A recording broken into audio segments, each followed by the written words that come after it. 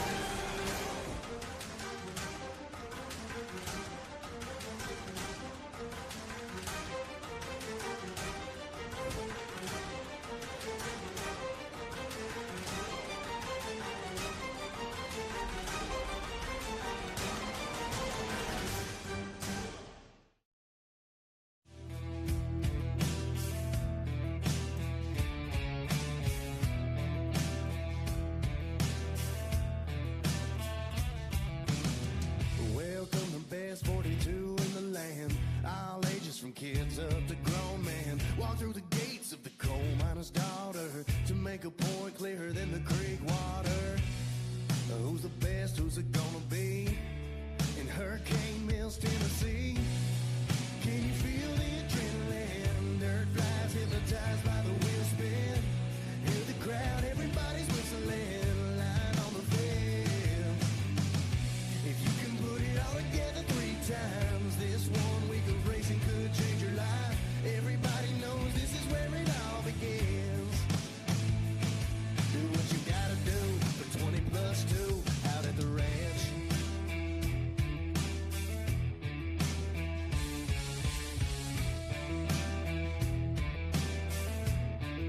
Going to be the 250B Limited, and we are just about to go live on Racer TV. Yeah, I forgot to put my hat back on. I got the red afro showing this morning. I'm about it, but we're about to go live on racertv.com, and we welcome you. All those watching out and about throughout the country, throughout the world, watching on racertv.com. This is the 42nd annual Monster Energy Amateur National Motocross Championship here at Loretta Lynn's, presented by Amsoil here in Hurricane Mills, Tennessee. Loretta Lynn's Ranch, first class of the day. We're setting the bar high with a 250B Limited. Coming up next will be the 65cc 10 to 11 Limited, then the Mini Senior 1 12 to 14. Want to highlight some of the heavy hitters in this one. We're in the second motos. Finishing with a 10th place was Ryder Gwynn. Finishing in 9th was the 84 Wyatt Creighton. 8th was the 69 of Dylan Howard. 7th was the 72 of Gavin Betts. Finishing in the number 6 spot, it was the 22 of Mason Nettleton out of Clinton, Connecticut on the gas. And here we go. There it is, Mikey. Gate is down. Woo. First damp race of the week, man. Going to see some different lines today. No doubt about that. And I tell you, you cannot play follow the leader today. Guys down already, not even through the first. Whoa, 2 more guys down. Looks like that is definitely the number 75 out front leading the way. Jeremy Fapani, no stranger to being up front here in that 250B Limited. Fapani right now, a huge advantage, Mikey. Clear vision, clear track, not ripping through the tear-offs, and I tell you, he is not eating any roost right now, the number 75. Well, if you're just tuning into Racer TV, no, we did not over-wet the track. We had a little rain last night. Megawatt, it's going to be slicker than a mayonnaise sandwich. Hold the bread. Oh, absolutely. That's what happens when you let Kevin Windham loose in the water truck right there. This is what you get. That's it. So slippery conditions, had a couple more riders go down. One was the 53 ride. That would be Dominic Felty. Hopefully he's able to get back on the throttle. That's one of my Indiana guys. Oh, right on. Yeah, I know the name. Mishawaka. For sure. One of my favorite town names, too. Mishawaka rolls off the tongue. I've stayed there before. I believe it. Yeah, Mishawaka. I believe it. Absolutely. Right now, look at this. Working our way back down into the beach already. Here come our leaders back up and over the anthill. Man, that seems like a fast lap in the wet, Mikey. Here we go. Leaders right. working their way back to us. Here comes Fapani, and look at him. Now, correct me if I'm wrong, Mega, but I believe it was this 250B class where Fapani in Moto 1 did not have a great start. Right. He was just passing people like it was his job. So I got to think if Fapani out front right now, that might be bad news for the rest of these boys. Listen, you give him this kind of advantage on this kind of track, it's dangerous. And all of our 250B guys, of course, are contenders. But you throw in the element of the moisture, you get the whole shot. Now, again, you're not ripping through those tear-offs. You're not eating that roost. Your radiator's not clogging up with sand. That's right. Your bike's not getting near as heavy as the guy behind you by any means. Look at this already. Oh, buddy. Who is that? That's Thomas Ralston. Thomas Ralston, yep, absolutely. And Dakota Allridge. These guys covering each other, just pelting each other. They're in a battle already on lap number 1, and it looks like they've raced a 30-minute moto already. You're right.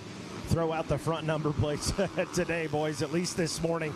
And I think we got some more weather in store today. So if you are here on property, just a reminder to, hey, batten down the hatches, pull in the awnings, all that stuff. Back to racing, we got a battle. Woo, look at it through the 10 Commandments. Here we go. Oh, there you go. Good pass right there. Aldridge put that Kawasaki up there ahead of Ralston on the Yamaha. Actually, no, Ralston's still up there. That was, I believe, Stewart and Aldridge. So Aldridge got past Stewart to put himself into number 3 position. And that's Fapani out front right there, is it not? Yes. Okay. On the orange KTM that's still orange. But it's still orange. There goes the number 17, Dakota Allridge. Allridge on the move. Going to be interesting to see what his lap time is. Megawatt, we were talking this morning. I don't think we're going to see any fast lap times today, but these guys are hauling the mail right now.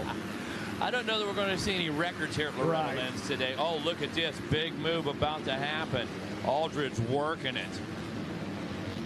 Inside, outside. He has realized, listen, we have got to get out there quick. We've got to make as many. Oh, no. Big mistake there. Went clear to that outside berm. Not sure what he was thinking. He might have just lost traction. Slid clear to the outside, but gives up the position. Now we have a new battle. My goodness. Can he get him on the inside? It'll put him around. Oh, yeah. Beautiful. What a pass.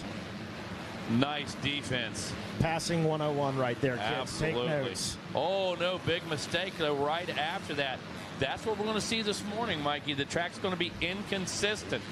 Liam Olaf, the 32, is up there battling. Nice move. Not surprised by that. And, hey, still, these given conditions, we're still in sub 2 minutes. Leaders running 157, 158. That's huge in these conditions. I honestly thought Ralston's turned to 205. I thought that's where we were going to be here early this morning. For sure. So Fapani is well out in front now. He's got a 13-second gap between him and Olaf. Thomas Ralston in the 3 spot. Dakota Allridge 4th. Jared Hannon in the number 5 spot. Outside of that, Mason Hulsey. Mason Nettleton in the 7th spot. Grayson Fair 8th. 9th, Kane Larson. And 10th, Trace Holland. Whoa! Oh, good save. How did he do that? Saves himself from going down, keeps it on 2 wheels, gets a power back to the ground, and keeps his position. That's how he did it. He put that power together. When he grabbed that handful, it straightened that Cowie back out, shot him straight back into the berm, exactly where he needed to be. So street bike term. When in doubt, gas it out. That's it. I'm the street bike guy. Hey, if you're nervous, speed is stability, right? Oh, yes. You better believe that. Right there for sure. Yeah, you don't chop on a sport bike. Nope. Okay, you don't chop on throttle for no means on that. The same thing right here. You saw that thing get all kinds of sideways and pulls it right out. Fapani, though, really starting to lay it down right now. Last time around, the gap was 13 seconds. Now, Fapani's killing it. I mean, he's got a great pace going on. But let me tell you something. He is not fooling with that roost. He does not have to eat it. He does not have to pull those tear offs. We keep talking about it, you know. This is how big of a factor it is.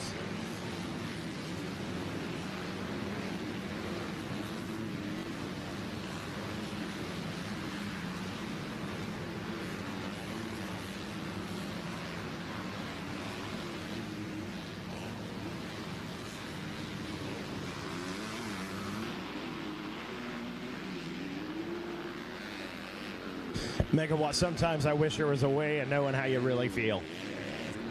It's a good thing we got a mute button on the mic. That's all I can say. Okay. Jeremy Fapani. Hey, he's slowed down, Mega. He's running a 2-minute flat, basically. Oh, yeah, Only we gave at up 11. 2 seconds on that gap. Yeah. But I got to think what that is. It's not a mistake. I think he's settling into that race pace. I don't want to send it too hard. These are slippery conditions. I want to hit my marks. And Mikey, this 158.5 compared to this 150, that could be applying the power and drifting wide. You for ate up sure. half a second. Hitting that power, and all of a sudden the bike dug in and spun, didn't go forward. There's another half a second. So there's a couple seconds already. So Fapani, after moto number 1 with a bad start, we talked about him all moto, working his way up the pack. And here in moto 2, he says, I'm going to show you what I can do with a good start. So he would be 2-1 right now. He is your favorite, I think. And, you know, take a look back here, Mikey. Robert Thomas, a 2:04. Trace Holland, a 2:04. Guys a little bit quicker than some of the riders ahead of them. All of a sudden, we take a look at Grayson Fair. Grayson Fair's down to a 2:02. He's 4 and 5 seconds faster than the 2 riders ahead of him. Now, was that a great lap? Did they make a mistake? We'll find out. Yeah, very good point. Yeah, Grayson Fair is plus 14 on the passes, so on the move. Looking down, another guy, the number 94 of Alvin Hillian. He's picked up 10 positions. The number 94, that is a rider that finished 3rd Megawatt in Moto number 1. So he's kind of got to do that Fapani-style first moto. He's got to click through the ranks here. Oh, no doubt. That's what's going to be necessary. And, Mikey, you know, it's not going to be long. We're going to be rolling into them 3rd motos. And this second moto is so critical to each and every one of these riders, because next time around, man, it's hardware time. Yeah, that's right. They will be giving away hardware before you know it. Like you said, Grayson Fair picks up another position up into the 4 spot now. And now he's picked up, that's a total of 5 positions he's moved up. Dakota Allredge falls to 5th. Olaf's cut the lead almost in half. It was 13 seconds. Whoa. Now we're down to 70. Turn a 156 last time around. We watched this guy charge the other day. Watched him come right through the pack. Took no prisoners. Passing guys where he comes. There wasn't setting anybody up. He passed them where he came to them, man. In a corner, no problem. He went inside. On a jump face, he out-jumped him. Through the commandments, he rode right past him. So Fapani, he's in trouble right now if Olaf gets the mojo rolling. Yeah, he is charging. There's no doubt about it. Watching the battle on RacerTV.com. A little look down at the machine. Fearless, these guys, man. Absolutely fearless. All the mud. I feel at home. There's Liam Olaf right there, the number 32 Yamaha Megawatt. I feel like I'm at home. I feel like I'm calling Snowshoe GNCC right now. Yeah. We're all covered in mud. It's the brown rider on the brown bike with the brown gear. Yeah, I love it. Very similar, and we had the same conditions this year at Snowshoe. Yeah, we did. You're going to get one good day of it every year at Snowshoe, right. I promise you. It tests your willpower. Doesn't matter if you're racing or you're working it. It may be 4-wheel day, it may be 2-wheel day, but the bottom line is you're going to see some mud. Howard Toll will not disappoint. Oh, no. Now, that man right there, he's got the clean front number plate. That's because it's the number 75 of Jeremy Fapani. There is Liam Olaf now. Going to buzz past the mechanics area, trying to track down that man right there, Jeremy Fapani. Fapani, look at this, man. He's in the sights. He is being hunted right now. There's a shark in the water. He smells blood. He's got a 32 tattooed on his snout. That's all I can tell you. That's it. And with all that mud, he's camouflaged. I don't know if Jeremy Fapani's going to see it coming. Jared Hannon on the move. He's up into the number 4 spot right now, about 6.5 seconds back from Thomas Ralston. Let's talk this. Number 58, Thomas Ralston, having a great ride. Not taking anything away from him, but the gap between 3rd and 2nd right now, it's a mile, 25, call it 26, 25.9 seconds. Yeah, the problem for Ralston is that gap's only going to get bigger. Olaf's 9 seconds a lap quicker. Okay, there's 9 minutes left in this thing. We're down to almost 5 seconds for a gap. It's 6.1 right now. When you look at 3 seconds a lap, 2 seconds a lap faster than Fapani, writing's on the wall. That's basic math, not Chinese arithmetic. That's it. We don't need the abacus. This is not difficult. This is easy, like Sunday morning, okay? Easy like Sunday morning. That's a song for you kids out there. Easy like Sunday morning. Oh, calling all Jan Michael Vincents. That was beautiful. A thing of beauty. A couple more riders. Ryder Malinowski, the number 91 Husqvarna, and that number 94 of Alvin Hillian, who finished third. Both of those guys charging right now. They've linked up. You got Ryder Malinowski. I'm struggling this morning. He's plus 11 passes. And Hillman says, I see what you're doing. Let me link up with you. I'm plus 13. Let's go get him.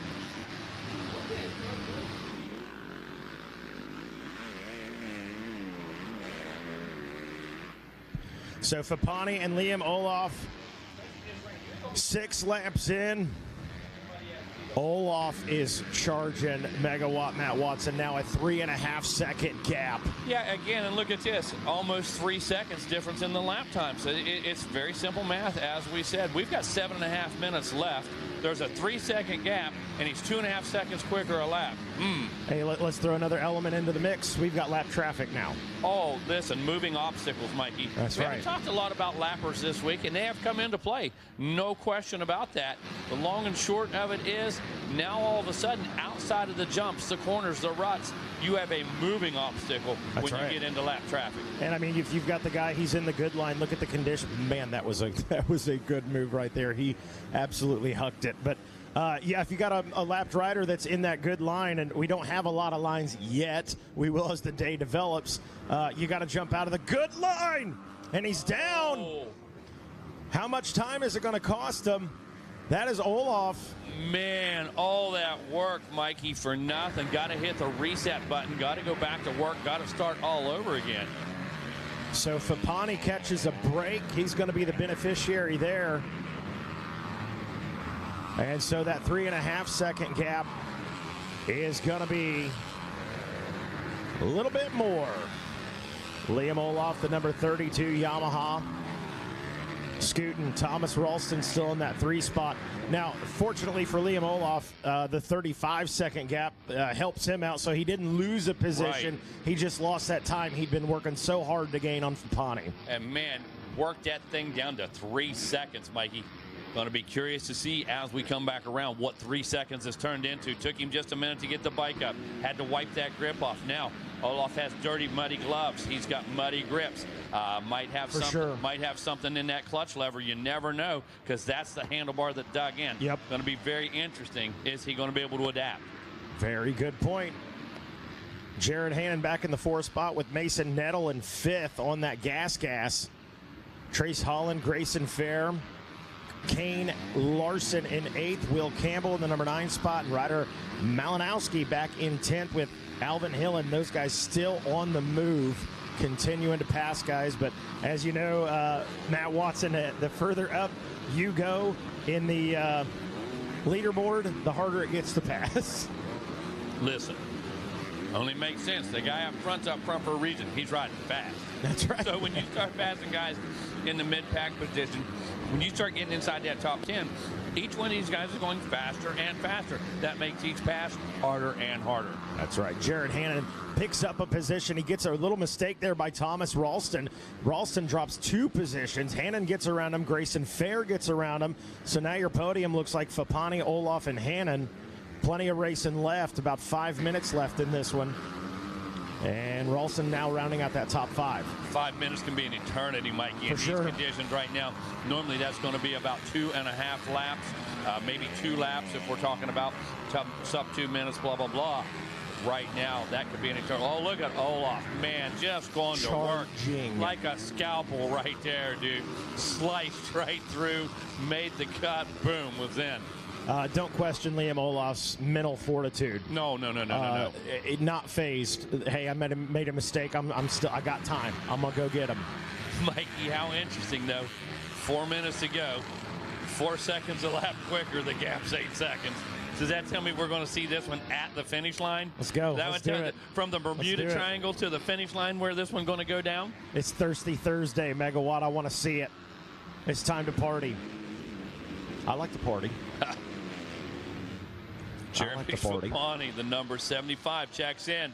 Olaf, wait a minute. Is that gap back down to 3 seconds already? The gap just went from 8 seconds to 3 seconds on that lap. Well, yeah, when you turn a 201 compared to a 205, Liam is sensational. Olaf is not going to be denied. I'm telling you, he's bringing this thing to the checkered flag right now. That tip over was motivation for that guy. Yeah. And listen, like you said, mental, not at all. Not this dude. Solid as a rock. Oh, no. Is that a lapper? Oh, I think that's Hannon. I believe that is Hannon. That's the 40. Is that the 48? No. Okay, it was. I thought that was the 28 for a moment. I think that is the 4. Don't want to see it anyway. Either way. Connected with a lapper. Yeah. Here goes Olaf again. Back on the chart. Listen. Still in contention. For sure. For the hardware. Still in contention again. Cost him some time, but not the position. And I have to tell you, Olaf is going to bring it right now for these last 2 laps. I believe the card is out. Tough to see, a little fogged up in there. I believe so. Got the condensation out this morning. And Megawatt. Looking dark out there, Mike. It is raining. It is. It's going to rain. There, your weather forecast today is going to rain. Hey, gang, make your way over to Racer X. Umbrellas on sale. Yesterday there were sunbrellas. Today they're umbrellas. That's right. So no matter your need, we've got you covered over there this morning at Racer X.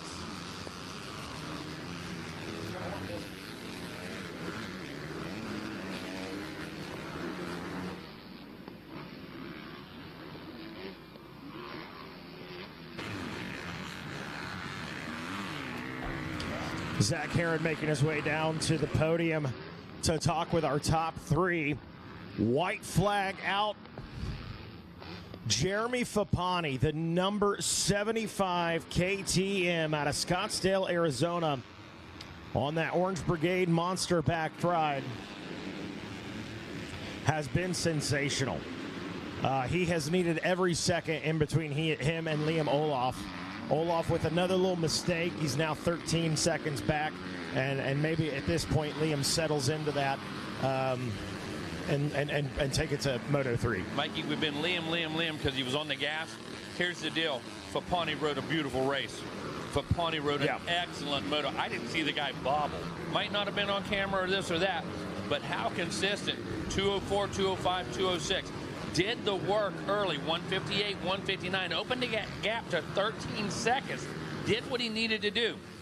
Olaf got on the gas. You know what? Sometimes when you're charging, you override the bike, you override the machine, especially in conditions like this. So, yeah, Olaf put on a charge. He set some fast laps. Jeremy Fappani, Racecraft 101 right here, kids. Bingo. Pay attention, 65 riders, to what Fappani just did right here. Go back and watch this one on Racer TV. Study the film, kiddos, I promise you. Fappani on racertv.com. He is almost there. Let's keep it on 2 wheels. Bring it home. He's got to feel good about this one. I feel good about it. Yeah, very. Are you kidding me? This is how we start today, Mikey? That's right. I love this. I love it. 65cc 10 to 11 Limited is going to be next. Well, we got to get this one in the books first. Is there like a filter on these cameras? Because it looks so nice on camera. It really does. When I look out here, we can barely see the headlights of the cars. I'm telling you right now. It's gnarly out here. Little dab right there by Fappani. He's all right, though. He's bringing it home. Here we go. Bang! Checkered flag flies for Jeremy Fappani. Wow. Great job, Jeremy. All right, here come Olaf is about 13 seconds back, that number 32. So Fappani, the number 75 machine, will go 2-1. Wow. Liam Olaf. That's strong, dude. The number 32 checks in right there. We'll go 1-2. I'm ready. I'm ready for this Moto 3. The stage is set. This is going to be a fun one. There's Fappani. He says, let me put that machine right up on the box. You boys see what I can do with a good start now. And this is what we live for down here. 2-1 versus 1-2, mono and mono. That's last right. moto, let's bring it. He who wins, wins. That's right. Saw Daniel Blair down there giving him the fist bump. Stoked on that one. And I believe Zach Herron down there getting things dialed for us. Zach, when you're ready to take it away, take it away. I think we're still waiting on the number 18 KTM of Grayson Fair. There he is. He's checked in. So Grayson will seal the deal on third. The number 18 That was a ride of redemption for him. Moto 1, I think he finished back in the 23rd. So Grayson Ferris says, all right, Moto 1 didn't go my way. I know I'm capable of more. Let's go out and prove it in Moto 2. Trace Holland picking up a position in 5th and Thomas Ralston 4th.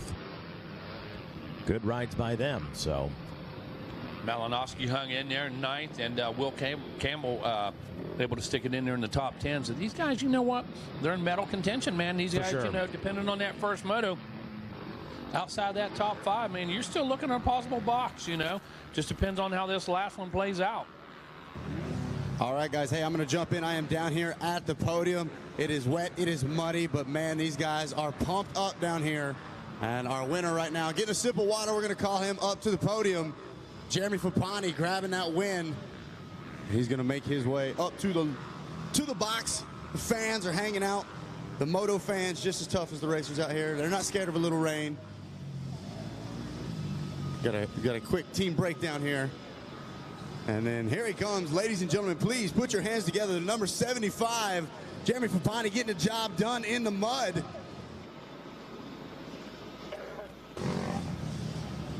Got the gold, got the job done here.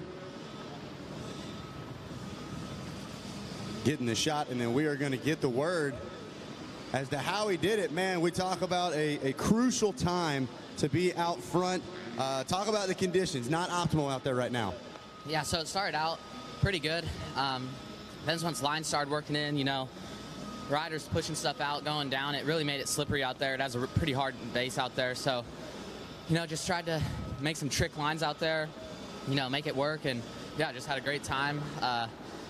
Goggles fogged up a little bit on the last few laps, so that was a struggle, but besides that, we're pumped. Yeah, we were pretty impressed up in the tower. It looked like the pace wasn't slowed down a ton, maybe using a little more outsides, kind of flowing a little bit more, but did you feel like you were still able to push pretty hard on the track? Yeah, we were going good. I had to pull up a little bit. Like I said, it was getting slippery, like the 10 Commandments. Those almost got me a few times. That scoop tire doesn't hook up very good on slippery lips, so we had to back off that, but besides that, we were able to keep it going pretty good. So. Yeah, man, you got the job done for sure. Who do you want to thank for being on top of the box? Love to thank my mom, my dad, my mechanic, Tyler and Wyatt, KTM Orange Brigade, Daniel and Maddie, Monster Energy, and Monster Mike. You guys have been a huge help. 100% Bell Helmets, A-Stars, all the friends watching at home, you know, Joe, Mike, Tall. You guys are a huge support to me, so I appreciate it. Thank you very much. There you go. That is the moto winner, Jeremy Fapani, getting the job done in the wet conditions. These guys are able to do it. Rain, shine, sleet, hail. Hopefully we don't have any of that. And as our next class gets ready to go off on the sight lap, we're going to call up second place, grabbing a silver medal. Please put your hands together for Liam Olaf.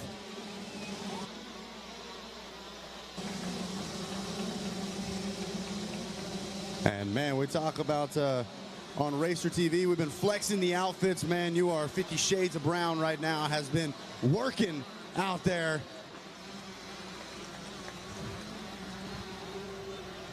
So Liam, man, step up. Let's talk about how you got the job done out there. You got the boots just caked up in mud. Talk about what was the soil out like there? It didn't look like it was a sloppy mud. It looked like it was sticking to you. It was both. It was sloppy, like on the parts that had been bladed last night. So sloppy, and then areas were kind of sticky and deep. And then, I mean, track's kind of tough right now. All you gotta do is keep tear offs. I ran out and I started getting water in them when it started raining.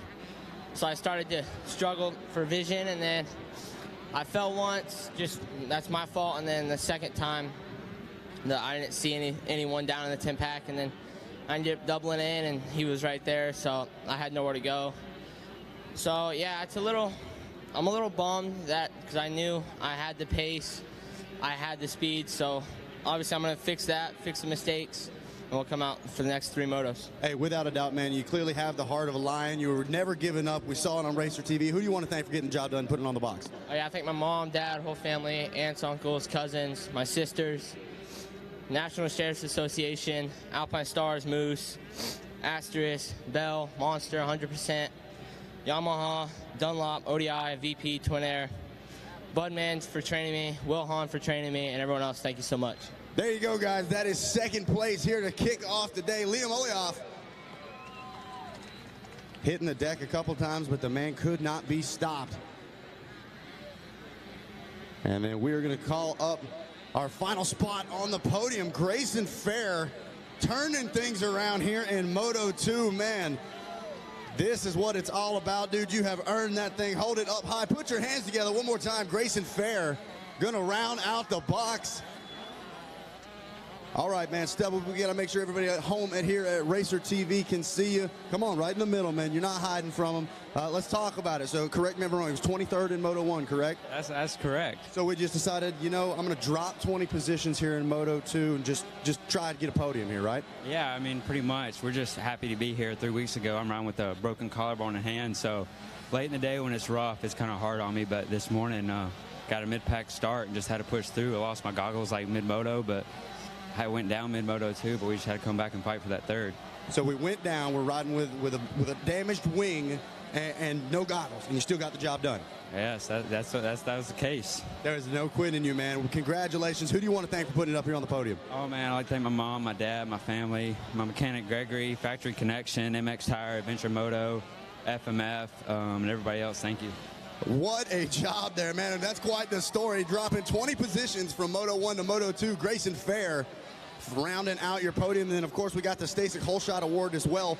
Mason Hulsey, the first one around the first turn. So, Mason, I've got a Holeshot Award courtesy of Stasic waiting on you. And here he comes, man. We talk about crucial. We talk about you got to get the start. If there is any time I would like to be first around the first turn, it is this morning, man. Congratulations. Hold that thing up high. And we're going to get a word with you, talk about just how nice it was not having to pull the tear off, the roll off. Man, it's, we talk about it. Today of all days, that's when you want to be first around the first turn, right? Yeah, first moto was kind of rough, so I got lucky. Someone left the gate open in the middle. It's filled with water, but I got a good jump, clicked third gear, and didn't really see nobody. I just held on a little bit longer. But I can't thank Rock River Power Sports enough, everyone at Yamaha, Checkmate MX, my family, my son, my girlfriend, FXR, 60, X Brand, Decal Works, Guts, and everybody else that makes it happen. I appreciate it so much. Thank you. Well, there you go, guys. Congratulations, Mason, getting that Stasic Holeshot Award. Guys, that's going to do it for us down on the podium. I'm going to send it up to you in the tower.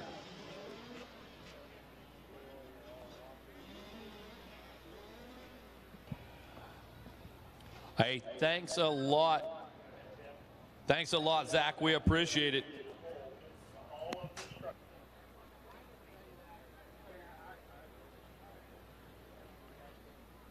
Get you back.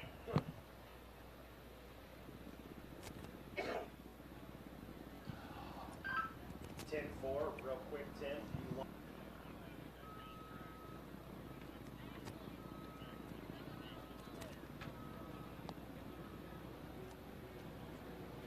announcement. I would like to.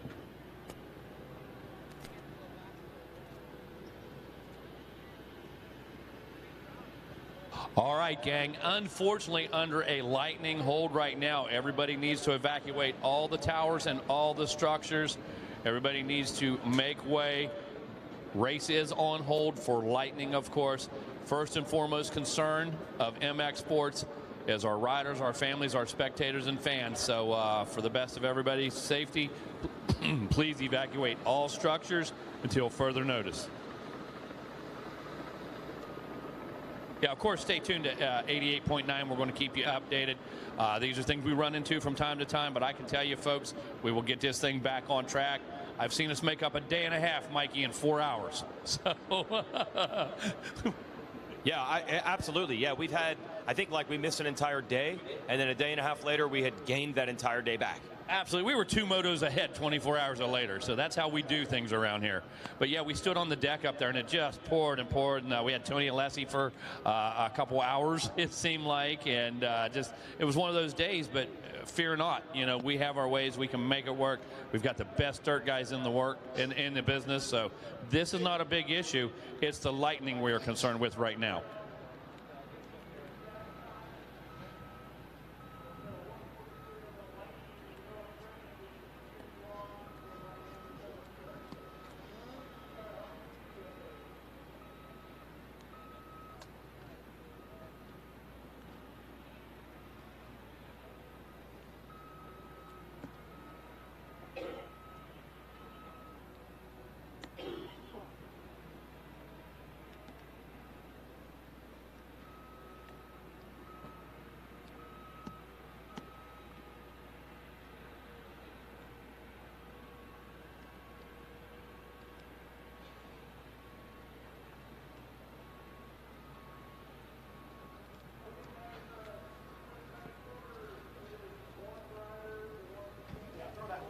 Once again, we're in a lightning delay here this morning. Nearly got our second moto started here, but we are telling everyone to evacuate all structures.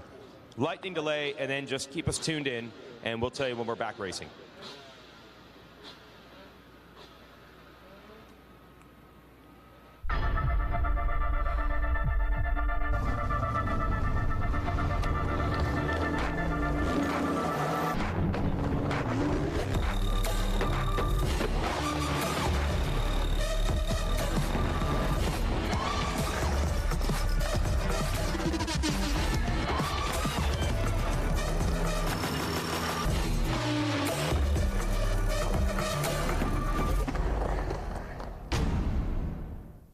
Amsoil runs on freedom and has since 1972. The rest of the market has been trying to follow our lead ever since. But a head start is a head start. Run with us.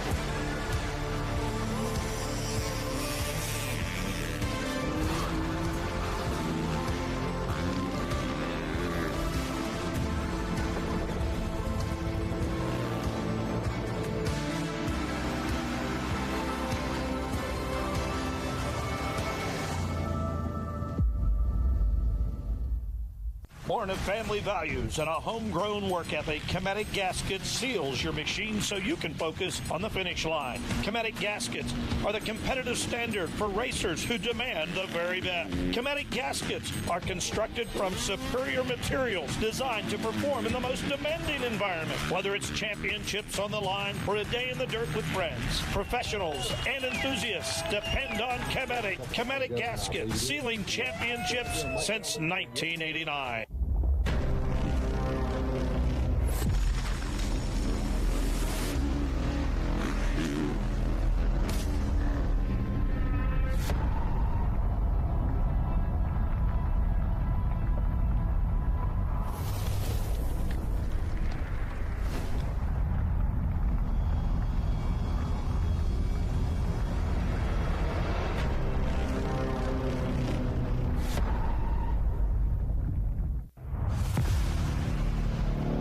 The driving force of amateur motocross.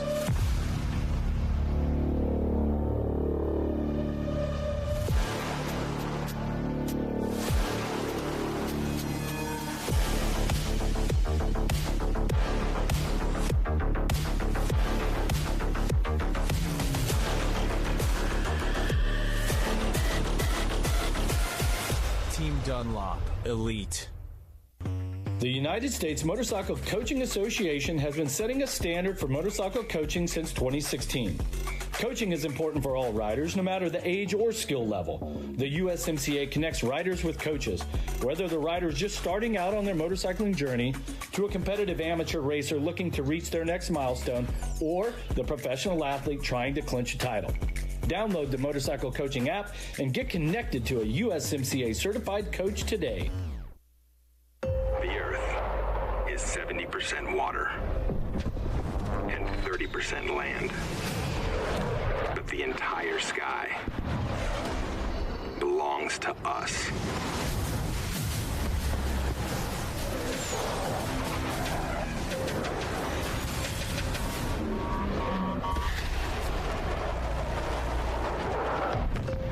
Copy that. Aim high, Airman.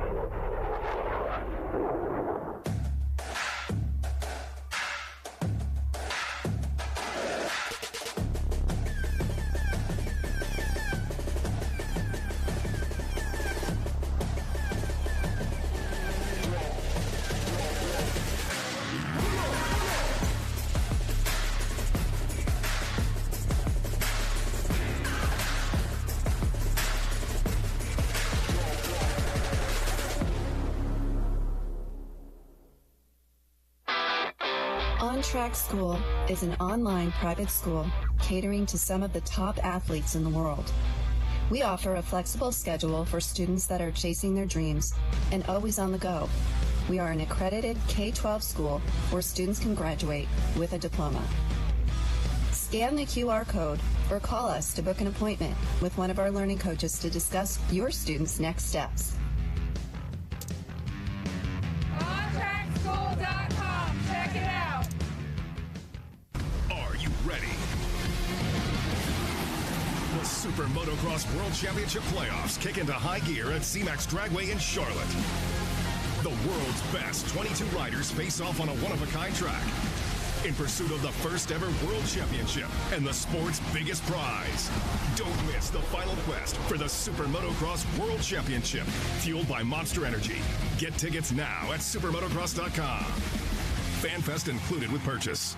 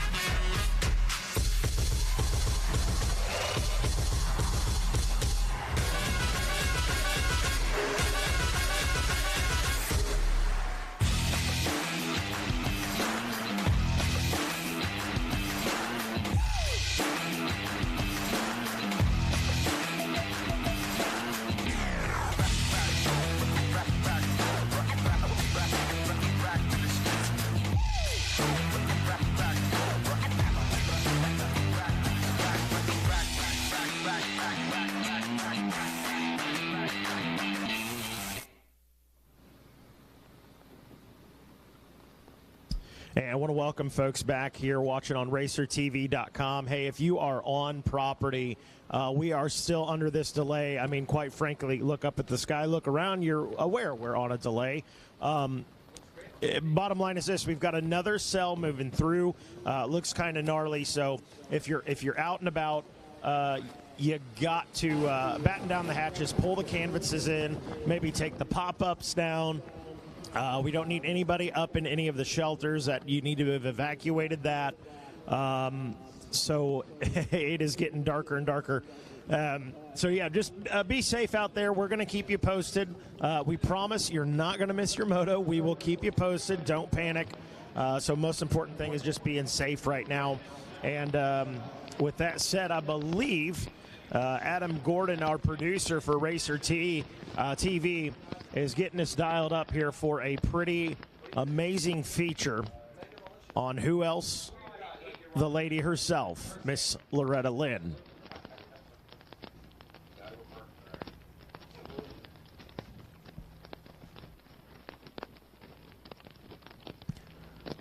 So, as we prep for that, as you can see, if you are watching Racer TV or taking a look at the Jumbotron there, you can see, yeah, not favorable conditions.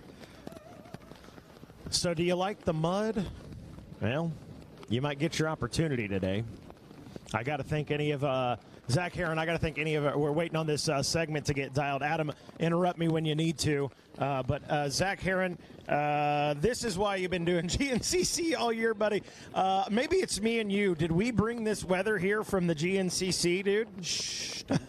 Right. Don't mention it. They may not notice. Yeah. But to your point, I guarantee you, there's somebody sitting in their trailer right now, rubbing their hands together, going, oh, yes, this is my time. Because we all know, rain, no stranger here to Loretta Lynn. Right. And so we say, hey, there's a good chance you're probably going to have a mud moto at some point. Yeah. And a lot of those guys are like, all right, that's going to be my weak one. I'm going to have to, to win the title on the bad race. Some guys, they're saying, hey, that's my time to shine. Right. That's my opportunity. So, yeah, not favorable to, I would say, the vast majority of it. It makes for some interesting racing and difficult denouncing.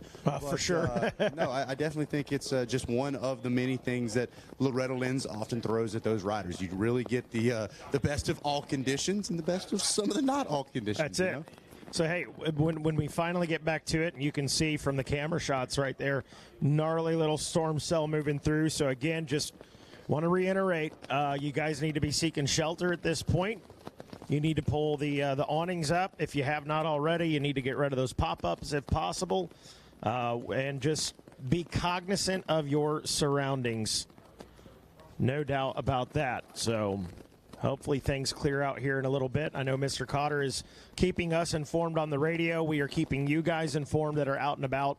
88.9 on the FM dial. If you need to hang out in the RV, if you've got service and you want to stay in tune, racertv.com. We can keep you in tune there. If you're within earshot of the PA system, you're in good shape.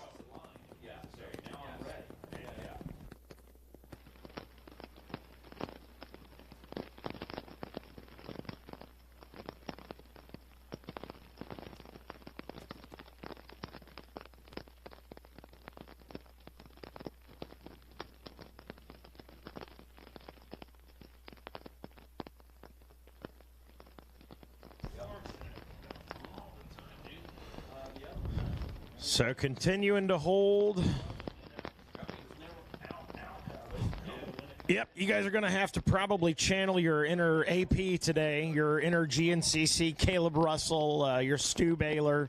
This is going to be You're going to have slick. to learn to embrace it. Embrace it. I think that is the only way to go about it is, hey, hate to break to you, it's going to be muddy. No other way to put it. It is going to be wet. It's going to be muddy. And if you sit there scared about it, if you sit there timid, that's oftentimes where the mistakes happen, where you find yourself on the ground. Say, hey, it's going to be muddy. It's going to be slick. That is what it is. I'm going to do my best. And so, yeah, we'll see. Definitely some of those crossover riders that have been coming to the GNCC races. We've had several gnarly mudders. Yeah. Georgia sticks out to me.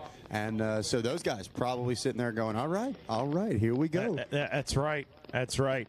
Hey, folks, we got some folks in the infield. Guys, you got to evacuate. Got to evacuate. Got to get back. Cannot have anybody in the infield right now. We need everybody cleared out. You need to seek shelter. I'm gonna say maybe quite frankly sitting under a tree is not the best idea. Yeah, absolutely. This isn't going. It doesn't look like it's going to be a 5-minute-er. We're gonna have a minute to let this thing go through. So absolutely evacuate. Head back to the trailer. Make sure the canopy's battened down, if not pulled down.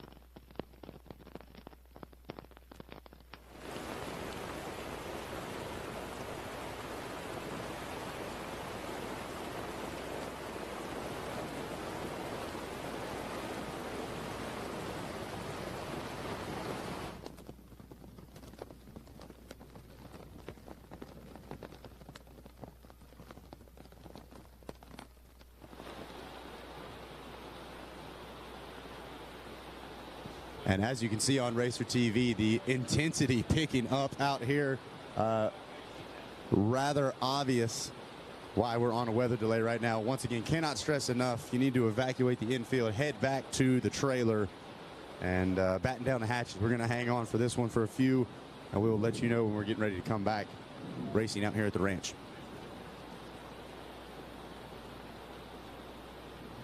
All right, folks, I think we've got our feature on Miss Loretta Lynn coming up here. So without further ado, we'll give you a nice little segment to watch at home. Lady that helped start all of this.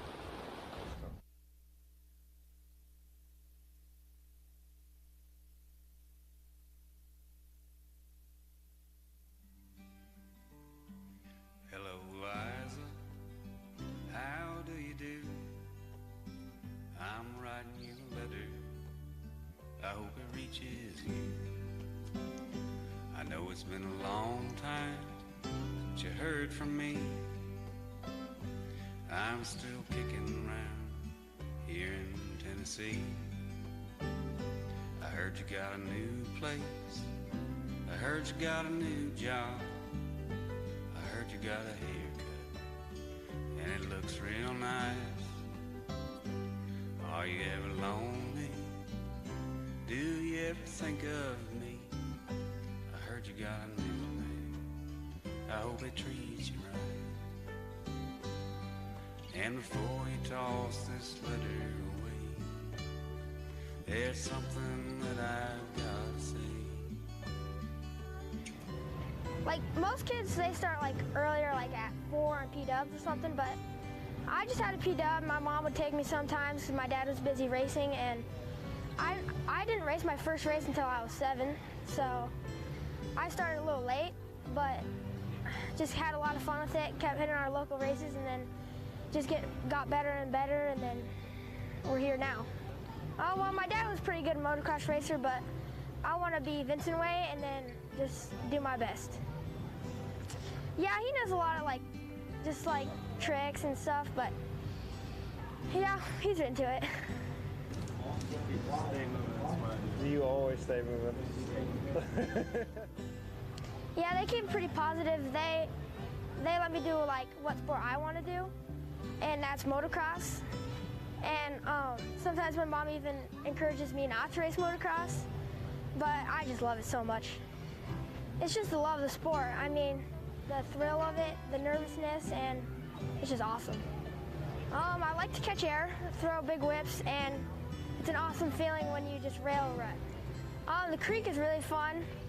I like riding around on the golf cart with my sister and just hanging out with my family and friends. I love this life. It's awesome.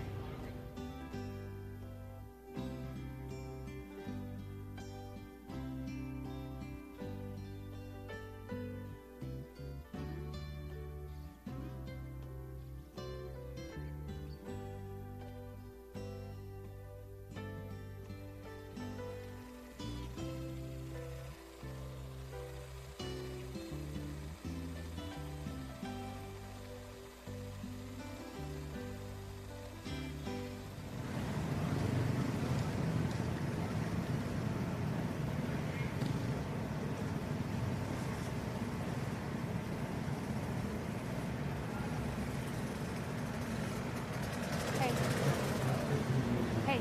Yeah. Love you. Hey, stay focused. Yep. Give me a kiss. I love you. Do you want this?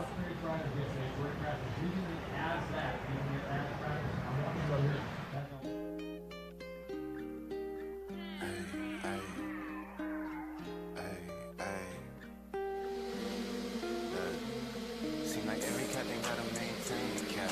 You can make change, don't change for that.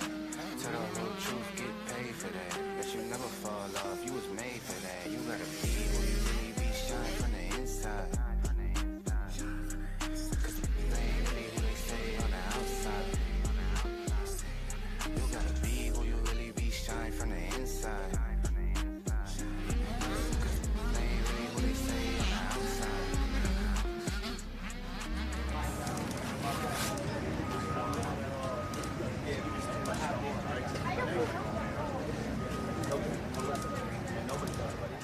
Big time, still humble in the hood. Gotta keep it positive on nothing but the good. When I'm on vacation, I be stunting like I should. Got a real queen falling, she gon' stumble on the wood. And I still be doing it with my brother down. And I know that if I got it, I'ma cover them. And I know that if I need it, they gon' give it back. Gotta practice what you preaching, I be living that. Taking trips, run the goal, bringing game back. Touchdown hood, happy that I came back. Take a photo with my granny for the memories. And if it's for a good cause, I'm buying 10 of these. Seem like every captain gotta maintain the cap. You can make change, don't change for that. Tell the whole truth, get paid for that. That you never fall off, you was made for that. You gotta be who you really be, shine from the inside. Cause they ain't really who they say on the outside. You gotta be who you really be, shine from the inside. Cause they ain't really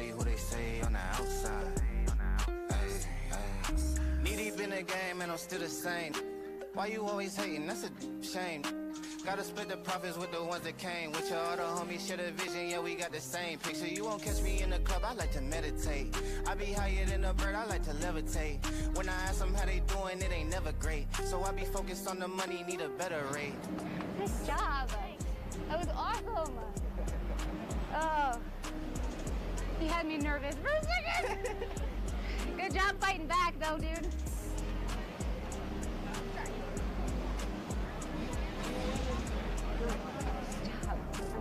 So happy for you. Every captain gotta maintain the cap. You can make change, don't change for that. Tell the whole truth, get paid for that. Bet you never fall off, you was made for that. You gotta be who you really be, shine from the inside. Emery, it's your turn. Emery. Get in here, Tony. Yeah, bring it in. Just learn how to lose, never quit, and as long as you just keep grinding and keep pushing, then you'll succeed. And I love to win. It makes all the hard work just feel way better.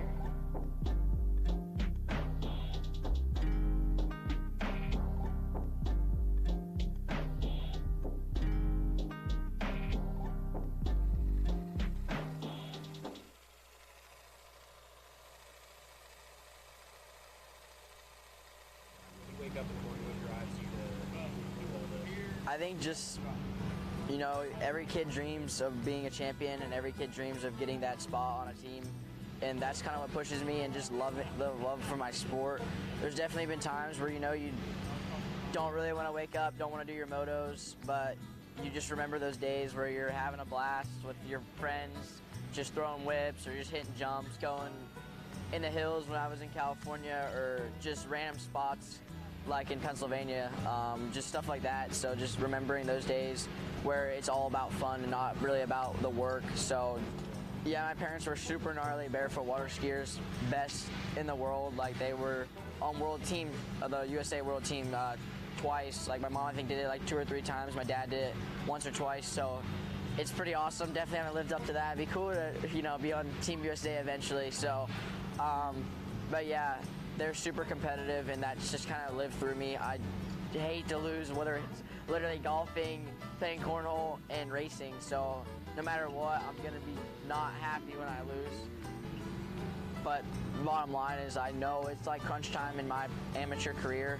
I don't have a secured spot for a pro ride, so I have a very good team underneath me and a very good bike underneath me from the Yamaha team, the NSA team. So there's really no reason I should go out there and not execute. So that's really, I feel like, the only thing that's going to status me is going out, setting a goal to win, because I've had a lot of second places, third places here, and it's just like that, the #1 spot. I still haven't even won a moto here. So yeah, I feel like that's really going to be the only thing.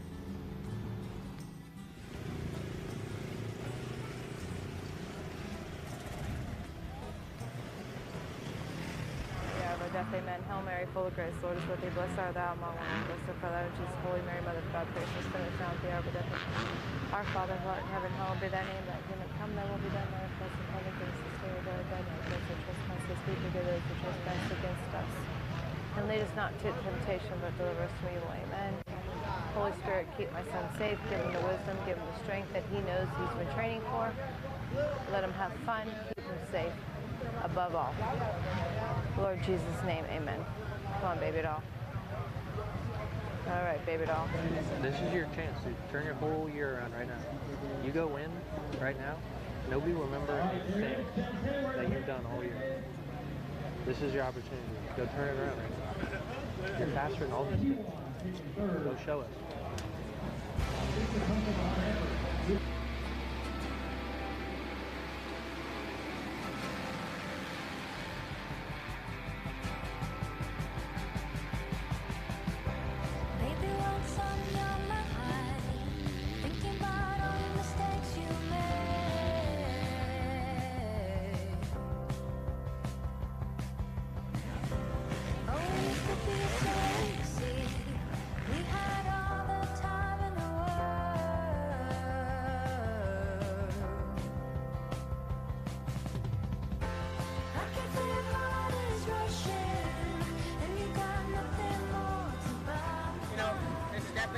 we've had to the ranch, and we're just going to keep on going.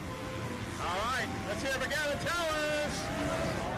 You drew a 36, you pulled a start, and we're on the podium.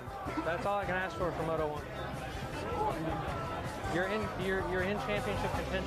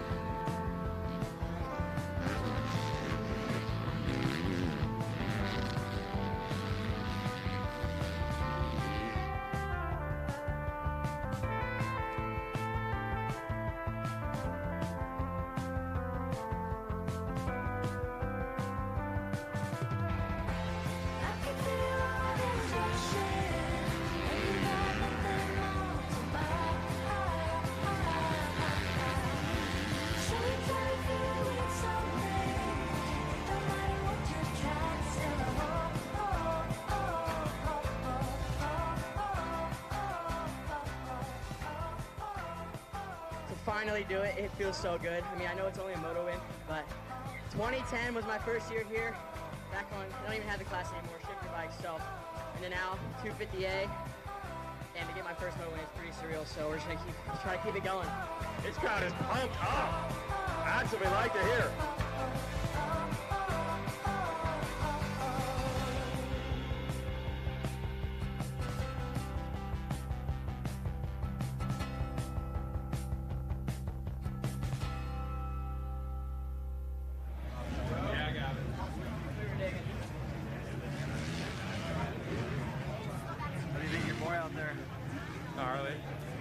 It's hot, it's rough. That's what I look like after doing one lap. So, back. Dude, that's such a rebound. How long did you wait for this? Like, how many years have you been coming? 10 I raced, 12 I missed, just for an alternate spot. 13, broken femur. 14, we finished, I think, in the last place you could finish without a DNF. Came back, my goal was top 10 in 2015, got it. 2016, we raced one class, and I got top 10. Thought I was gonna do better that year for sure. Same with 2017. 2018, finally broke through, got podiums. 2019, just 2 fours, we blew it in Super Mini. 20, we did the same thing, Super Mini. We got some podiums, but no wins, second places, first time. And then 21, yeah. We almost broke through. We led some laps, and then now, finally, second moto of the week. Dude, that's such a burden to just take off the shoulders. I got pretty close there, yeah. It did. I was sweating bullets.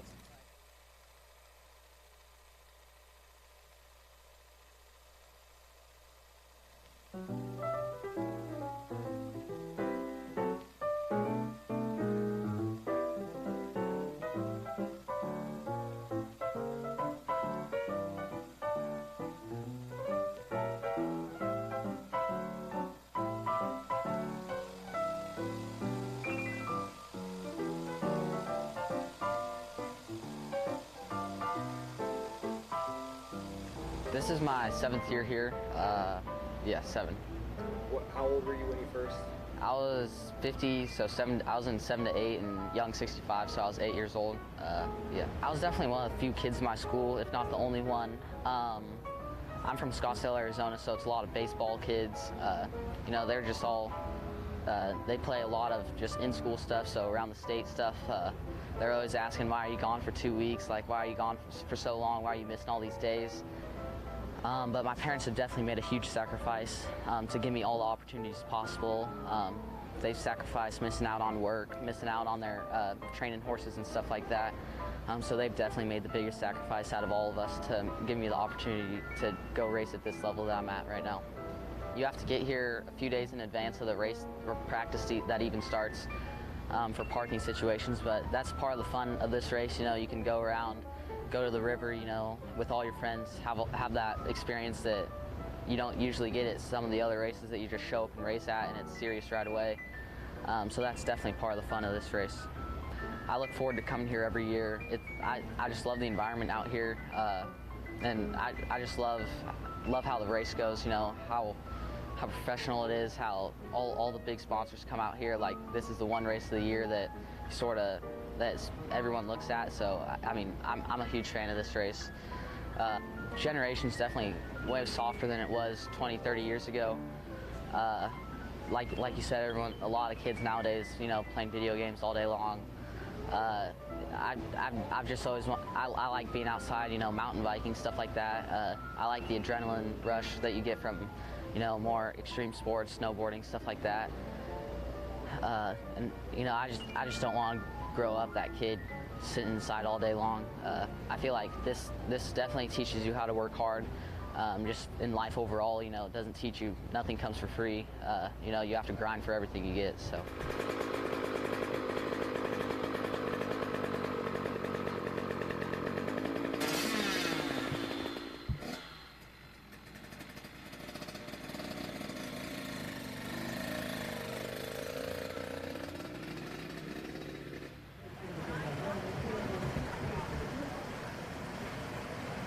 How you doing, Joe? Hanging in there? Trying to keep the nerves to a minimum. You're driving good, dude. I'm glad it's Cali boys. AZ, California, West Coast. I grew up on the East Coast, though. He didn't. Well, they don't have any incidents. I told Jeremy, I said, hey, remember last time? I said, don't leave any doors open this time. I think he knows now.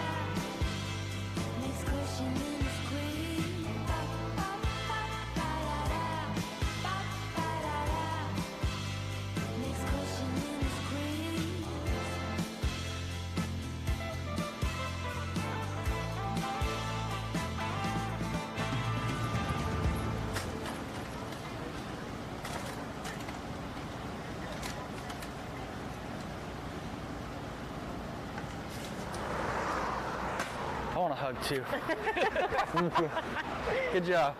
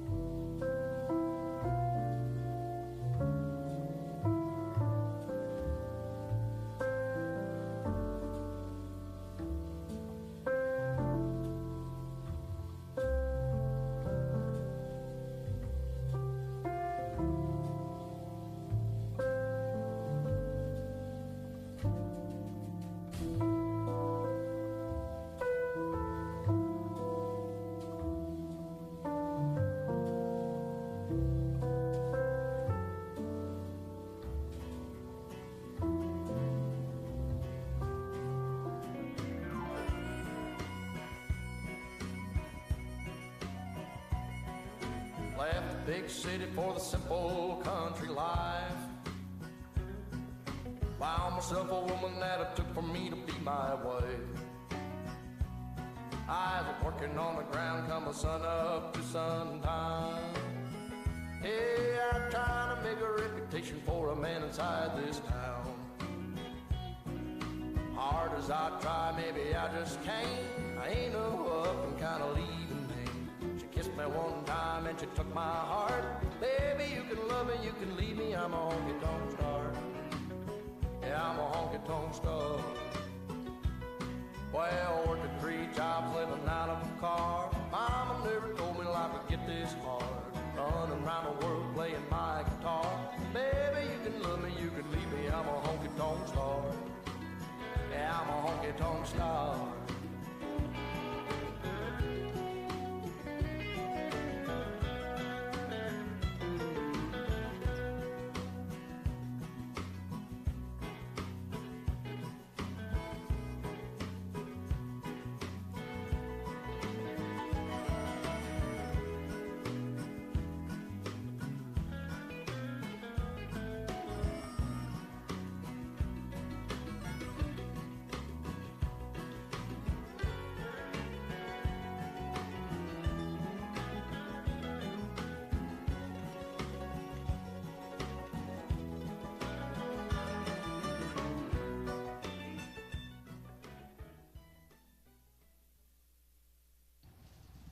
All right, gang. For those of you watching at home, we just finished a love letter to Loretta's. It was a great film. Had a lot of our amateur riders. Had Nick Way, actually Vincent Way, and Gavin Towers, and a lot of our kids. Great piece. Great production right there. Right now, though, want to bring up a subject that is. Very near and dear to many of us down here at the ranch, and you often hear us talk about Big Dave Coombs, DC, the godfather of so many things. You know, Dave Coombs was a guy that saw On Any Sunday, the film, and showed up on any Sunday, the next Sunday at a local race, and said, "Where's the bikes? Where do you have bikes? We want to ride." Didn't know you had to go buy a bike and race. I thought they had them there. Thought you paid to play. You know, thought you rented them and this and that. So next thing you know, he goes and buys an Elsinore. Within a couple months of riding, he said, "You know what? We need more races. I'm going to put some local races on." So some of him and his buddies start putting on some local races, and he becomes a promoter. So now he's a fan that becomes a promoter that's racing. You know, at the riders meeting, Dave had his leathers and his high point boots. I saw him do riders meetings with a helmet on, you know, because his race was first moto. And it's with a heavy heart I remind everybody that 25 years ago today, the founder of Loretta Lynn's, the founder of the GNCC series, the 100-miler series that included the Blackwater, the Fireball, the Big Bear, true 100-mile series. The creator of High Point Raceway. The guy went on to become a national promoter through making a club, Weege. You had to be a club to promote a national race in the late 70s. They didn't have a club, so they made some officials, and they applied, and lo and behold, within a year, they got approved to have a national. They said, what do we do now? Well, Dave said we put on a race. That's exactly what we do. And they brought national motocross to Appalachia Lake, to High Point, to the surrounding areas. And Dave Coombs not only had a love and a passion for motorcycles and community, he and Rita were school teachers, so they were educators. They always believed in doing the right thing because it was the right thing to do. They instilled that in their kids, and they were sharers. They were givers. They were such an amazing couple. And Big Dave Coombs, as we said, 25 years ago on this day, left us. And it was one of the saddest days of my life when I got the phone call. My mother called me up and told me I was working, and I was just devastated, absolutely shot, because the guy who gave me access to my heroes, the guy who allowed me to participate, when a lot of times I wasn't accepted. Maybe because of physical size. Maybe for any reason, a lot of things I wasn't able to do didn't matter to Dave Coombs. Excuse me. But Dave Coombs has had an impact on so many lives. And I hope that right down to our 4 to 6 shaft kids, that you parents let them know that we are here today because of the Coombs family, especially Big Dave, especially Mooney Lynn and Loretta Lynn made this possible for us. But right now, I'd just like to take a moment of silence for one of the most influential men in motocross and in my life in general, and a man who touched so many people before he left us way too soon. Right now, I'd like to have a moment of silence for Dave Coombs Sr.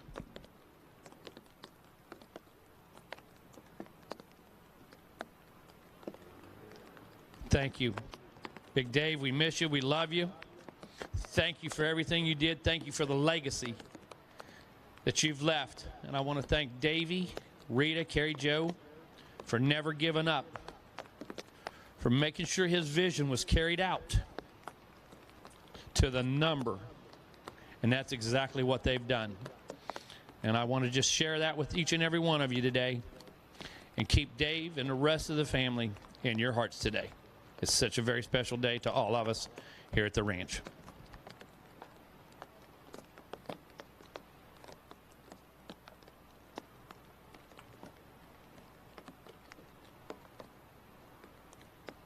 All right, coming up next, we are going to make sure that we get this track race ready.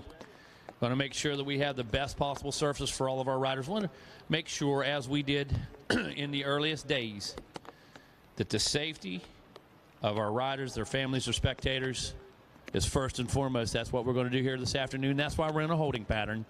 Actually, this morning, my goodness, only 15:09. Seems like we've been here for quite some time. Only 15 till 9 here this morning. And again, in a holding pattern, we're going to keep you guys posted. And I just saw another flash right there. So hopefully this next cell is going to work its way through. Weege, we're going to be back on track in no time. And you know what? The track's going to look the same for everybody. All 42 gates are going to have the same opportunity, mud, dry, whatever, okay? The ranch will be the ranch, and the racing will go on.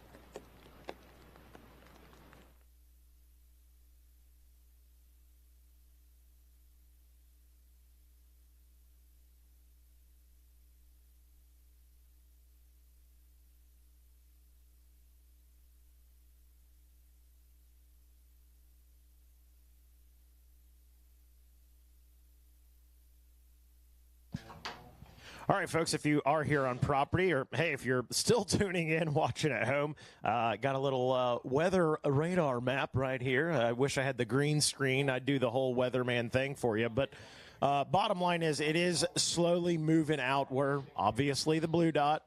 Got some gnarly stuff around us. But as that continues to go away, let's play it out there. I like that. Shout out to Adam Gordon and the Racer TV crew putting that together. So, yeah, nothing really good to report there, Zach Heron. I'd love to be the glass half full guy, but I don't want to get too detailed in weather because I think the weatherman might be everybody's least favorite news anchor. Yeah, we're here at the welcome back to LLMX Channel 1 here. 100% chance of precipitation and participation out here at Loretta's. It's wet and only looking to get wetter out there. Everybody on their way to the staging area. Going to have some slight traffic going down the James Stewart lane there. We're going to drop it back to maybe Megawatt with a traffic update here shortly. Nice little traffic update. But yeah, it's, we've got to wait it out. We got to, like Megawatt was saying. By the way, let's give a big shout out. If you guys say Megawatt, you see him out and about, yes, sir, go right ahead. Thank him.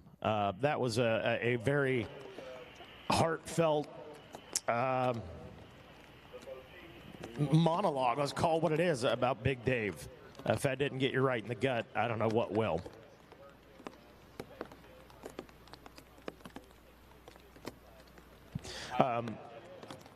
Obviously, a few of our vendors out there, they're out and about, but there's also a few people, some vendors, sponsors out here on a delay. Gypsy Soul out here this weekend with us, Tina and Michaela. You can let's highlight a little bit of that. They will be opened up a little later this morning. They got those customized bracelets. They got different colors, different sizes. You can do your rider number. You can throw a name on there, your favorite phrase. They've also got micro bead hair tinsel. Now, I'm going to be honest, I don't know what that is, but I'm sure the youngsters out there do. You got some Moto feathers for your hair. That's kind of cool. The Moto Thug necklaces. I like that. That sounds right up my alley. We've also got some hair accessories. They got hat. They got chakra stones. So, Zen, baby. Namaste. Namaste. So they'll be open a little later this morning. Certainly check them out. Racer X, I believe, a little delay for them as well. And we're all on a delay. Everything's delayed, is what it is, right? We're all in it. Hopefully we'll be able to get up and rolling here in a little bit, but you guys saw the weather radar. We got to make sure this thing pushes out. And looking at the track, shout out to the track crew. Obviously we had some pretty significant water. They're getting that removed, letting that flow out before we're able to get going as well. We'll be in good shape. You guys are in good hands. Jeff Russell, the radio chatter, it's going off. Jared Bolton's got his fingers on the pulse. So hopefully we're able to get going as soon as possible. I know they'll get us out there as soon as they can. So continue to enjoy the shelter. I saw Zach Heron showed me there's a nice little kitty cat, it looked like, down there at the starting gate area. That's not a cat. Be careful. Just stay calm. They sense fear, skunks. And if things go wrong, I heard tomato juice is sold at the Walmart about 15 minutes away. I've had to do that, unfortunately, a few years back. My wife was out of town on business. I'd been out with some buddies. I got home late. I'll leave it at that. And I showed up to my 8-year-old adopted pit bull smelling like a skunk. And I may or may not have sort of let him sleep inside, which was a horrible mistake. And I paid the price when the wife got home. So I would advise against that. May have been something to do with going out with my buddies. I'm sure some of you fellows have been there. I was in the doghouse after that, literally and figuratively. So there's some highlights for you. Been a good one. We got one in the books today. Big shout out to Jeremy Fapani in that one. He was featured in that love letter to Loretta's.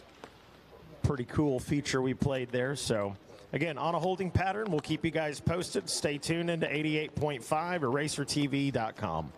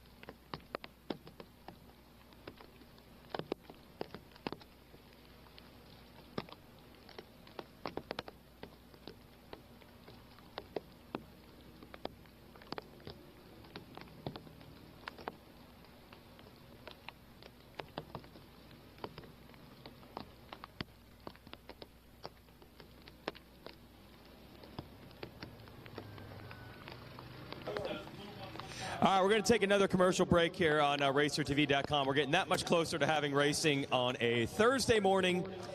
Looks like the rain. It's not raining. I'm far from a weather forecaster, and I don't even make the jokes about the weather forecasters usually not being right because I don't even pay attention to what they say. I'm not a weather forecaster. I can tell you the rain is not as heavy as it was, so hopefully we're getting closer to racing. We'll take another commercial break, and we'll be right back.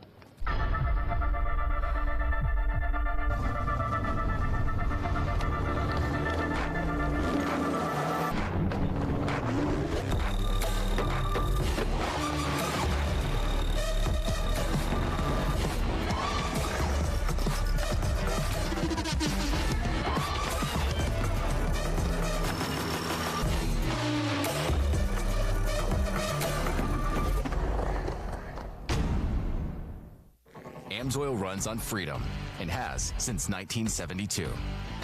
The rest of the market has been trying to follow our lead ever since. But a head start is a head start. Run with us.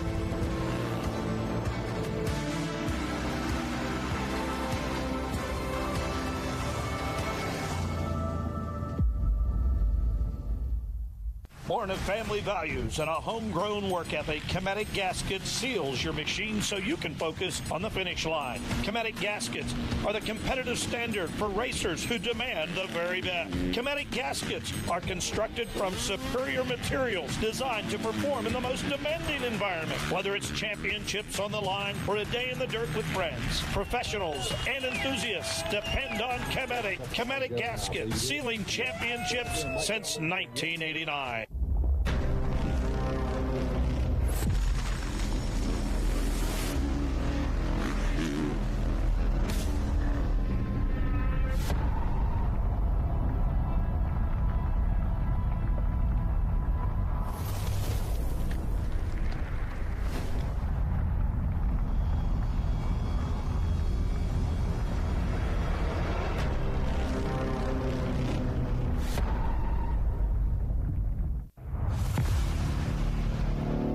Driving force of amateur motocross.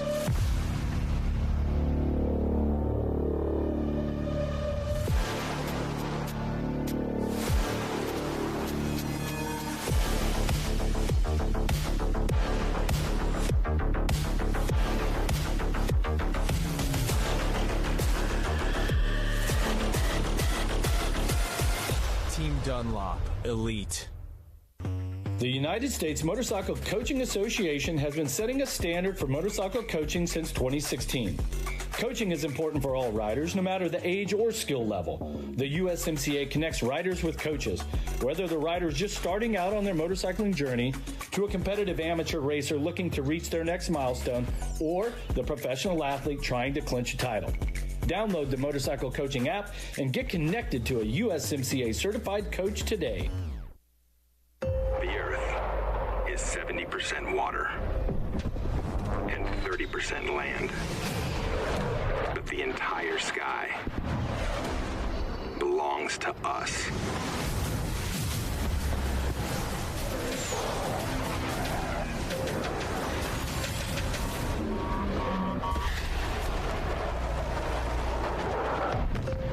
Copy that. Aim higher, man.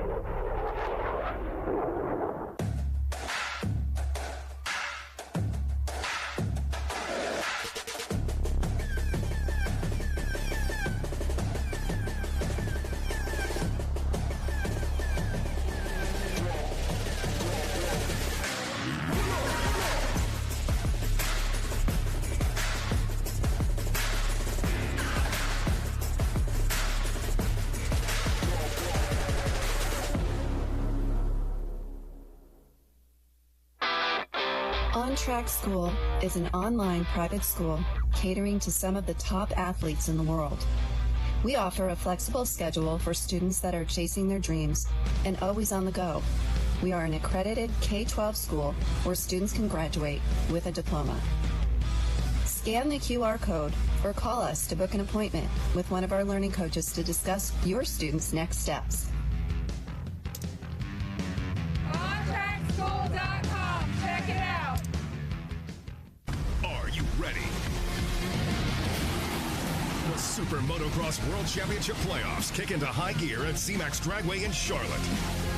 The world's best 22 riders face off on a one-of-a-kind track in pursuit of the first ever World Championship and the sport's biggest prize. Don't miss the final quest for the Super Motocross World Championship, fueled by Monster Energy. Get tickets now at supermotocross.com. FanFest included with purchase.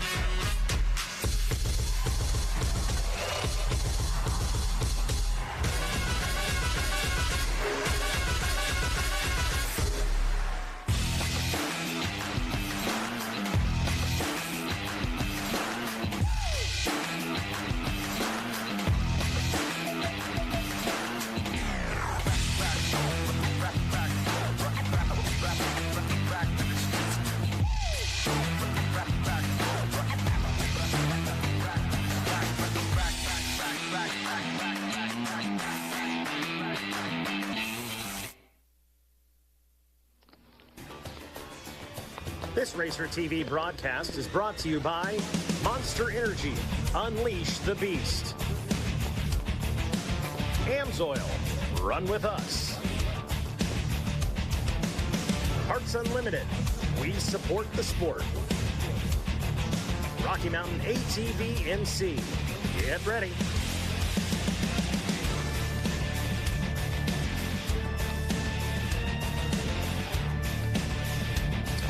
And welcome back on RacerTV.com. Obviously still on a delay. Obviously the rain has slowed down or subsided, at least for a moment. We got it in update. Sounds like another cell is coming through. So that's kind of what we're waiting on now. We want that to get through, get past us. So we are good and safe and clear to race.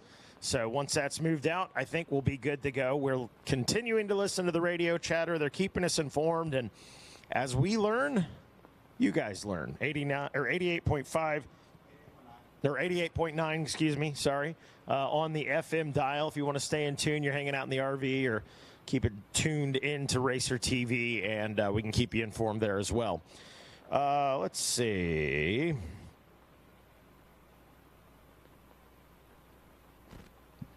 Well, we got some time. Let's take a look at it. Hey, Kawasaki Team Green, Kawasaki riders, want to make sure you visit the Mad Moose Media trailer to view the photos they have captured of you. Pick up your complimentary 8x12 print and digital file text to your mobile device, and that, again, is courtesy of Kawasaki Team Green. So again, still on that holding pattern, waiting to get going. We got one race in the books, that 250B Limited. We set the bar high this morning. Jeremy Fapani taking the win in that one. Jeremy Fapani actually going 2-1. Liam Olaf a 1-2. So looking forward to that third moto. We're going to be crowning champions before you know it. Grayson Fair had a third place finish out there, and Thomas Ralston fourth, with Trace Holland rounding out that top five. It's going to be the 65cc 10-11 Limited coming up next. When that will be, we still don't know quite yet, but we'll keep you informed and let you know as soon as we can. Could bench race a little bit up here. Not to rub it in, everybody, but it's freezing in our announcer's tower. It's actually too cold. It's actually too cold. I have to choose, do I want to go outside and get rained on, or, and it's only a light drizzle, I just want to say, or do I want to come in here and be cold? So it's first world problems of the highest order here at Loretta's. We were talking about Dave Coombs and Paul Schlegel. They're the founders of this event. If you're wondering the imprint, we all talk about the memories. Everybody has at Loretta's, and everybody grew up at Loretta's and all that. But I want to just step back, and you should think about the impact this event has had. If you go back to this sport in the 1980s, before Loretta's was really what it has become now, go look at the results from motocross and early days of supercross racing in the 70s and 80s. Look at the results, and look at where all the riders are from. They're all from Southern California. Right. The factories they worked out of California. They went to the local races in California. And all the factory riders, except usually like one guy, was basically from California. The sport was California. If you wanted to make a living racing, if you had talent and you did not live or move to California, you were not going anywhere in the sport of motocross in America. Then you look at the impact of Loretta's. Yes, it started in 1982, but it wasn't what it was now until maybe early 90s. And then you start tracing 90s through now, and the real key was to try to make an event that allowed talent from everywhere to have their chance to shine. We've had race winners, champions, coming from every corner of America, from New England down to Florida to the Pacific Northwest, and still, of course, coming from California as well, and every area in between. And that's really the magic of this event. We have now found the talent from every corner of America with an equal shot to qualify, to show the factories you have what it takes. And now you look at the results, and it is every rider from everywhere has had their shot. And that is one of the huge impacts of this event.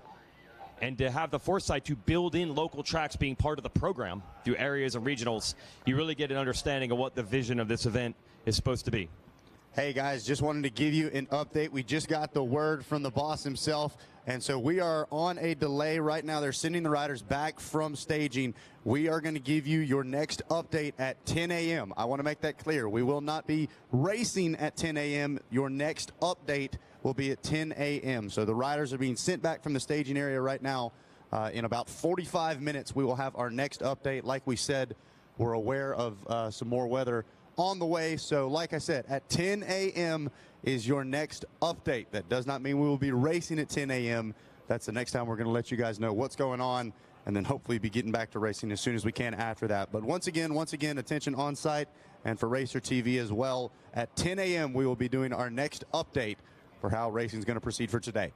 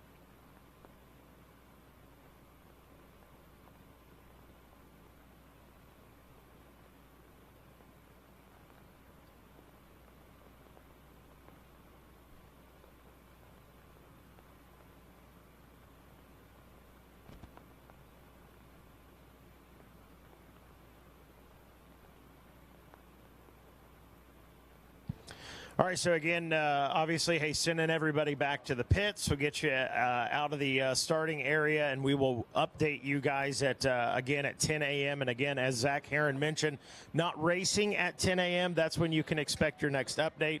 But you guys are kind of free to head on back to the RV, the campsite, what have you. Join in the booth, my buddy, my fellow Hoosier, Steven Squire from SSR Training Facility, man. How's the week been going for you, dude? But honestly, now that this rain's gone, we're getting pretty excited. I figured as much. You know, you got some off-road routes as well, GNCC, racing in Indiana, MAXC way back in the day. We'll give a shout-out to our boys back home. But, yeah, what do you do from a training perspective? Everybody wants those perfect conditions, right? Yeah, it's out the window. We all got to race the same track. What's your take on that as a coach, as a trainer? Honestly, my biggest thing goes straight to the mental side. I mean, I think attitude is everything. Like right there. You're good. I think attitude is everything right now. It's just, you know, the first thing I tell our kids is if this is a pit bike, you'd be out there playing in the mud. Right. Yeah, good point. Go out there and have some fun. Other than that, you know, bike prep, line choice, everything else, that's, you know, that comes into factor more than any other time. So let's talk your guys. I know you got a lot of riders out there. It seems like you guys continue to grow each year. I won't make you name them all because it is getting big, but give us some highlights so far from the first motos in the books and several of the second motos. I mean, we had one of our 50 riders, Dax, pull a whole shot, and then Mason Eck backed it up, pulling a whole shot in +30. Then we've had some top 5 finishes, and I mean, honestly, it's been a mind-blowing week already. And I mean, now with this rain, the only other one I think is as excited as us is Stu over there, you know. Oh, for sure. Yeah, Stu representing the Shoals, I guarantee you. As a matter of fact, I talked with Taylor Jones, former WXC champion on the Rockstar Husky and GNCC. She hauled me in here. She was on the golf cart helping out, and she said, Mike, you want to ride? I said, sure. I said, how bad do you want to be racing this today, knowing that we've got rain coming? She's like, oh, I'm chomping at the bit. I would love to be out there racing today. Oh, Stu was just telling me, he's like, put me out there against anybody. For sure. The coach and me was like, that's cool. I want to, you know, you got that. Go for it. Yeah, go for it. Go for it, dude. You posted, DQ posted, there was a picture, I think it was Ken Roxon, right? Yeah. What year was that? You just happened to be lined up right there beside the number 94. Man, walk us through that memory. I think it was 08. Okay. Yeah, I think it would have been 250B Limited. And honestly, that was a wild week. I got here with two brand new 252 shirts, and neither one of them ran. Oh. Stressful one. The first moto was the first time I rode a new bike, and then I think I ended up 18th that week. Okay, that was going to be my next question. How did you finish? Yeah, I think I ended up 18th, and you know that was solid. But, oh yeah, absolutely. But yeah, I've seen that picture pop up time and time, and you know, me, DQ, Young Bucks, and heck yeah. That's so cool, man. That was I lit up. That was just a cool sight, man. Let's talk a little bit more about. Oh,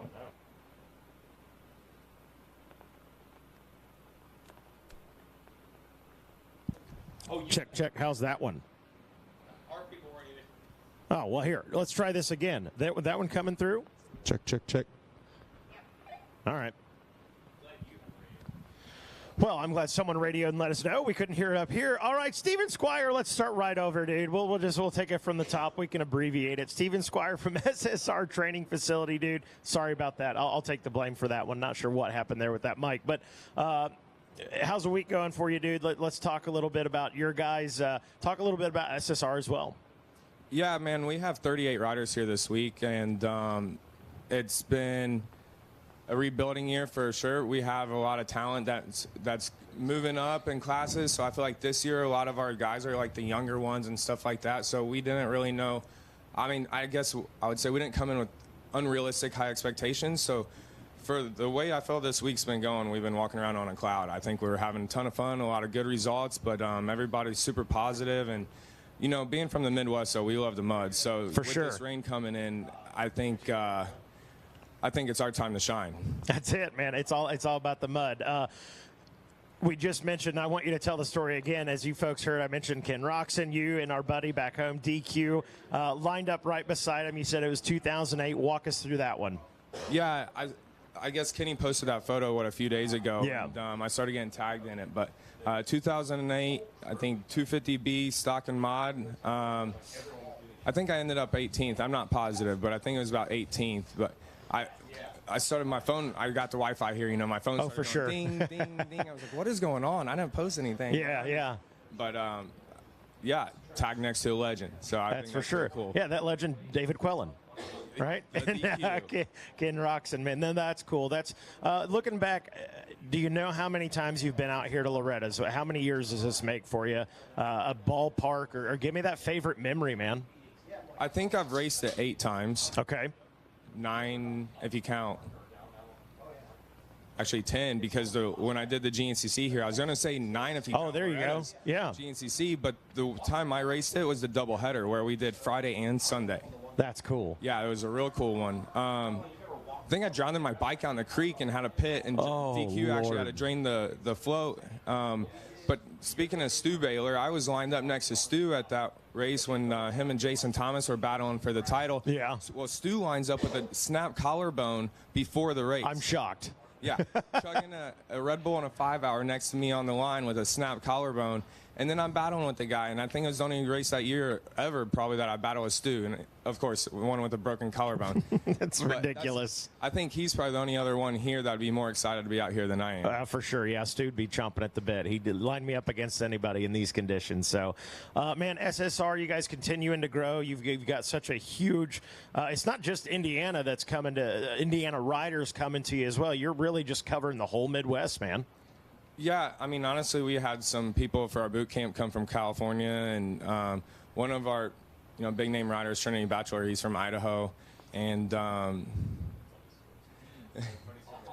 okay, and but yeah, I guess over the years, we've really, started to step into being I think a nationally recognized training facility, and that's, that was our goal.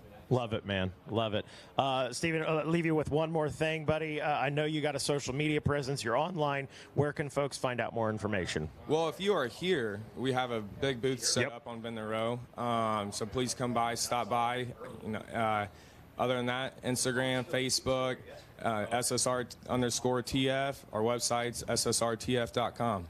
There you go. Steven Squire, ladies and gentlemen. Thanks, buddy. Always good to hear from you. All right, folks, still on a delay. As we mentioned earlier, you guys heard Zach Heron making the announcement. We are going to update you guys again at 10 a.m. I'll jump on here every few minutes and keep folks informed. 88.9 on the FM dial. That's going to wrap up things for us for just a moment.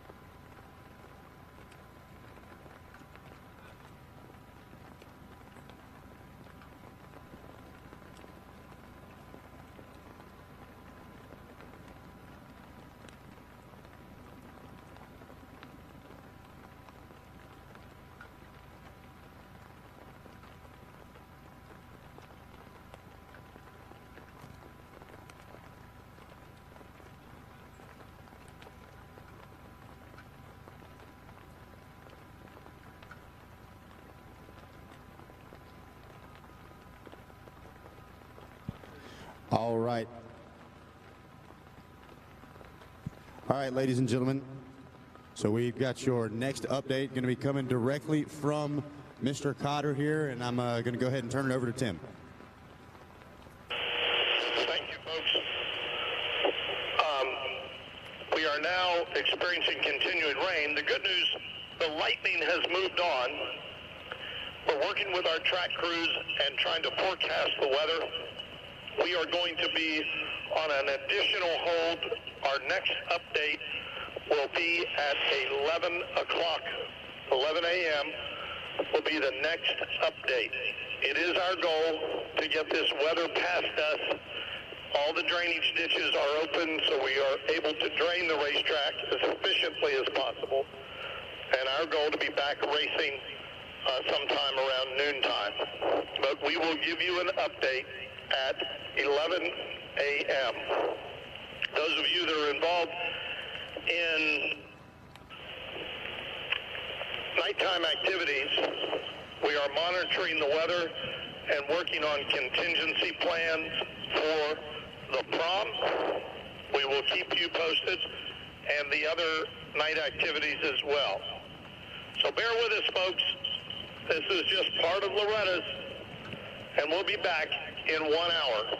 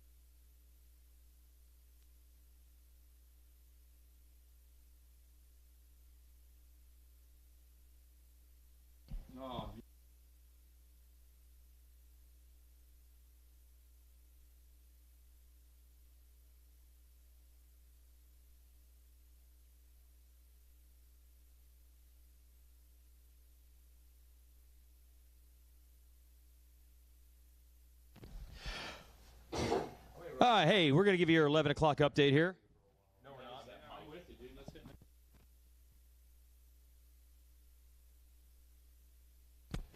So here's your 11 o'clock update, and it sounds a lot like your 10 o'clock update. The lightning, for the most part, has left the premises, but there's still some heavy rain, and what we don't want to do is open the track back up, and then if the rain continues, it's going to make it even worse. So we've kind of turned into let's salvage the rest of the week mode. So we're going to take another hour delay here, and then the real question is when the rain subsides, how quickly can we reclaim the track?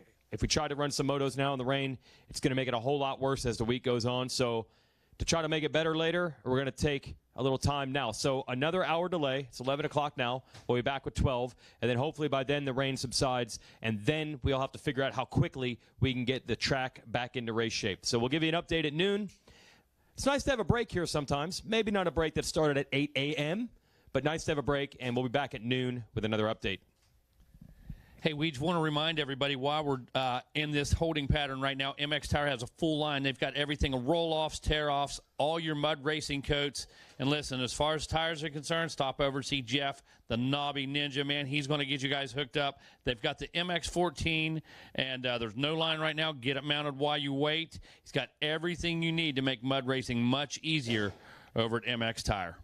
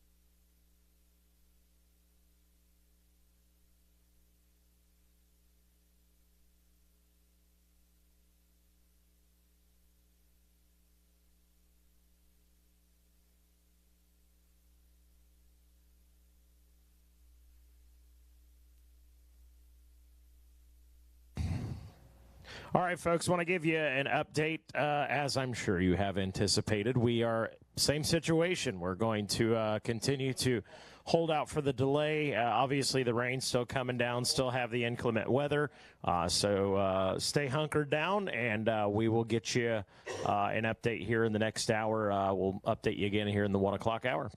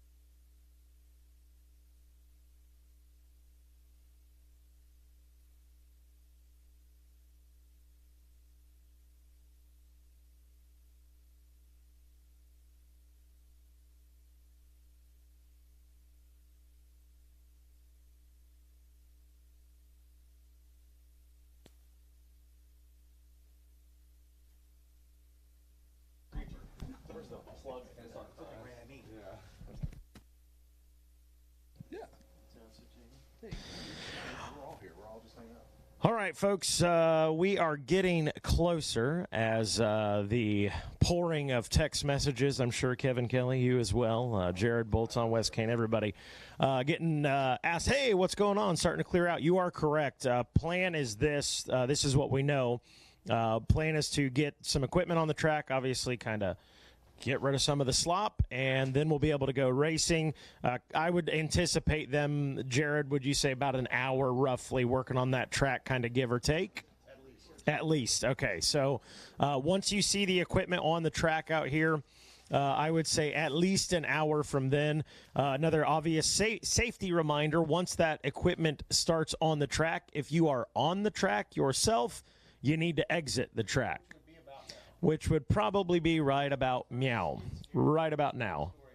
As there you go, skid steer on the track. So if you are on the track, please exit the track immediately.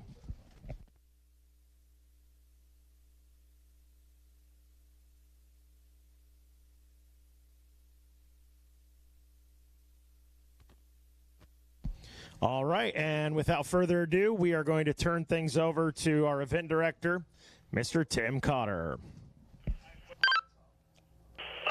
Thank you.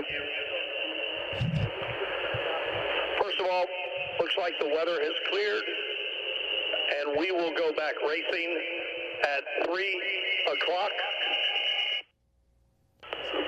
We will go back with the 65 class right at the schedule that we had, but all motos will be 15 minutes, except the Pro Sport class will be 20.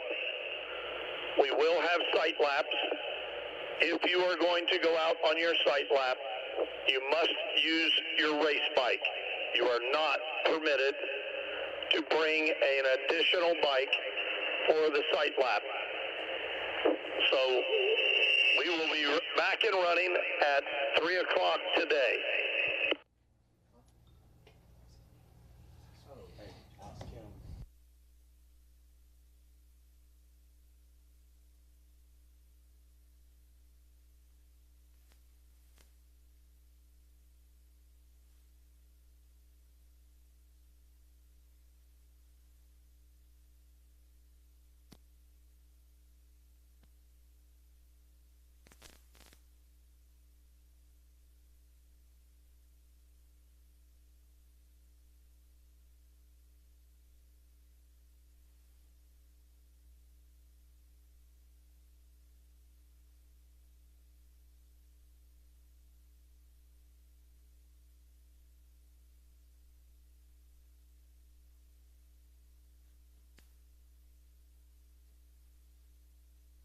All right, so you got the word there from Tim Cotter. Obviously, we have now...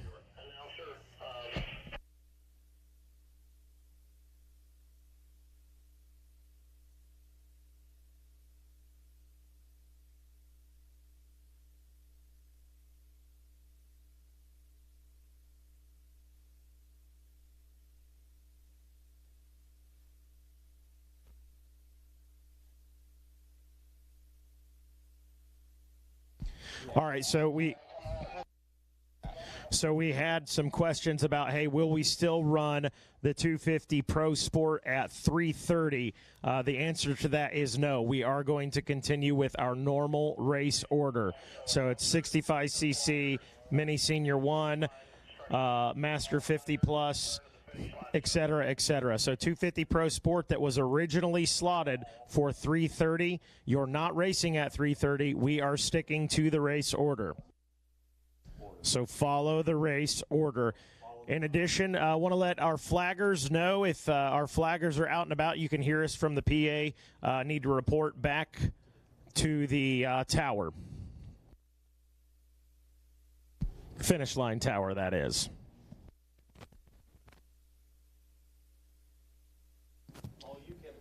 All right, I'm going to start talking for the next 60 minutes straight. So get ready out there, folks. We killed the lounge music, put you guys to sleep. Now it's time to wake you up And we're just going to check in. I've got Wes Kane over here. I've got Greg, who's just counting money from the 9 cars he sold. During this downtime, it's been a very profitable time for Greg Geisler from Rides Unlimited. Greg, how many cars did you sell? Still selling right now, 16? I'm working on it right now. I can't count that high. Yeah, you're here. You got your team here. You guys are kind of managing the water. What was the biggest problem you've had with the water so far? It was just your canopy, the drainage on it? Yeah, we had a little damage to one of the campers, but Hold that thing the up to your semi mouth. itself is completely fine. We are staying high and dry in the great spot that MX Sports gave to us, so it's been working out wonderful, and we're super happy to be here. Our team has been doing well this week, so we're excited to get back to racing for sure. Yeah, so they said 1 hour they're going to turn this track around, and we'll be back to racing. I mean, in that 1 hour time frame. And hand that phone or microphone over to Harold Martin, one of our longtime friends. Harold, you've been a huge supporter of this event. You have some events of your own, and you guys have been at the ground floor of this thing. I mean, since day one of your magazine, anyway. Yeah, no, we built our magazine on this event and several other events around the country. But yeah, we've been coming here for a long time, since '95, I think. So it's been a minute, and.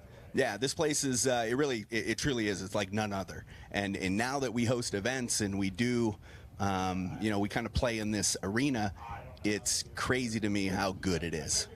Yeah, and as we look at the equipment, as they start rolling out there, they were prepared for this. They saw it coming. I could see where they had slicked in a few spots, kind of drained a few spots. Let this thing breathe for a minute, let the water get off of there, and they'll get back to business. But that's just how you do it. You got to plan for it. It happens. Yeah, and here, they've got the best. They have the best operators in the game, so they know what they're doing. And looking at the track, sure, there's some standing water, but they'll make it work.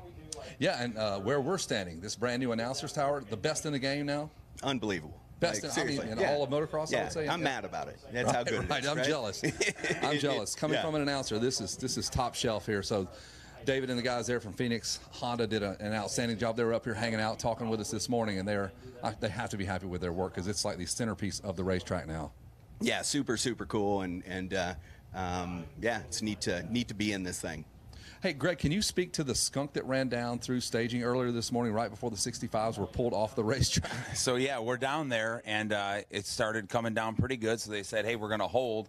And we were underneath the canopy as we backed up, and all of a sudden, hear people start screaming and yelling. I'm like, what the heck is going on? Oh, there's the video that we got here. And this skunk starts running through, and everybody's yelling, don't let him spray, don't let him spray. How do you not let him spray? And he literally somehow made it from the first gate pick all the way to the last gate pick and did not spray. And right now, I think he's hunkered down under the Moto T semi. So if you smell an aroma over there, it's not just that pure cotton. No, it is not. It's possibly a skunk that is seeking shelter, and it's wildlife, man. When we're not here, this is their home turf. Yeah. We invaded. It could be someone's pet. It could have the stinker removed. I think so. Now that makes more sense. More domesticated, loves motorcycles, hangs out in the starting area. There is a guy here with a parrot on his shoulder at all times too.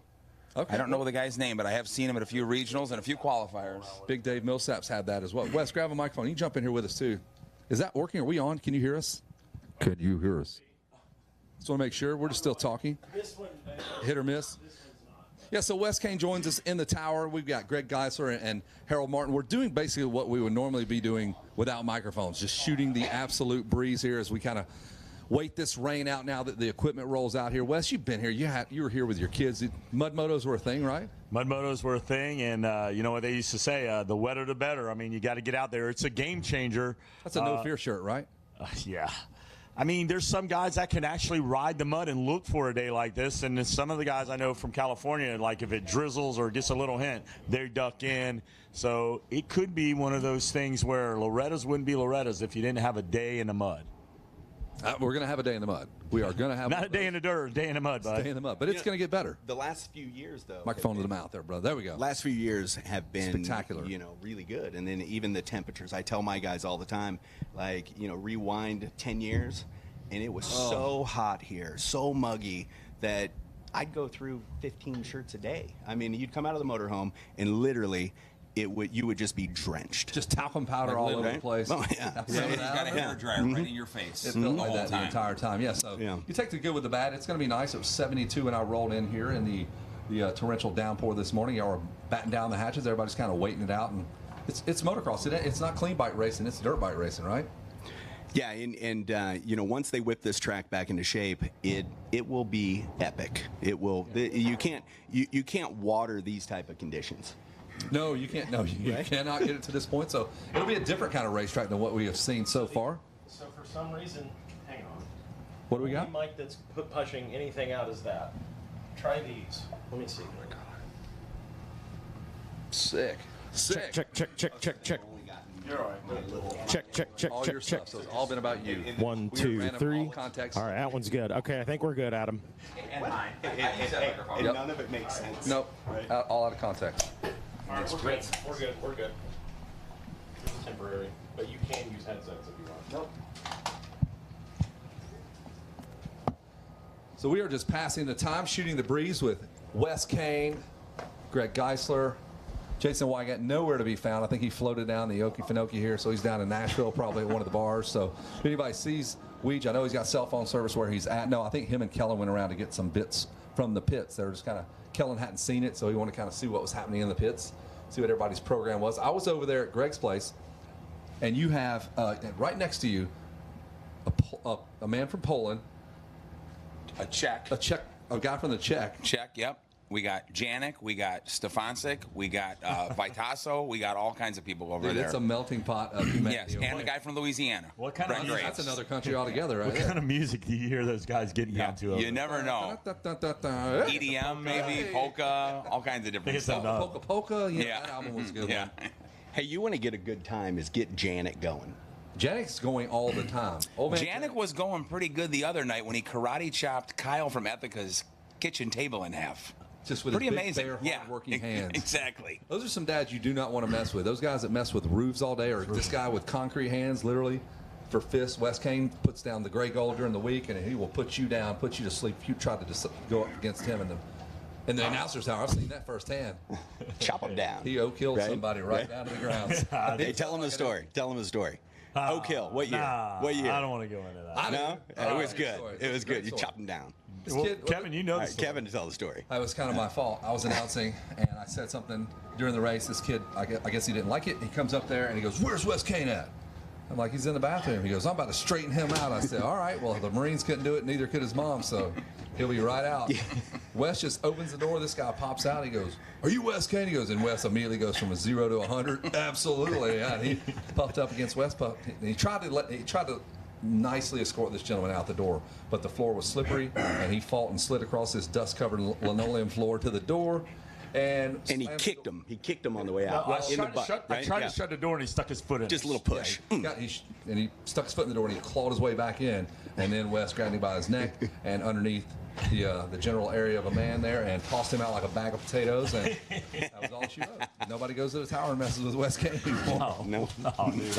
I changed my ways a lot. Well, I mean, he was a little aggressive. He was a little aggressive. He was deserving. Yeah, they tried to come in there, and I guess he went and said something to old man Brian Johnson over MTF because he was a 22-year-old. Yeah, and old man Johnson told him. He said, "What'd you say?" He said, "If you'd have asked me before you went up there, I'd have told you that's what you were going to get if you went up there."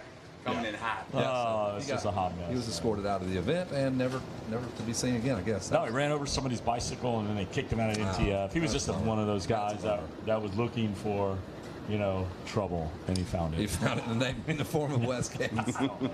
I try to be, calm, cool, and collected in my elderly years here. I had a big birthday last beginning of the month.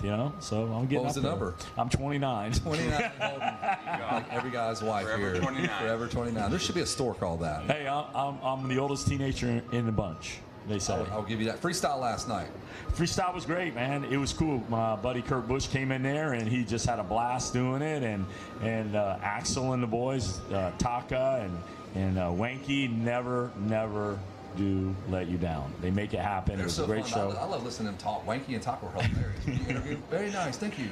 And what's really cool, if you go over to Dirt Bike Kids over there with Twitch and them, it is just like a big fun zone. And when you walk in the office, see those guys, they're for real, they're working, they're bagging up t-shirts, they're sending stuff out. Kenny Taco Bell's in there. It's just a wild, and you get to come in. There's like a golf course in there. I think Old Man Towers built one of those Dunlop tire trees, and he put it up there, and it fell and almost like took Twitch out or something. It was up on the second floor deck, crashed down. It was a big deal over there, but there's always something going on in it. That's why those guys are just who they are, and when they come to the crowd, the kids just love hanging out with them. Yeah, it's a good company. They're here. They come over. Well, they got to take their bikes. They actually disassemble their bikes and put their bike in bags. So carry-on bags. Big old bags, you know. And Winky comes over and goes, "Hey, you got a screwdriver? I need some tools." I'm like, "You need more than a screwdriver to take that." But Brad West's dad says, quickly get some tools and help them out. And like those bikes were in bags. They're in OGO bags. They're in big OGO bags, like the frame. I know the guys the wheels. from Bermuda do that when they used to come over and race.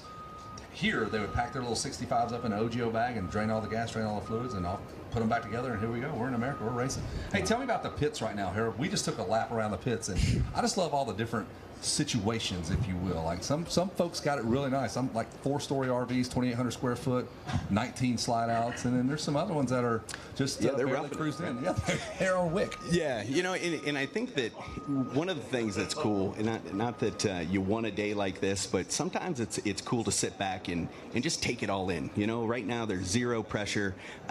Kids are having fun, and parents are stressed out, but still maybe having fun, right? So, you know what? But kids are in that muddy RV, and they're like, get out, as soon as the rain's out. Hey, the funny thing is, I saw over in the Monster Compound. You're good. I saw over in the Monster Compound Aaron Nixon, which is like really high up in the ranks there in the office there, and Old Man Towers. They got e-tools, so it looks like something from the military. It looks like something in the military. They're cutting trenches to get the water to go around everything they got in there. And I'm like, who did all that? He said, we did. He needs more treble. Can you bring my bass up a little bit? He's got his own sound engineer up here. Hey, I need more. So you've gotten to kind of tool around the pits, and you're talking about this downtime. It can be fun. Yeah, no, for sure, and I think it's needed. You know, I think to some extent, you know, we get into race mode and we're race. Sometimes it's cool to slow down and enjoy the present time. So, yeah, for sure. I mean, I'm looking out the window right now, and I'm seeing, you know, the bulldozers, Kevin, they are pushing that mud off, and they're going to get down to some hard stuff down in there for sure. Right there's dry. Look at it.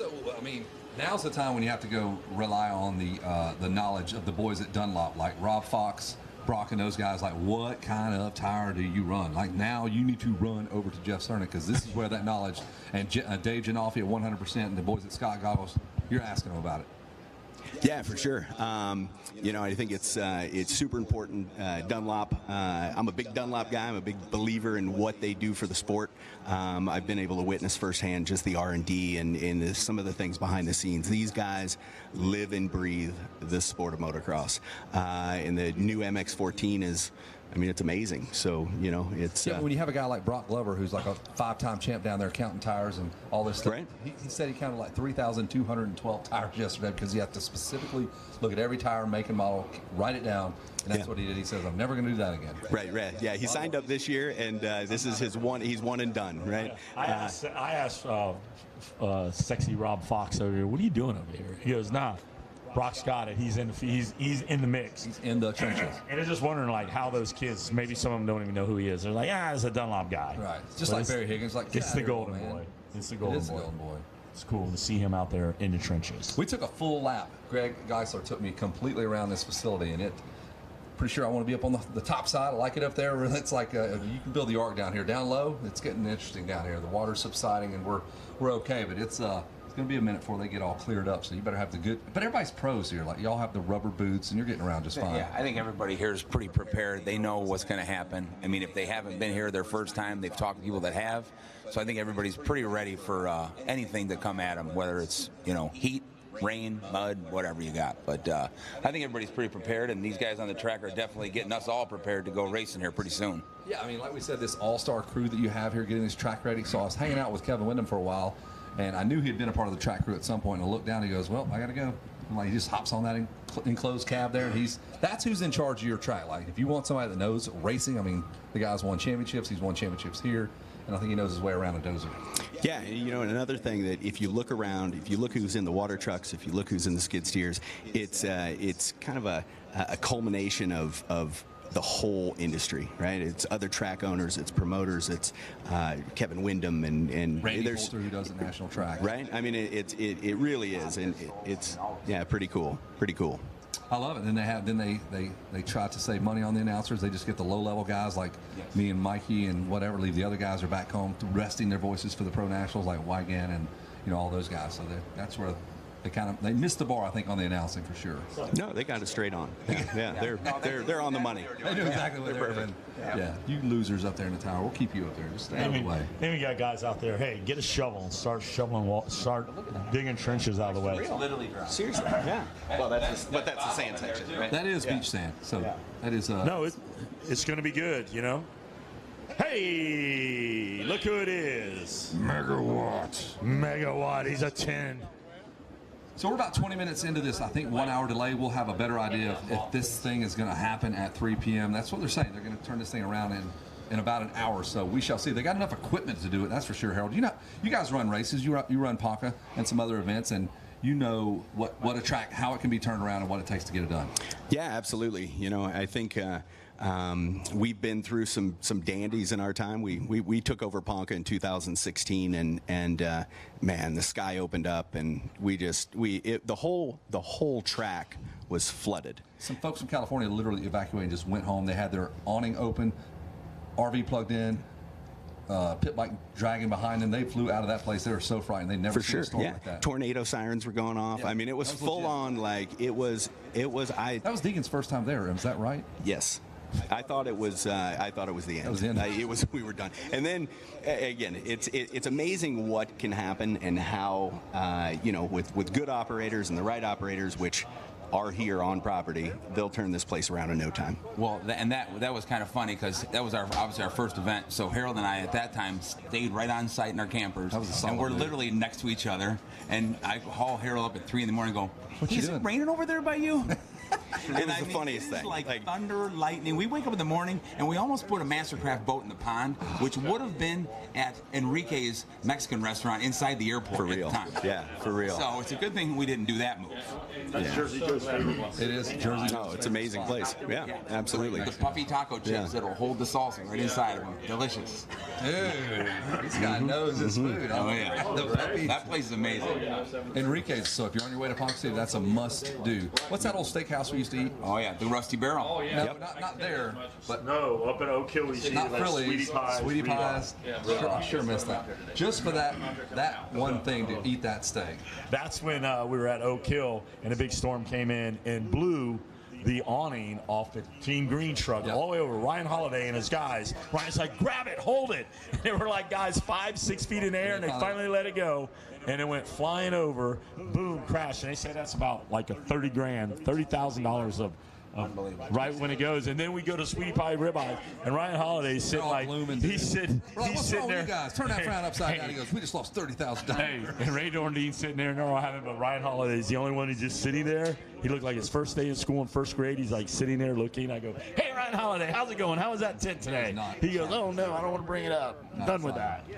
But just so many memorable things. But Loretta's is probably one of the most, with the prestige, the riders, some of the guys are saying this is their last time. I mean, Dax Bennett is actually going to be the last time you see him here. He's gone on to his bigger things, Yeah. So. No. Well, I mean, just think about what we're talking about right now, right? Right now, we just kind of looked back, and we're talking about the rain and some of that, and that's what's going on right now in the pits, right? Yeah. These families they're having good times. And sometimes, I think the bad times are the best times.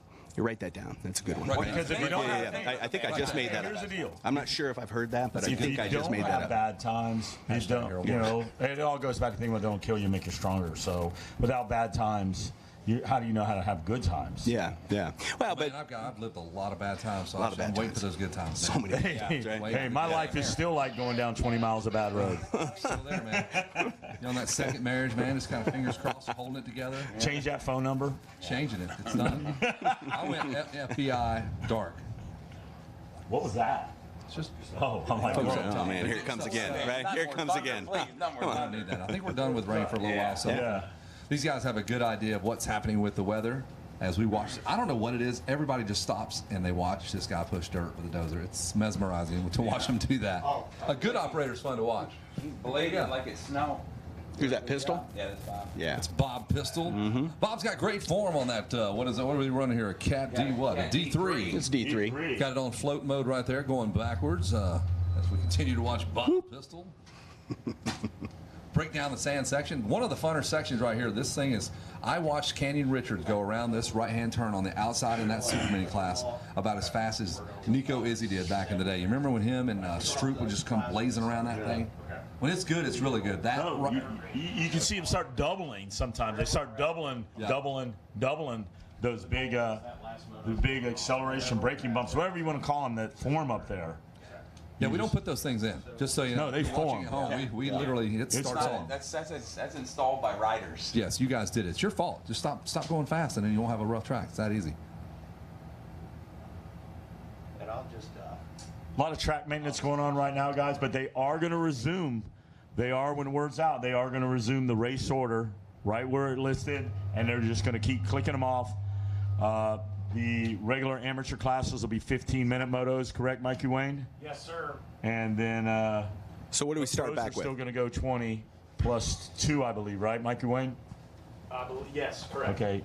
Regardless of where we're at in our order. Just going by the race order, not a time. 7:30. Shout out to Ion Speakers performing well in the downpour that was out there. Those things are still working. They've been plugged in. Don't grab that power cord at all. Mikey Wayne, we got word. He just wrote up there, the last moto of the day, no matter where we are in the race order, the last moto of the day will be at 7:30 p.m. So we're going to, whenever we open this thing up, you follow the race order. You follow it. There you go. By the number, not the time. We're just going by numbers now. That's kind of more at home. Everybody's kind of used to that back home. Race number 2, race number 3, whatever. Yeah. So wherever we are at 7:30, that'll be the last race, and we'll, as we get closer to that, we all should have a good idea. What do we normally get? So we're going to 15-minute motos rather than the standard 20. 15, and pros will go 20. Pros, I believe, are 20 plus 2. There you go. So I don't think anybody's going to complain with a 15-minute moto. Those are still brutal and long enough to get something done. Oh, yeah. Especially not today. Not today. Yeah. No. Yeah, I get it on a perfectly groomed track and a nice day when we're not trying to make up some time. And you'll be surprised how much time we can make up whenever we take out, because we have built-in brakes, so those are going to disappear for the next few days. So they'll do some work in between a race here and there, but those built-in brakes are going to probably go away. Yeah, we ran the regional this year at Ponca, and we did the 15-minute moto like they had wanted. And I tell you what, those kids were out there for a long time. So plenty long. 15 minutes is plenty of time to get things done. Whether you get a good start or a bad start, you can make it happen in 15 minutes. Yeah. Greg, you got so you're one of the teams that are doing pro stuff and your amateur stuff. Yeah, your correct. Amateur stuff was the first thing. That was the first thing we started back in 2014, and had some pretty good success with kids like Nate Thrasher, Caden Amarine, Clay Quick, Jonah Geisler. We had some good kids coming through the ranks, and then in the last 2 years we've started with the pros. So we had started out with just my son and Chad Saltz and his father. You were a fill-in rider as well. I was. It was scary, but right. I did the junior challenge, which was tough on that e-bike, but made it happen anyway. How'd you get through tech and that? Yeah, wow. Well, the suspension, they got me dialed over there at Bad Connection, so it was pretty good. Barry Higgins. Anyway, through it. Yeah, but no. So we've definitely stepped it up since then. So now we have 5 on a roster. We got a Slate Smith who rides out of South Africa, Ethan Lane, Max Miller, Jonah Geisler, and Chad Saltz. So it's been pretty fun, and we're still working to improve. We got a new title sponsor last year at Rocky Mountain ATVMC, and so they've really stepped up, which we appreciate. And and we're gonna you're gonna feed everybody at the ranch tonight. That's very exciting. Yeah, we have Buca de Pepo coming tonight. So if you're the first 3 people to show up, then yeah, we're gonna get you hooked up with a couple of spaghetti noodles and some sauce. Count me in. And we hear you're gonna branch out, maybe doing a little arena cross, a little AMA arena cross going your way. Yeah, we got a couple of things maybe working with the new AMA Arena Cross series. So might be doing some stuff with my sons and a couple of the other boys in the team. They're going to run West Coast and possibly even the West Coast. I'm sorry, the East Coast guys, but the West Coast might do the first couple because it won't interfere. Good to get some gate drops and have some fun. So they do a good job, it seems like, and they do a great job announcing it. So I think they're it's good. Yeah, They're killing it there with the announcing anyway. But I think the tracks are definitely good, and I've seen some good things out of it last year. So I think it'll give them an opportunity to get some gate drops before Supercross starts. And the announcing is fantastic. Well, I can't beat it. The louder the bikes, the better I sound. So as long as the bikes get louder, I'm good.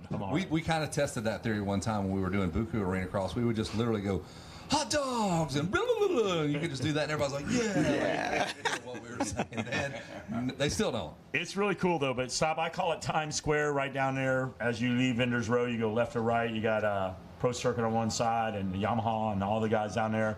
But you go straight up in there and stop by and see. He used to be Cobra Sean. Now he's Arena Cross Sean. Stop by and talk to those guys. They got a great program. They got all kinds of cool things going.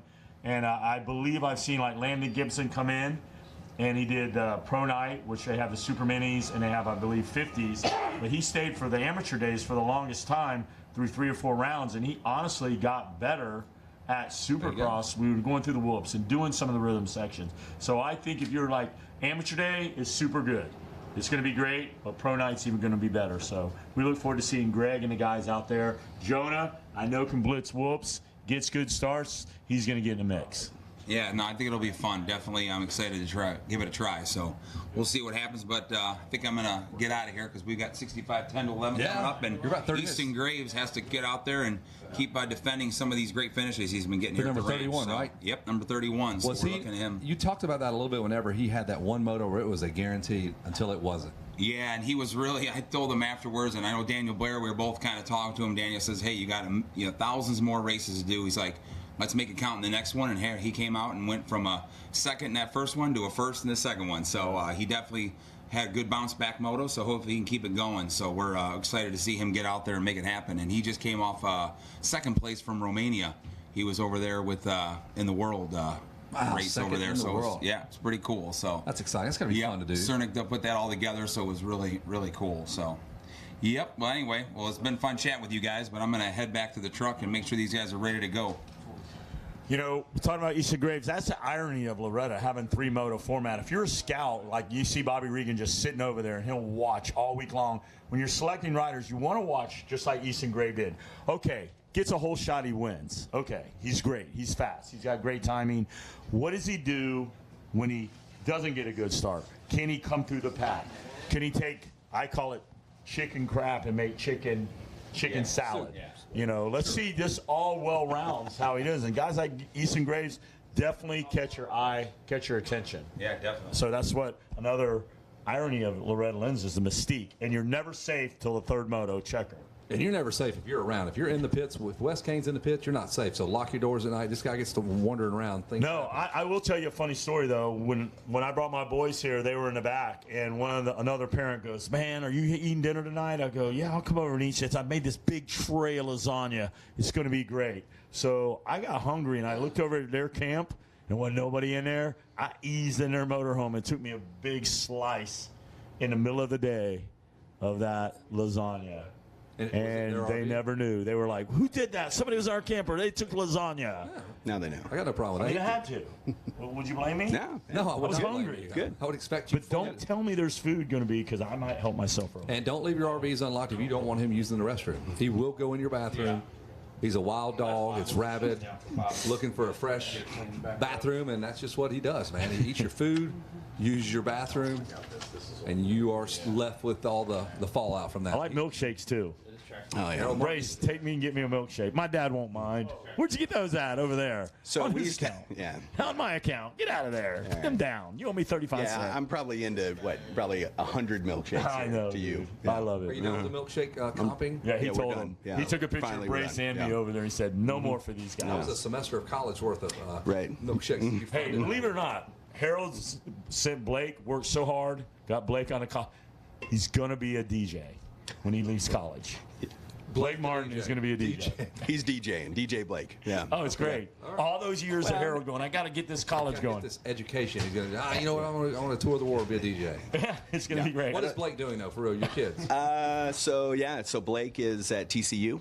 Awesome. He's playing lacrosse, so he'll be a senior this year. Sweet. And so he's out here. You know, both of my boys are here working, and they're out for every moto, so they work their tails off, you know. So they work. Yeah, they better. They work. Yeah. Awesome. And then you're staying over at the Quality Inn. I saw y'all, and I called you. And are you staying at the Quality Inn? I saw that truck at the Quality Inn. Yeah, I don't take your calls. I know you don't, because I watched y'all pull in, and I'm like, I'm going to call him, and I know. And I literally, when I was calling, I was standing outside of your door. Really? I swear to God, it was like day one I got here was on Monday. About lunchtime. You heard the phone ringing inside. I pulled in, and I watched y'all walk in, and then I called 1 foot from your door, and you never answered. I'm like, whatever. No, you didn't. No. I'll show you. I'll show you. All right. Yeah. No. No, I always take your calls. Always. Yeah. After about 6 of them, he'll finally what? What do you want, man? He had a great truck. 600,000 miles on that. Yeah. I'll take it and go. No right to dump. Not having it. Mm-hmm. Almost 350,000 on the truck. I would believe it. Mm-hmm. Yeah. Still going strong. Diesel. 2002. Yeah. Diesel. Yep, F350. F350. Running strong. That's a running strong. Fifth wheel pulling son of a gun, no doubt. Look at my man out here with the shovel on the 10 Commandments, spotting it up, cleaning it up. I like it. Dude, we have equipment going everywhere right now, Harold Martin. I am seeing everything moving around. Looks like some of the EMS staff moving out onto the track slowly, getting their equipment brought out because, you know, it was kind of wet there for a bit, so we had to put everything up. Our flaggers will hold up in that tunnel there. We're packed in there with about 30 flaggers. But yeah, if you look at it, I mean, look at these areas. They're going to have this thing turned around in no time. That's the benefit of leaving it hard. Let that rain run off. Let it drain off. Here we go. That has good form. Whoever that is. That's a woman, man. They'll be watering by the end of the day. Probably. Guaranteed. Guaranteed. Mark my words. She's got good form, number 523. She looks good. Like, wow. Looks good. That's your 1984 Blackwater winner there. Doing a parade lap here. Hey, the Monster Energy booth coming to life there, Harold. Folks getting over there, getting jacked up on Monster Energy. Of course, you got to be over the age of, 13 to drink that, so do your homework, parents. Yeah, how about Monster Energy, though? I mean, you know, seriously, it's insane. And then the show last night, just, man, it's just so cool. Yeah, look down at the starting line. That looks awesome. The big screen there that shows all the highlights, all the lap times and what everybody's doing there. Then I spin left, look over here at this Monster Energy station, hospitality area. It's awesome. I look over here where we're standing, the Monster Energy Announcers Tower. And we have another Monster Energy hospitality there by the road, then one finally over here by the finish line. Yeah, when they called it today, and then it got really dark, right? So it was really, really dark. And then, yeah, well, the screen. Yeah. It was insane. Like, it's so cool to see this at an amateur event. It's really, really cool. Folks running around in that pond. Saw a water moccasin in there a couple days ago, so you might want to be careful there. Probably too cold for the moccasins to be out, but once it warms up, they'll latch hold of you, drag you down deep below there.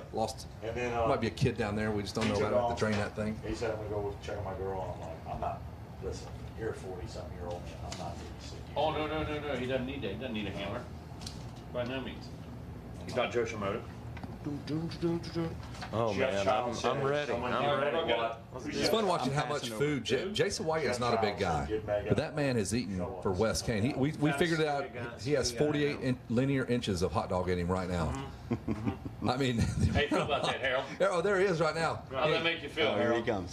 Turkey legs. Here he comes. Unbelievable. It's remarkable how much food Jason White can't eat. What's going on, buddy? We're just having an announcers roundtable. Jason, if you want to jump in. Shooting the breeze. Davey wanted to crank up, turn the yacht rock down, and turn up these announcers, turn the heat up with some announcing. So. Yeah, you do any more yacht rock, and I'm going to hang myself. DJ Joe. I love yacht rock. But what? Even Harold Martin's up here. Harold Martin was he's going to hand the microphone off to Jason Wygant. Jason, are you done? You have any problems in the bathroom with those hot dogs yet?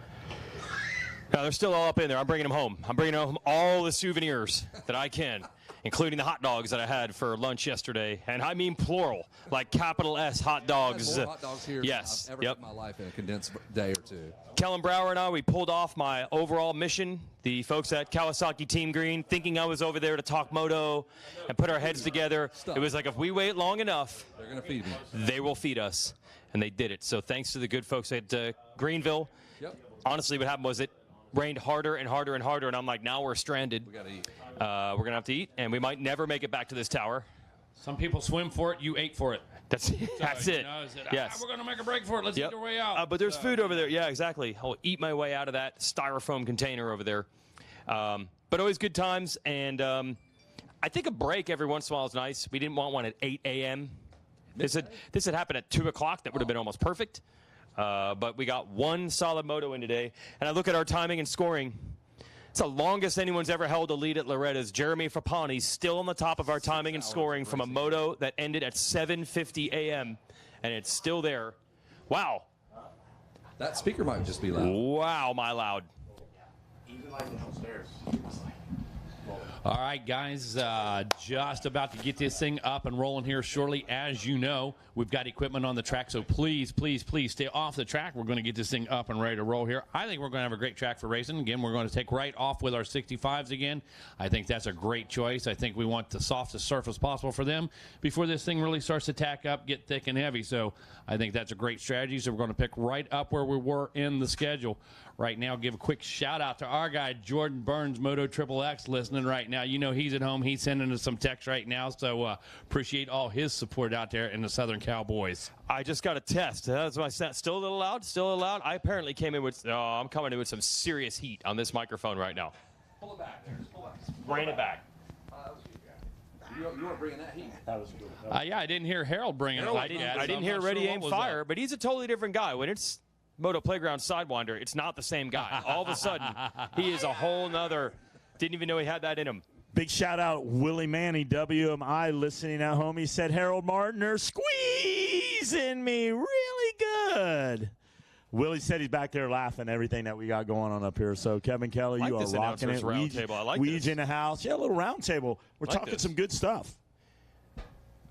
Yeah, it's talk good stuff, Harold. He's a dead delivery, no segue. Talk some good stuff. Do it. Talk some Can't good you stuff. follow that, Harold Martin? Good stuff. What's good stuff? Fire! Well, it is funny how, I mean, I got asked 7,000 times already, like, are we going to race on Sunday? Obviously, anything's possible. I was the one that was like, we'll never have a Supercross race canceled or postponed ever, and it happened this year.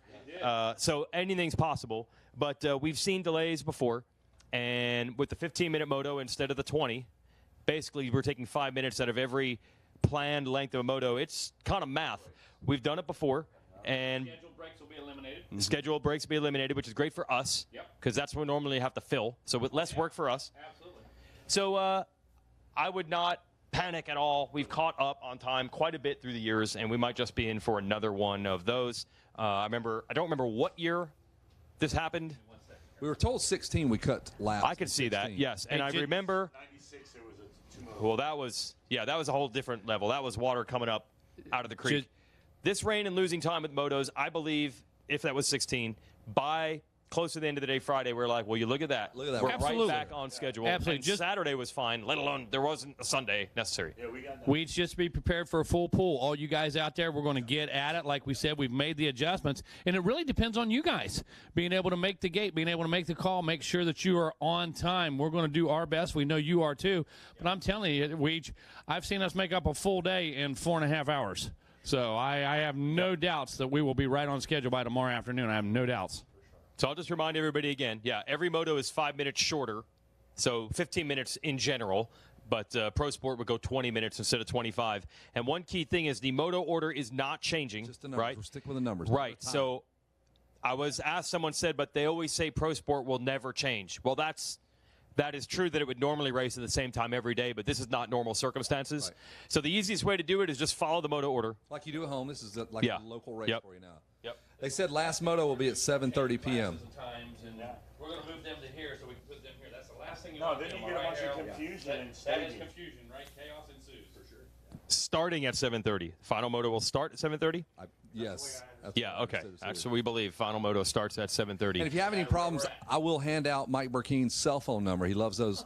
When he gets back, he likes to decompress, so start hitting him up about 1 a.m. From about 1 to 4 is a good window to hit Mike Burkeen up. So I will. He can handle it. He can handle it. He does not have the biggest head in amateur motocross. We've had a head off. We measured it. Absolutely. Who's got him topped? Capricornitis has got a strong one. Okay. There's a big one going on there. Ryan Cunha's head is ginormous. It's pretty big. He's hanging on the last little thing. The stick. We plastic on his hat. actually got the measuring tape out. We went from One other chin guy. to the top, and then we went all the way around. and those guys got pretty big domes. Big grills. Mike Burkeen's head is ginormous. So like those the hats that they wear in the locker room of NFL, the giant hats. That's Those actually are like a fun ones. normal. Those are normal for That's them. just normal for Yeah. those guys. Those big yeah. fluffy cowboy Dumb and Dumber hats. Mike wears Yep. that, and it looks proper That's on his just big normal. head. Yep, just proportionate. Yep. He actually looks like a PW50 rider when he's riding a full-size bike with the head to body ratio. So Yeah. big. It's like Nancy Reagan, that old bobblehead on that lady. Barely hold that head up. Everybody likes a good character. Everybody likes a good Nancy Reagan reference. Yeah, man. Where they been, man? Hey, come on in. Haven't had those Make since yourself at '84. home. Come on. Have a monster Good rehab. Nancy Reagan. Weege. Haven't had enough Nancy Reagan references lately. So we'll be back with 65s. Yeah, that was all the other question. First of all, it's confusing to change the moto order, but we were all bench racing up here. If you let a bunch of big bikes rip the track up, then it'll be rutted. It might actually be worse. So I know it might seem like we're sending them out in the worst, but if you look out of our tower right now, the track looks fresh. Now, as soon as they hit that, they're going to sink, but it looks as good as it's going to get. Yeah. So let's do the 65s now. Yeah. Yeah, this is the best we can do. But you also got to factor up. These guys just don't do what they're doing now and go sit somewhere and smoke a grit and wait till the end of the day. They're going to be still massaging this thing up. Yeah, gritter. They're going to be massaging this up. They're going to be Jeff Russell say, okay, let's do this turn over here. Let's go over here. And they keep working it and making it good each and every time. That's the difference. All right, all right, Jason, you got an update? Yeah, they're assessing how much work they've got to do on this track, and I think it's going to be a little – we had said 3 o'clock motos will resume. I don't think it's going to be quite 3 to the number.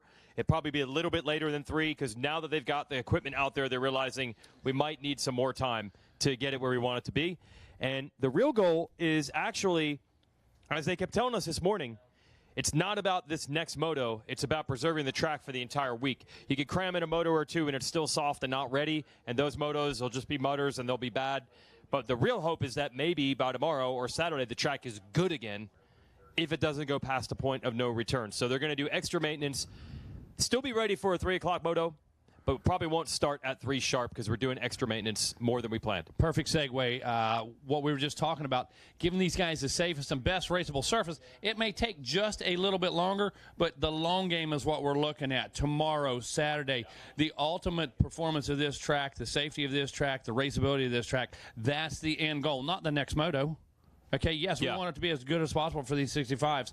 But if it takes a few more minutes and we're going to see big results in the morning and tomorrow afternoon, it is worth that. No question, Weege. Now, can we get the poll going of when the first person here on this ranch makes the "I think I just saw some dust come up" joke that you inevitably get with every race that has ever been rained on? When will it happen? When will we get the first person to make the "It was so muddy the other day, and I think I just saw some dust come up"? Are we getting it noon tomorrow, 5 o'clock tomorrow? That's going to be Zach Herron at 3:30 tomorrow afternoon. 3:30. That's early. That's early for these conditions. I was thinking to push all the way till Saturday, but someone will make the classic "I think I just saw some dust come up."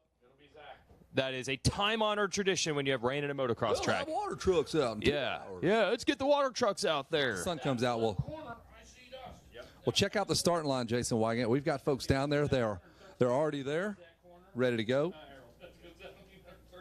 I feel like I just felt the Tyrannosaurus Rex coming up into this tower. Is that what's going on? Yeah. I just heard the vibrations. They're up top setting up their equipment. This is like as a parent, your kids are wrestling upstairs. Yep. So upstairs is making noise, and we're getting upset. Calm down. Stop the wrestling up there, Racer TV crew. Yeah, we do see some riders and parents pulling into the staging area. Like we said, we're probably not going to start at 3 o'clock sharp, but good to see that everyone. That was just a test. We know that we know that everyone's actually listening, so we appreciate that. Look at that. The Racer X trailer is opening up for work. So the vendor row comes to life as well. So stop by and see some of those guys before we get underway.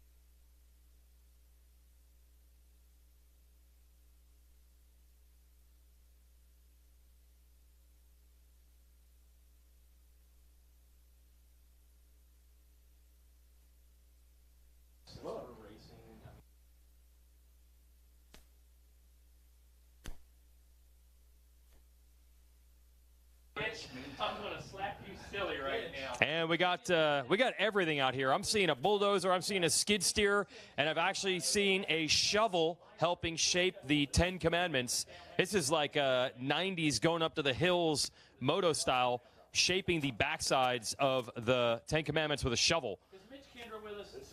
Did he cut a sleeve off? What the heck is that look that Kellen is rocking there? Actually, that's not even a look, and that's not rocking. I can't use those two words in the sentence. I don't even know what that is.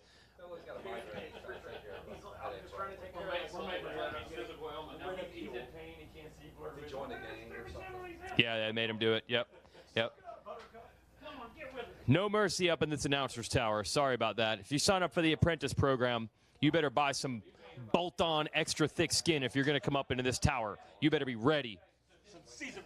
But we all know we can get into this case, but you hug it out when it's over. Am I right? You hug it out when it's over. Like Rodney getting pizza sauce.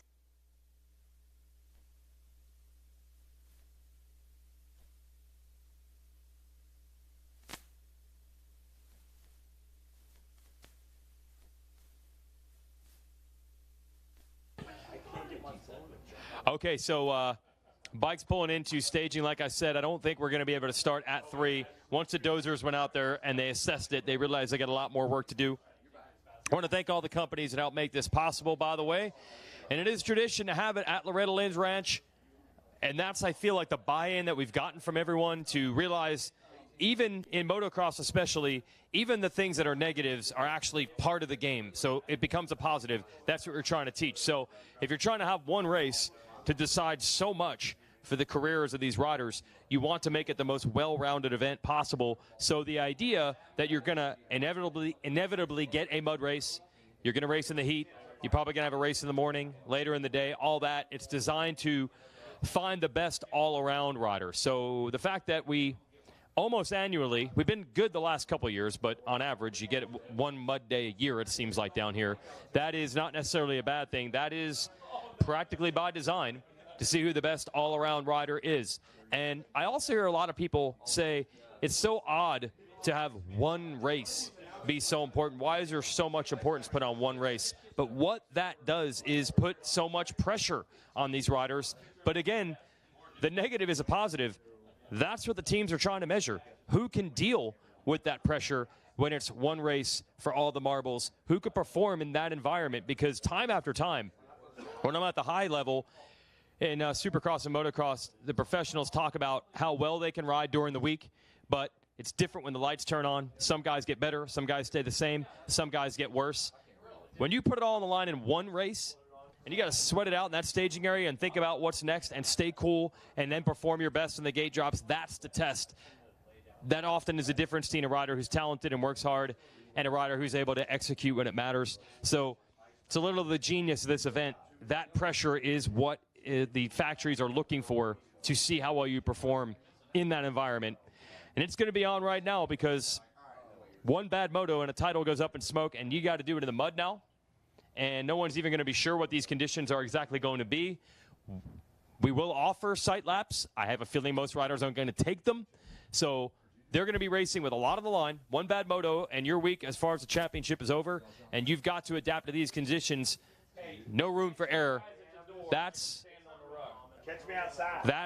what it's all about here. Being well-rounded and being able to adapt and perform when it counts and the pressure's on. Watching a dozer here working this start straightaway. Not the start after the gate, but that first straight after the S-turns. And they're just back dragging it, trying to air it out as best they can.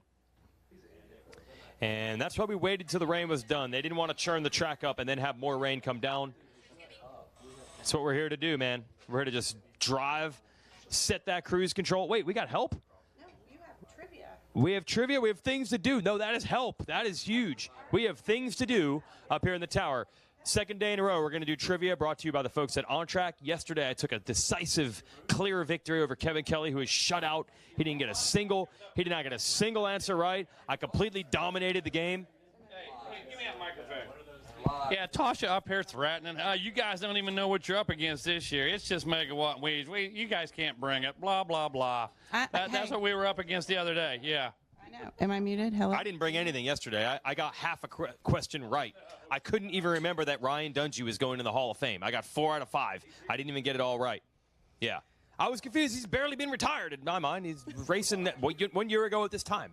Yes. Okay, so Tasha Renfro, we got some more trivia? Yeah, we do. We do. I was going to say, okay, let's team up a little bit because I had to rearrange my lineup here. But Okay, so who do we have? Well, we have multiple question askers. Yes, Is that what we're going to do? Multiple question askers today.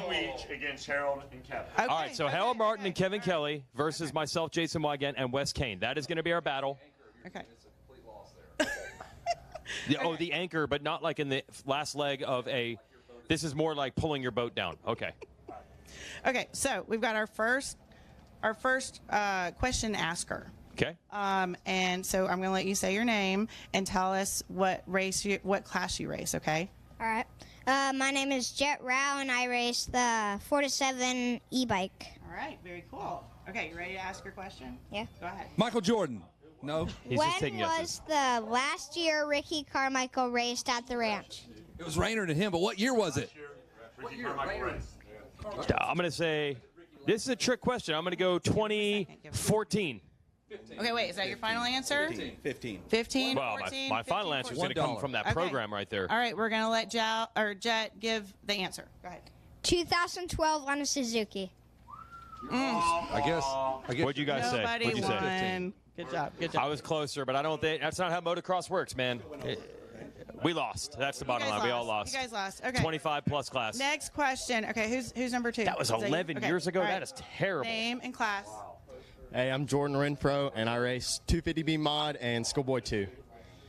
The question is 3 sets of father figure, son Loretta Lynn title George holders. Michael, father figure. No. 3 sets of father, son Loretta Lynn title holders. The father and the son. That one. There's one that I know. I've got to come up with 2 more now in my head without letting the rival team know. Yeah. There's one that will surprise people. Colleen Millsaps, is that one? She won one. Okay. I think Dungey. No. Bad road here, though. Don Bisceglia, Matt Bisceglia, maybe? Yeah. That'd be Well, there's one I know. The Tomacs. John Tomac won a title here, and Eli won quite a few. All right, they're in the right direction. But that means is that pulled off the board for them? Or we're going to each get 2, and then we're going to be down to a sudden death. Who's going to get the last one? Okay. Hold on, we're not done. Okay. Yeah, no. Did Talon win? I don't think I know Frank Thomas has one, but Jason doesn't. We're just rubbing it in. Frank Thomas a title, but Jason did not get it done. Okay, we just want everyone to know, JT. Nice try, JT, but didn't get it done. We are dumb. Yeah, we are dumb. I know people are. Obvious though? Is it obvious? Like people are screaming Deegan right now. Brian Deegan said, "I got second to Kevin Windham here so many times. I do not have a title." I don't know. We got these things from the Racer Vaults. I don't know who helped. Is it bowling? Oh no, we are not doubting that it is correct info. We just don't. We already said that. Tyson Volan and No Volant. So Talon Voland, Max. 5, 4, 3. This is great trivia. It's great trivia. Okay, you guys. Let's hear your. I want to know now. Okay, y'all got John and Eli Tomac, and then the next one was Nick and Vincent Way. And I can't believe I'm standing here, and I can't believe you didn't. y'all aren't going to like this one. He did say Frank that, but and he. Jason Thomas. I said that. Wait, JT. JT did not win. It said. Oh. Well, then I get that. I mean, you said Frank's got one, but JT does not, so I don't think we get that one. Wow. The best part, though, was that I did spend an extra 30 seconds just insulting JT for not getting the job done, and I want that to be recorded forever. Yes, I want that to be known that we doubted JT. Wow. There's only 3 ever. The Ways, the Tomacs, and Jason and Frank Thomas.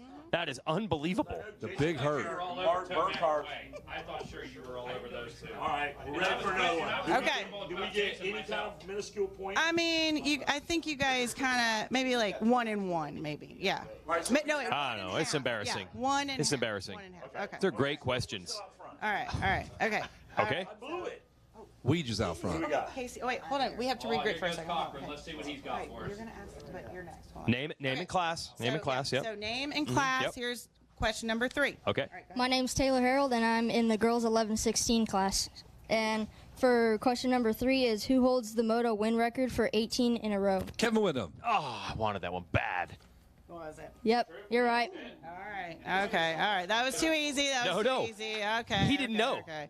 Kind of gave you said, that one. so, All I'm right. not sure. He wasn't not sure. Wasn't sure. Casey is a returning. He's a vet. Yes, he's been in this tower game. for this game before. Yes, he has. State your name in class, though, so right. the people listening know who we're talking to. Okay.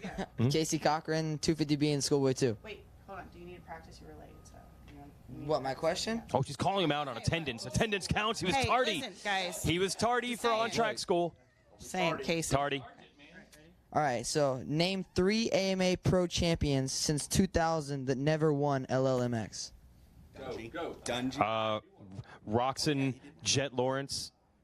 I mean, it makes it easy. I just go with the foreigners. Dylan Ferrandis. There we go. Yeah, there we go. The list would be long. Final answers? My final answer is 3 foreigners. Yes. Roxon, Lawrence, Ferrandis. 2 of the 3 actually did race here, but they didn't win titles. Those are 3 that have won, but they're not on here other than Jet. Roxon and Ferrandis did win. Pro title. Pro titles, but they didn't win here. This would be a long list. Who do you have as the final answer? And I will surrender. The 3 on here are Jeremy Martin, Hunter, and Jet. I mean, they're all correct answers. Jeremy's basically a foreigner anyway. Yeah, he is. He's from Minnesota. It doesn't really count. Almost Canadian. Yes. I mean, those are good answers for sure. Great questions. Great question. All right. So, yeah. Here's how we can refine it. In the future, we'll refine it too. They have to have raced here. Ferrandis, that was a total cheat code by me because he never even competed here. Hunter did not. Have a title. Jet did. Yes. Hunter did not race here, but Jet did. So, yeah, I don't know. Who won this thing? Who won this? It's a tie at the bottom. Okay. It's a All tie. right, so tiebreaker is tomorrow. So Okay. All right. Yes. No. You guys have been bringing the A game. Everyone on track school. Hey, yeah, it's a team effort. We got a full team working on this, so that's why we really stepped it up. I like that. Oh yeah. Tasha, tell us what's going on here tonight. You got a lot planned. Yeah, so we've got prom tonight. So plan A is to still have it at the mansion. We're still doing check-in over at the on-track booth. Plan B, we have a contingency plan, so we'll have an update soon. But if you guys are racing out there, just focus on your race. We'll get you to the prom. Don't worry. So we'll get you there. But yeah, we're still having prom. I want to see someone ride finish line, throw the data on the back, and ride on out to that mansion in full gear and do the prom that way. Hey, there's a lot. We're going to be racing really till late. That. They were really concerned about that prom. Yeah, we have about 75 participants. So couples, friends, you just come as you are. As long as you're an on-track student and you have guests, they can bring up to 3 guests. So anybody out there that needs a prom ticket, I know my team's probably going to kill me, but find an on-track student who still needs a date. And Wes is still looking for a date, folks. I missed my prom. I'm sorry. You missed a lot. That was in jail, We got to get you all decked out next year then, for sure. He did 3 years Maybe for grand this year. larceny, so that's why he missed prom. But And then we have graduation tomorrow. So big events coming up. Just really excited. prom, graduation tomorrow night. Davey heard trivia and he's like, oh no! It was like Michael Jordan from the free throw line. He just leaped into this tower when Davey Coombs heard, did I hear Loretta's trivia? Keeper of the My gosh, he just dunked that ball. Here we go, guys. Yes. Davey is researching the Volan's history at this event. I get Paul Parabino's, Dan Truman, and Ryan Holiday. On your team, yeah. You will take that. Oh, guess who's graduating this year? Okay. Casey. Oh, Casey graduating this week? Yeah. He is the valedictorian. You do. You've got some on-track trivia. And is that right. So we're saying Casey Cochran valedictorian? That's based on grade point average. Grade point average, yes. Jeez, so Casey has the highest grade point average at on-track school this year for his graduating class. Wow. 2023. Uh-oh. Yeah. Find something? Our class is done, Casey. Can the grade go down at this point, or are you locked in? Locked in. Oh, we're already locked in. That would have been a tense week. Like, dude, you don't understand. I got 250B, but I got a pop quiz. And if I get an 82, 4.4 grade average, I didn't even know it went over 4. I didn't even know that was possible. He's like beyond perfect. He's getting 110s. 1987 125 stock youth champion Talon Voland, and then 5-time champion Maximus Voland. All right, I think you guys had said that one. No, you said Voland. All right, I think we're back in the game, Wes Kane. All right. I said We are back in the game. I thought you said We'll give you guys that. We'll give you guys that. 3 sets of husbands and one. Just give a little Wesley. Oh, okay. 3 sets of husband and wives. I was gonna say we'll have. Yeah. Let me check that. We'll have to pull that in for next time. This is hilarious. As soon as we found out that answer was correct, both teams claimed they said it first. He said it I love that. I love that we both said that. Kevin says he said it first. Wes said he said it first. Yeah, definitely. But it's make a wish, so we're gonna let little Wesley have his day. You know what I mean? Oh yes, okay, yep. He's not mature. He gets very upset. Yes. Yeah. You got to let him win sometimes. It's like basketball. Oh, good shot, buddy. Got it, man. You beat me. Anyway, we love what you guys do with the trivia. This is really fun. We did it yesterday, and I know it's not the Apprentice program per se, but you get them a little mic time. That never hurts. Yeah. So let's see. Here, Casey, you just talked. So I guess we'll go to Sarah. Oh, we're gonna do some mic time. We're gonna do some mic time. I mean, we got nothing but time. Trust me. Yep. Yes, Taylor is. Oh, the Sarah Price Scholarship winner. Explain. Hopefully, she knows exactly what that entails. Sarah Price, you remember her out here, the longtime Team Green Rider. Tell me a little bit about the program there. Yeah, basically just getting here was also just a big part of On Track. They helped me with the scholarship. Sure.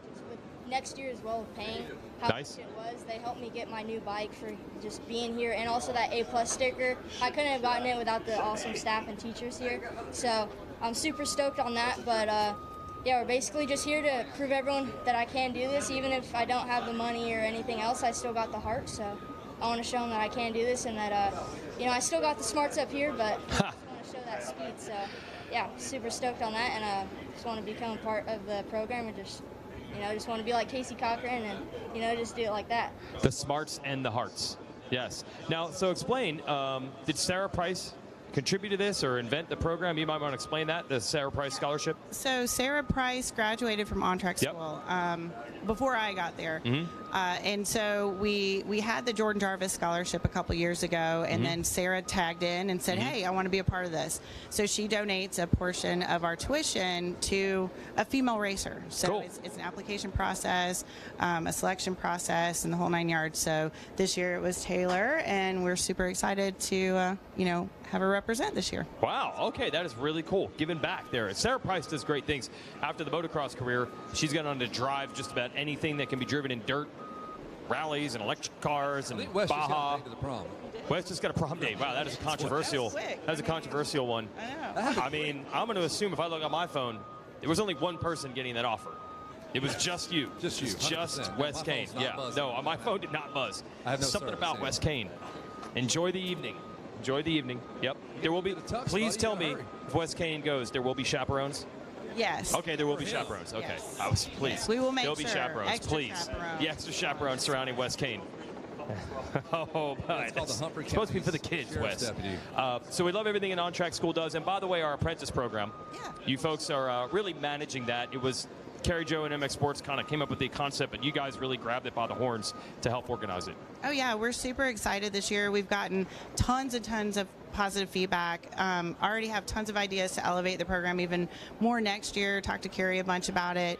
All of the mentors out here and all of the apprentices are just so excited to be here and learning tons of things from you guys. I mean, you guys have 2 announcer apprentices up here in the booth with you guys, so just a lot of positive feedback. Yeah, I was over at the Suzuki area, or maybe RM Army compound. I don't know if there's a name officially for it.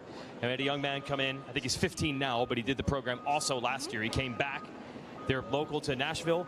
He was not racing Loretta's. The family's not racing Loretta's. He only came here for the apprentice program to learn how to work on motorcycles. And they started it. They didn't even have a motorcycle, so last year they made it easy on him, and it's just doing some graphics and things like that. And then he learned enough where he actually bought a RM 125 for $300, trashed, rebuilt it, sold it for $2,200, made $1,900 profit based on what he learned from the Suzuki guys. He came back to help him this year. This year they're giving him real tools, having him do real stuff. Now look, he's not, I don't think, working on a race bike, but there's always extra work that they need. So that's kind of an example for a 14 and 15-year-old to get that experience that's not really available in the real world. But in the pits of Loretta's, it's happening, and we have them in the media game as well here. Some success stories there. Our apprentices from last year end up being our announcers full-time this year. And that's the goal. I think when people first heard about this, they're like, oh, I'll just straight up tell you what everybody said. Oh, they just want free labor.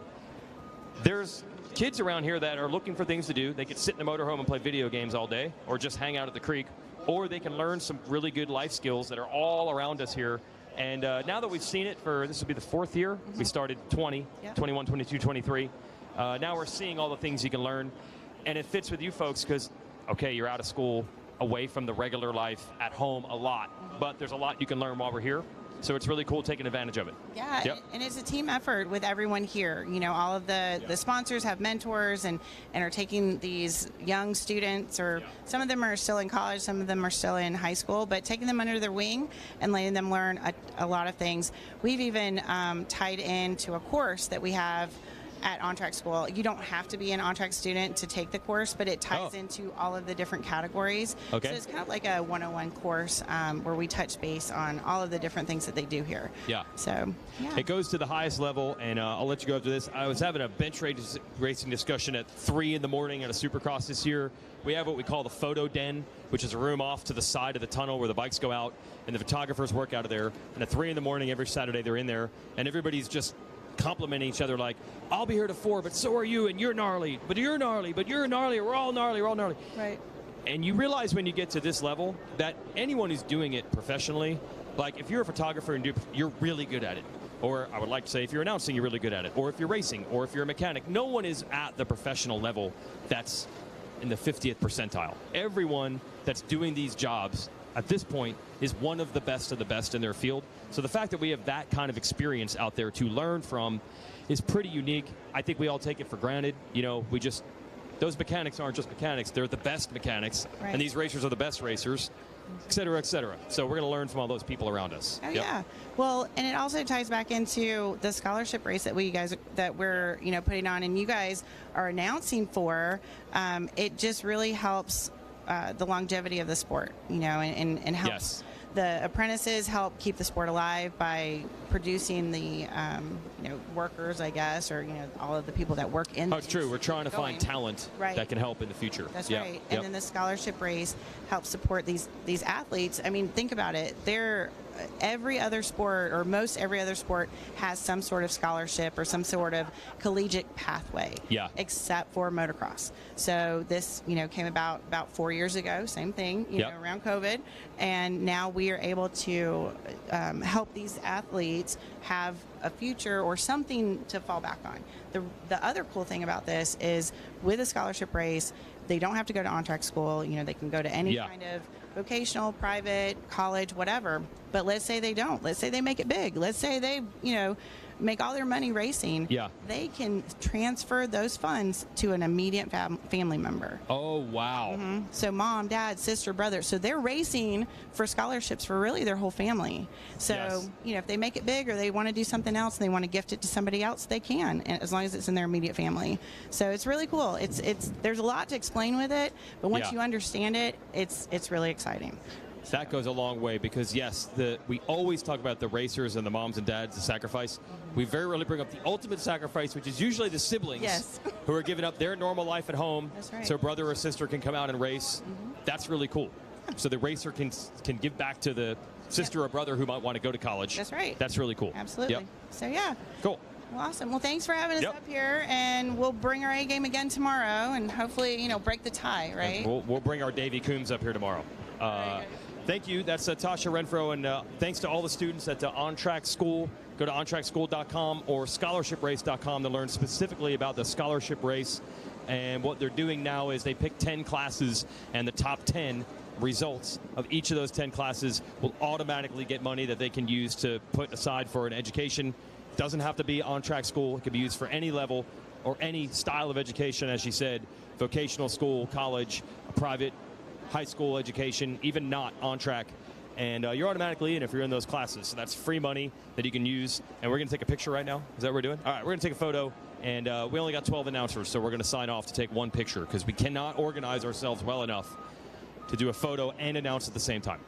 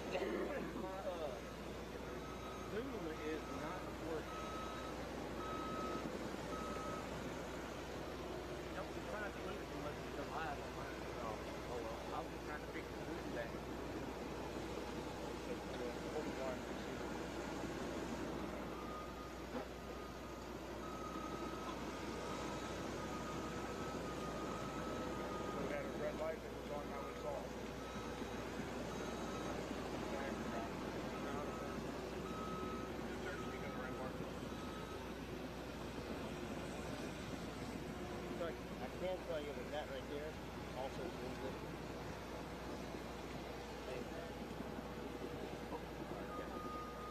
See, it went right back out.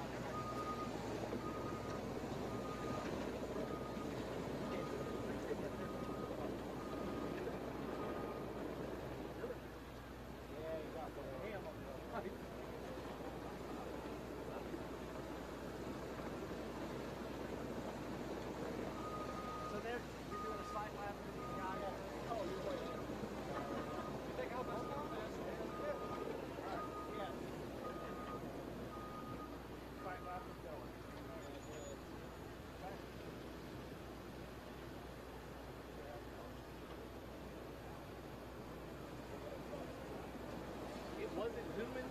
So I unplugged this one and put it back in and it wouldn't zoom. So I unplugged the other end. I mean, it's zooming now. Okay. But, oh shit. That's 3 times I had to do that. I don't know. I just don't want it to mess up in the middle of the race.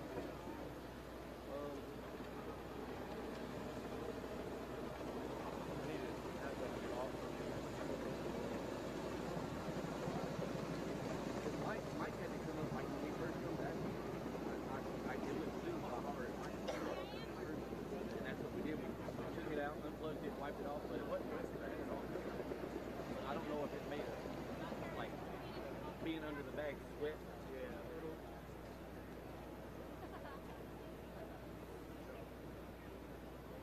Hey, can you have Dylan get off the phone? Someone swap this.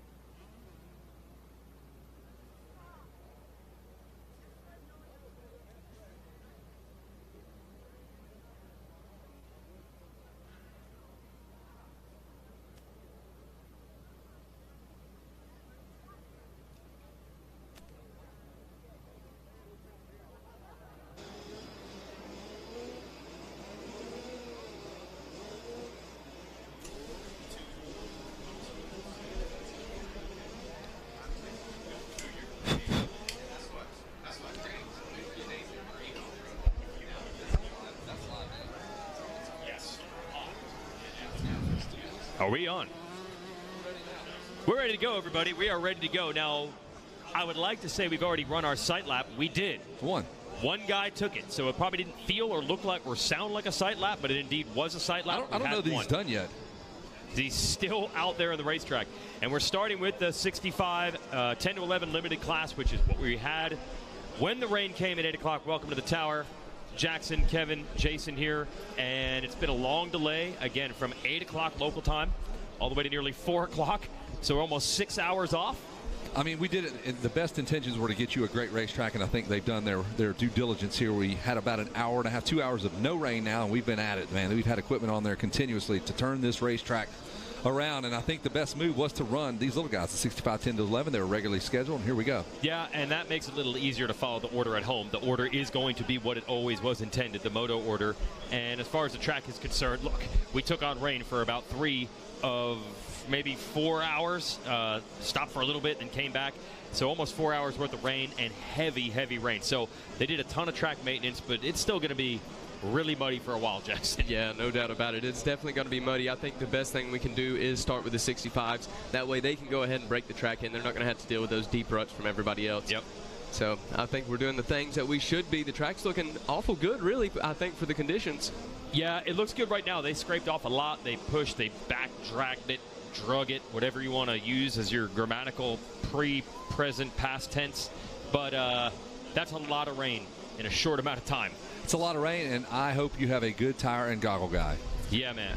Critical. Yeah, whoever doesn't get the start, which is going to be 38 or 37, 39 bikes, going to be absolutely covered. But that is part of the game. We explain it all the time. The vision of this event, the 3-moto format spread out over a week that Dave Coombs came up with, that was part of the idea, that you're going to have to win in a variety of conditions, because if you turn professional, you're going to have to perform under a variety of conditions. So make no mistake, this is going to be a mud race, and we are back after a 6-hour delay. Monster Energy AMA Amateur National Championship resumes here on a Thursday afternoon with the 65 10 to 11 division. And a big shout out again to Jeff Russell and his crew for getting this thing turned around. We got everybody through the first turn okay, and the whole shot's going to go to Luke Roche out of Rhinebeck, New York.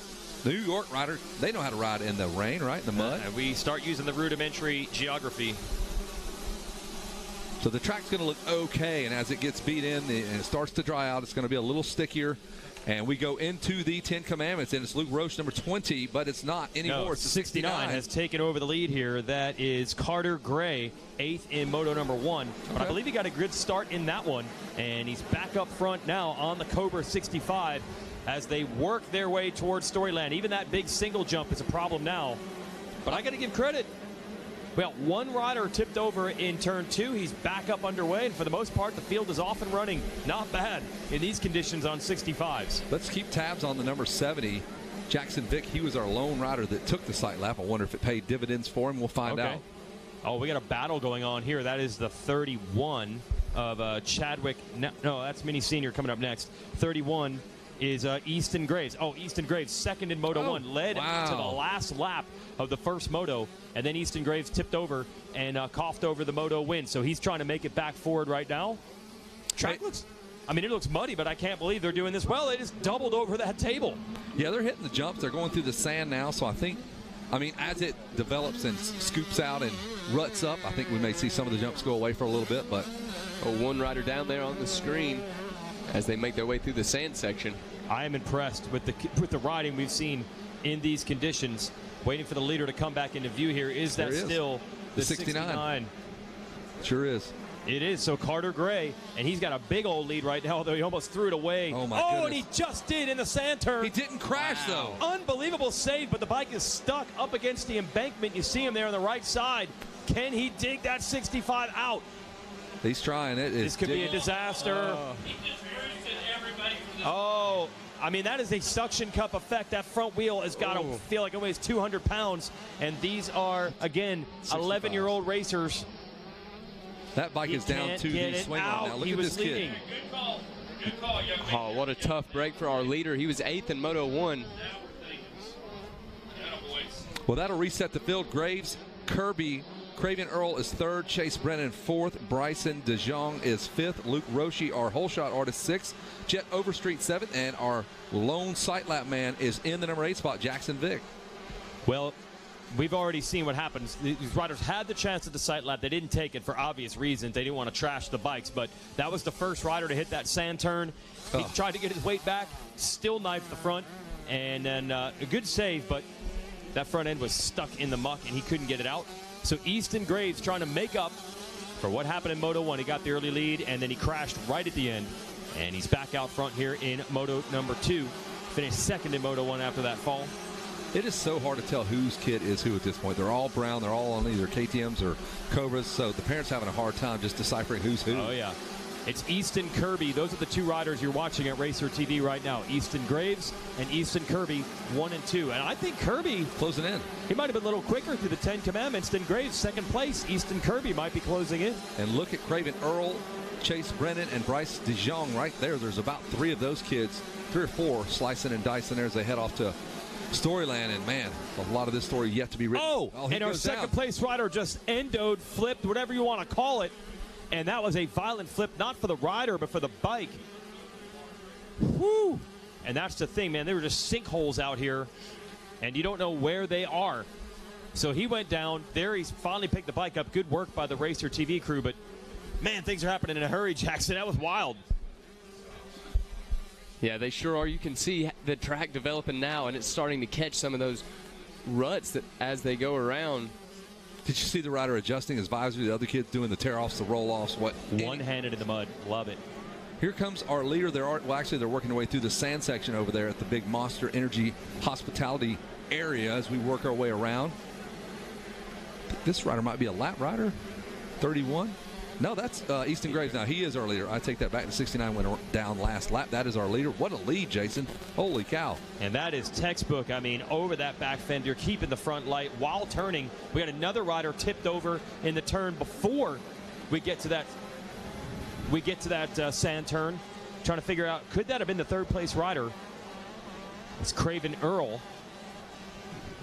We'll see if he's still in what would be second place. He was third, then Easton Kirby went down. So let's reset the order in a moment when they get back past the finish line. But right now, Easton Graves showing you how you ride in the mud. And is it already 2 laps to go? It is. I see a 2-lap card. No, it's just sitting stable. Okay, that is in the holster. We've got 10 minutes to go. Amazing. Yeah, that was quick. Prayers up to our people trying to score this race by hand. That's not going to be easy. No, we backed this up by hand. The folks over there on that scoring booth, and man, that's a tall order. Jackson Vick is second. Yeah, Jackson Vick, saw something off the start with him. Yeah, well, he's the guy that took the sight lap. So, I mean, he was in 8th, and now he's up to 2nd. So, I don't know if Jackson knows how to ride in the mud. Sure looks like it to me. And Talon Medaglia on the number 55 comes through next. Look at the lap time, 2:40 for him. Out of Canada. Got to imagine it's the Medaglia gang up there, the brothers who have done great things as pros. And he's up to 3rd on the gas. And you're watching them right now as they head toward the 10 Commandments. Down. And he goes down. So that's our leader, everyone Graves. having problems now. So Easton Graves goes down. No, that's Vic from 2nd. Where is Graves is so far out. He's at he's in Storyland. He's got a ginormous lead on these kids. So 2nd place, Jackson Vick is the one that went down in the 10 Commandments. Yeah, Easton Graves' lead is almost 30 seconds now. Wow, 1 lap. 2nd lap now, actually. 65 10-11s out on this racetrack. They are the first ones that get to dip their toe in the mud, Jason. And everything else, too. I mean, let me be honest, Kevin. It's not just going to be their toes that are getting muddy. It's going to be their face. Why would you think? Just their toes. It's not like they're dipping their toes in. It's like everything, dude. Toes. Have you ever watched a motocross race before? It's my first time, man. First time ever? Okay. I'm an apprentice, hoping to get on sometime, full time. Easton Graves, big lead because really everyone else, first of all, he's riding well. But we've had 3-4 riders in 2nd and 3rd place all go down at some point. Jackson Vick, the latest. Here comes Graves. He's going to fly right past us here in the announcer's tower on the 31 machine. Still got the goggles on. I wonder if they have that conversation. Look, at all costs, run the goggles as long as you can. Yellow flags are out. You're going to have to navigate around that. You got to watch that inside line. That deep sand where they pushed all the muck is on the inside of that sandy turn. That's where our leader went down on that first lap, the number 69. And that downrider that you're seeing in the Thor sweeper turn, I have watched him start and get stuck 3 times now as he's tried to get around that one turn. Section. In that one corner. Oh, man.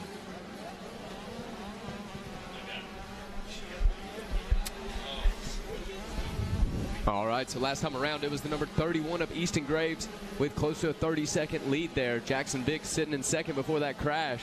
So that's going to put Talon Medaglia up into that number 2 spot and Bryce DeJong in that 3rd spot there on the number 81 KTM.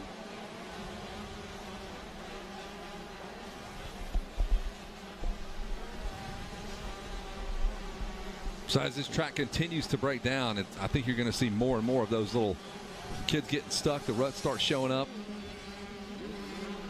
It is tough sledding right now for these kids. So Jackson Vick got to make his way back into that third place position. Only lost one spot. The Canadian Talon Medaglia second. Easton Graves, the lead is 23 seconds right now. Added another 5 to his lead that last time around because Vick went down. And Graves just putting on a clinic of how you ride in the mud. It's easy to say what he's doing, but I mean, he's riding standing up through most of this stuff, and that is not easy to actually do when you see how slippery it is out here. He's from Louisiana. I wonder if he just trains down there in the bayou, Jason. Literally in the bayou. swamps. Literally, it goes out there in the swamps. Why not? Puts a ski on the front of that bike. Get going. Robbie Madison. He's been doing Kevin Windham, runs across the pond just to get ready for this moment. On his feet. Running. Yes. Running. Come run with us. Amsoil. Oh, working their way through into Storyland. We got a battle on our hands. And I believe whoever that one rider is that carried the momentum around the outside, he's going to go for the double, headed into Storyland. They are doing it. Both those kids are doing it. I've seen a couple of them even doubling in the 10 Commandments, but if you don't land it perfect, it's a quick way to end your moto. Those things will get cupped out on the lower sides of the 10 Commandments, so we'll keep an eye on that. That's not going to be fun. They'll get rutted up. I'm interested to see how many people actually do elect to take those sight laps. Like, as this track is now raced in and got ruts in it, that's a toss-up, I guess. And, Kevin, there's a lot of strategy going into that. One rider all the way on the outside. His bike was carried to the start line. Rear tire had not touched the soil. Thing was fresh as could be. Waiting to get started. Because you're only supposed to have one person per bike. I guess the rider and the mechanic walk that machine floated. Not bad for an 11-year-old. Right. Lift that bike up. Impressive. It would be awesome if you could see the numbers. I believe that's still our leader coming. The 31 should. Yeah, your leader is just coming across the finish line, I believe. Okay, so that is 70 and 55. That's still Medaglia and Jackson Vick. That is the battle for the number 2 spot. So the sight lap paid off for Jackson Vick. Didn't hurt him anyway, I should say. Top 10 off the gate. And that's a bold move. That just goes to show the confidence of the number 70. There's 42 riders, and you're the one guy that decides to go out there. Absolutely. Sticking to your plan. Right. And they'll come past the finish line, and we are about 3 minutes to go, man. This moto has kind of flown past. 3:43 to go. They should see, or probably already do see, the 2-lap board. And that is T-Dag's son. That's Tyler Medaglia's son there. It's my man Ryan Gauld up in the Great White North for giving us the info. So Talon Medaglia and Tyler Medaglia, great pro, raced some GNCC, raced pretty much everything up in Canada and the U.S. Son in second in that battle with Jackson Vick right now. Chase Brennan. He's only 1 second behind Vick, at least according to scoring and timing. Well, they were going at it as we saw them go across that finish line. Vick had second, fell down. He's trying to get him back. And 3 minutes to go in this one. Is that a legit 2-lap card now? The 2-lap card is out. Their card. hand is touching it. All right, I'll go down. We'll see how this podium turns out here in the wild conditions to get some stories to the podium. Good job, boys. I mean, really, that was better than I thought it would be. No doubt. I mean, we thought it'd be full-on paddling. Guys were doing jumps. It was pretty good. Yeah, good job. We're talking about the kids on the bikes, not us. No, not the announcers. You guys are terrible. Oh, good job, boys. No, it was the kids on the bikes. They did do good. Not a lot of kids stuck deep in the ruts because they haven't really had a chance to really rut it up yet. We've had little tiny 65 tires on it, but give it time. We've got the mini senior 112 to 14 coming up next, and we will highlight that moto here in just a moment. But I'll tell you what, Easton Graves has been solid. I have not seen a bunch of kids just tip it over. That's normally what you see, bikes stuck standing up without a rider. Pretty great job by these kids getting around this wet motocross track as the 2-lap board continues to show for these riders. White flag will come out next. First moto of the day, or second moto I should say, and we did it around 4:30. So we will stick to the numbered schedule, so don't go by the times, just stick to the numbers here. We're going to play the numbers here. We've got mini senior 112 to 14 next, and the last moto I believe will be on the gate at 7:30. I believe that was what we were told, cutting laps or cutting times from 20 to 15 minutes. And 15 minutes in conditions like this is plenty difficult. 100%. So these kids have been anxiously awaiting what the call was. Like, they weren't sure if they were even going to race. Dad had to get that bike prep regardless, so they were just sitting on go. Obviously, a mud prep was in order for this one. I mean, I would say 20% of your race is probably attributed to how you set your goggles up, the bike up. Oh, no doubt about it. There's our leader, the 31. Easton Graves has led this from wire to wire. I think this will be 2 out of 3 moto wins. Has one of the terrible towels there on the back there to wipe the goggles clean if he needs it. Yeah, vision oftentimes the primary focus when we talk about what's needed in mud motos, but you get a little bit of mud on your gloves, oftentimes even mud on the seats over on the GNCC side of things. They're the first things that get wiped off because you want grip as much as anything else. Did you go with hand guards as well? Is that what I'm seeing there on that little bike, little mini hand guard? Looks like it. Yeah, smart move. Deflectors. Smart move there. Look at him picking his lines, man. Way outside, going into the 10 Commandments. And look at doubling, that. Doubling again. Doubling again. Again. Nice. Somebody tell this kid it's muddy out there, because impressive. That is a solid ride right there through the Commandments, dry or wet conditions. 100%. Easton Graves riding past some of the riders that are down as he doubles through the 10 Commandments all the way through. Going wide again, staying out of that. I'm wondering if he watched that track prep and goes, okay, I'll watch where these guys are pushing some of the muck. If it's off camera, it's going to tend to show up on the insides of these turns. Him and his dad probably had a legit long conversation about all that. Way back in Storyland, feet out, trying to get himself through Easton Graves. And Graves has been up front the whole time, but it hasn't always been pretty. We've seen the feet come off the pegs, a little bit of paddling here and there, but overall, really solid. Doing whatever it takes there on that KTM jet ski. Doubling that, yep. KTM making their new watercraft debut here with us. And Graves got second there in his first moto, so if he's able to hold on to this one, that'll give him a 2-1 score, put him in the lead of this championship. And remember, he was leading that moto. He fell on the last lap, so Graves knows all too well what can happen on the last lap. Probably the best section on the racetrack right here is the sand. That particular sand. The sand over here is a little deeper, over here towards the finish line, the big sweeper. So that's probably the only chance these kids get to relax. Here he comes. He pops in the view there, hops over the step up. I mean, he is all business over the little step down here. Now, if he would have sent that, I'd have been like, oh, all bets are off here. Come on, kid. Around the big sweeper. Watch that inside, man. We saw what happened to the early race leader, number 69, the white flag. The white flag is already out, so I guess he's going to get the checker flag. Easton Graves in the mud, the rain. He is going to nail down a moto win. What an awesome ride for Easton Graves. Unbelievable. And that is a pretty strong lead there that he was able to manage.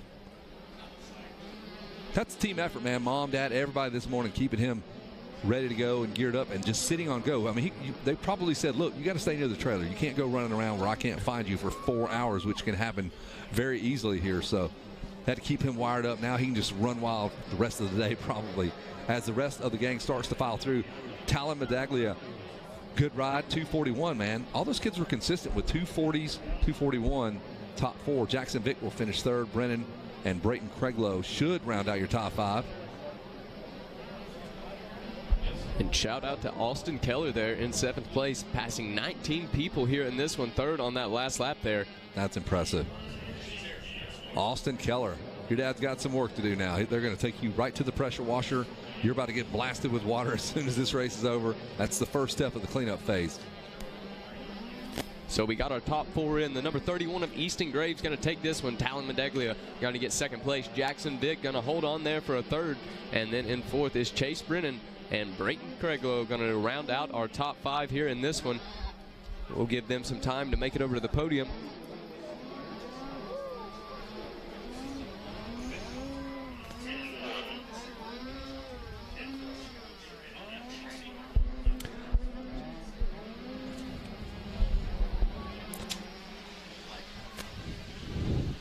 So that was race number 10, 65cc 10 to 11 limited. Up next, we got Mini Senior 1, 12 to 14. Following that will be Masters 50 plus and 125 Junior, 12 to 17 BC.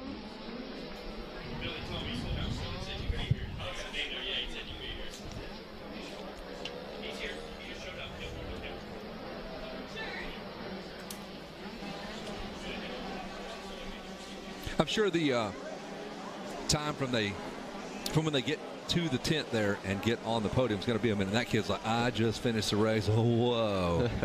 I am so tired. I got so much mud, man. Did you see that? Did you see this, Dad?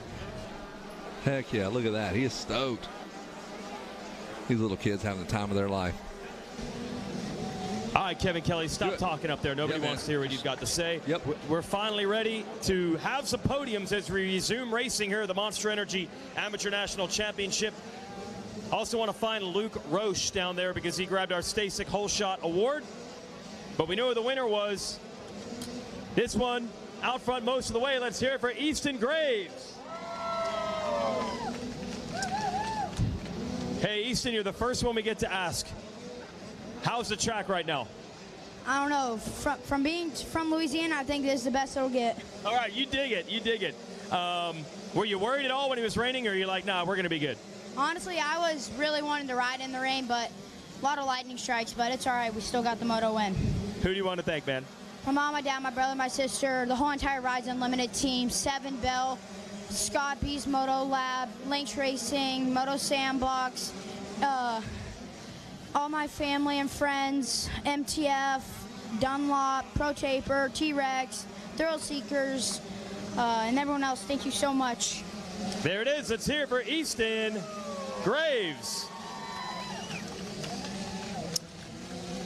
And he's sitting pretty in the championship chase as well. We're going to bring up second place to Canadian. I'm going to call him T-Dags 2. Let's bring up Talon Medaglia. And he's going to grab the silver. That's a big battle between Jackson Vick, but he ends up in second. Let's hear for Talon Medaglia. You're the new T-Dags, Better than Dad. Got to put that around your neck, though. It'll look good in the photos. Here you go. Did you have a bad start? Where'd you come from in this moto?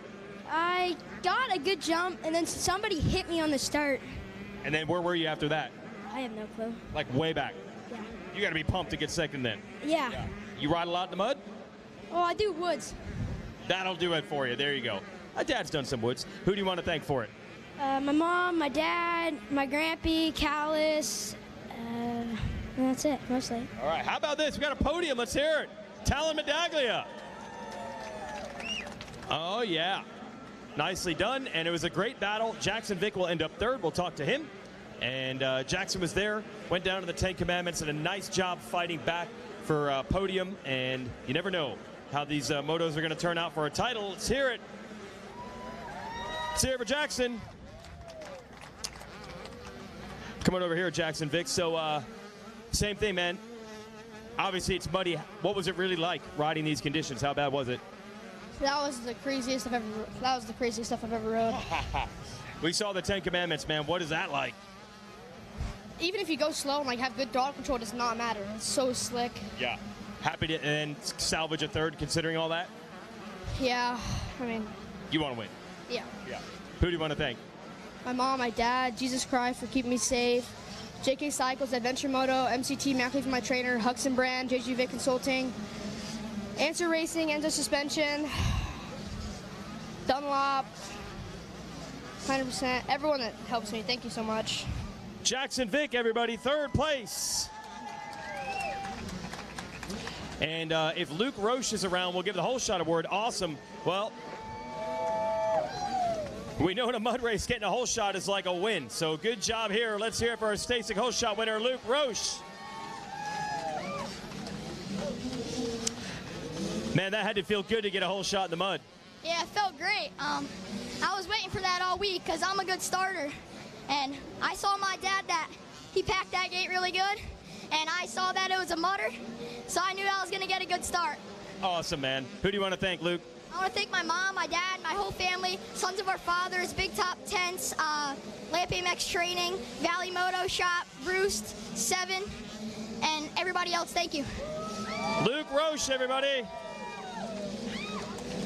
Good job. You can keep that, and that's going to be a wrap. We got one mud race down, more to come.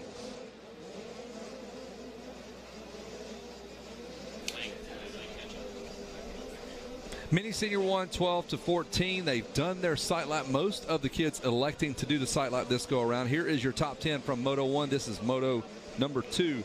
Finishing in the number 10 spot, Oklahoma rider number 19, Austin Camden. Your 9th place finisher out of Missouri, Kane Balacina, number 44. 8th place finisher, Florida rider number 26, Carson Wood. 7th place finisher would have been South Carolina native Kevin DePino on the 52 machine. 6th place finisher aboard the KTM out of Wisconsin, Brody Barth. Here is your top 5 as we get ready to roll. It would have been Colorado rider Colby Lassar, 4th place rider Murrieta, California, Vincent Way, number 27. Here was your top 3 as we can hear the starting line come to life. It was Cole Blecka. 2nd place finisher was Florida rider Jonathan Getz, and your winner was Jace Wolf. And we are just about ready to watch this gate drop. The frantic packing of the gate while the son or daughter was out on the track doing their sight lap is over. You can see those Husqvarnas jockeying for position. Perhaps Vincent Way with the whole shot. It was the 27, way back on the bike, putting all the pressure down on that rear tire for the moment. What happened? Way back. Must have went down. Way was out front. So Vincent Way had the whole shot, and they credited the number 27 of having the whole shot, but he has since had some problems here. Vincent Way having some problems in the first moto here of Mini Senior 1 as well. I think it's Dakota Baker maybe on that 65 out front. There it is. There's the 26 of Carson Wood on the Kawasaki. Oh man, it's chaos here in the off the side of the 10 Commandments, just before the 10 Commandments. Getting a little rowdy here in this Mini Senior 1, 12-14.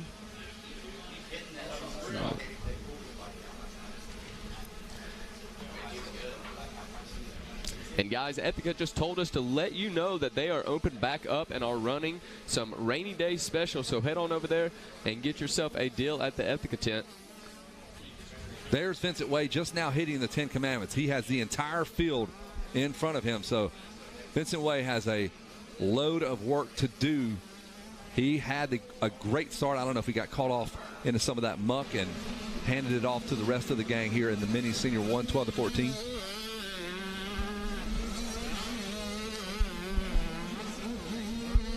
Our leader's about to hit the stretch right beside the announcer's tower.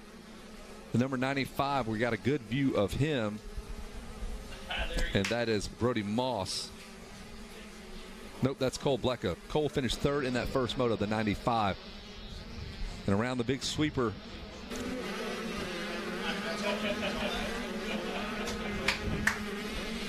waiting for this thing to populate here. Really tough to see the numbers, obviously. Mom and Dad at home like, I know who that is, Dakota Baker, your leader. It is not Vincent Way in 2nd. He's going to continue to bounce down this board here. Cole Blecka, the 95, the rider we saw earlier. Carson Wood, the green Kawasaki. Lassar. So it's funny, man. The top guys have made it through the gauntlet of the first lap. Lassar on that number 11 machine. He finished top 10. He was 5th. Jace Wolf, our leader from the last race for this Mini Senior 1 class, is now in 7th. It's not bad, man. It could be a whole lot worse considering all of this mud. And Kevin, that's what we talked about all week. If your bad moto is something like a 7th, you're still in the running. You got to back it up with a 1st or a 2nd. Man, really easy to pick up that green Kawasaki in a sea of KTMs out there. The 95, Cole Blecka, going through those 10 Commandments, trying to track down our leader, Dakota Baker. Carson Wood still hanging in there in 3rd. Lassar trying to close in. There's Wood feet out on the 26 machine. Lassar, a bigger kid, and that may pay dividends in the mud anyway. Yeah, he had the whole shot. And then just from 10 feet. So that's what you're watching. Wood, Lassar, and Austin Camden. All these kids players in the first moto. So very unusual, except for Vincent Way. We'll try to keep track with where Vincent came through, but he came through in 36th place in that first lap. So you know he is getting busy right now. There's Wood still fighting off Lassar, actually pulling away just a bit.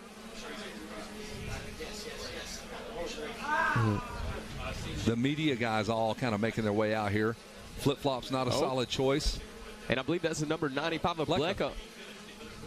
Yep, you are right. Riders continuing to fly past. There is Jonathan Getz on the 22 machine. Jonathan, one of the only riders that we haven't really talked about, but he's inside the top 10 now. Well, it was wild right there, Vincent Way. I call he had a great start. Unbelievable start, and then I didn't see it, but asked Jason Crane there a verb. They got the shot. I mean, he just washed the front end, and then both wheels just came into turn 1 too hot, and that takes him from first to 36. worst. And now 36th place trying to mount a comeback.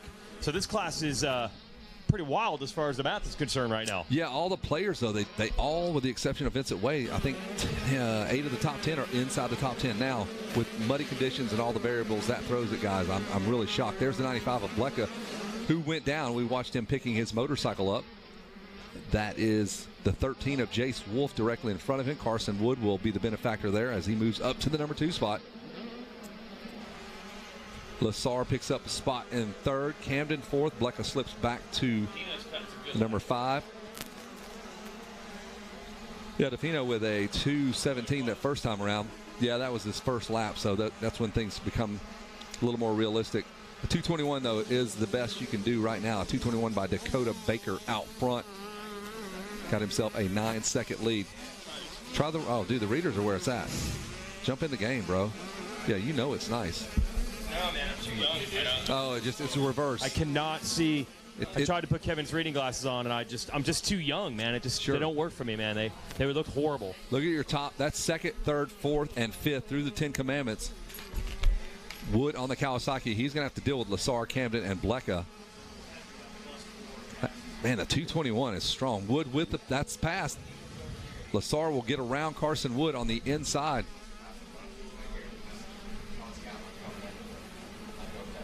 And speaking of fast lap times here, I'm looking towards the backside of the top 10, and Caleb Wood running a 2:23 back there in 9th. Last time I saw him, he was sitting just about 14th or 15th, so one of those GNCC riders taking the most of the wet conditions right now. Well, look at the 3 guys that were in the hunt. You've got, like you said, Caleb Woods passed 4 riders, and then passing 11 riders is Brody Barth in 2 laps. He's come from way back in the 30s now to climb just inside the top 20, so killer boots, man. Brody Barth trying to attack this top 15 now, but we are watching Carson Wood attack Colby Lassar.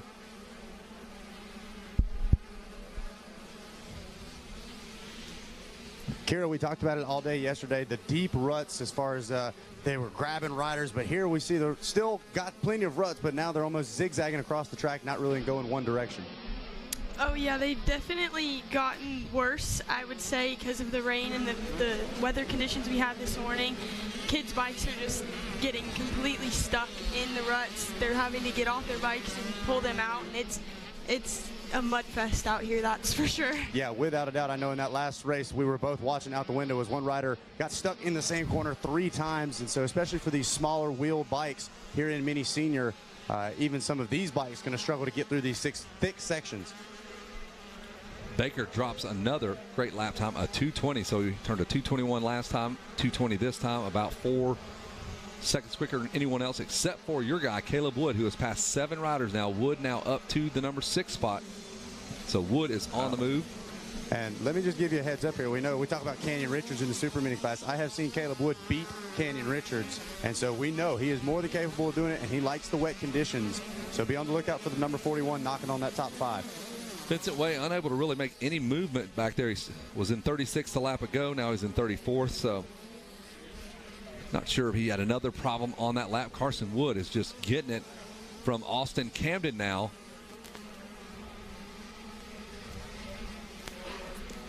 Or is that Colby Lassar? That is. Has he gotten Woods. around him? Woods got back around Colby Lassar.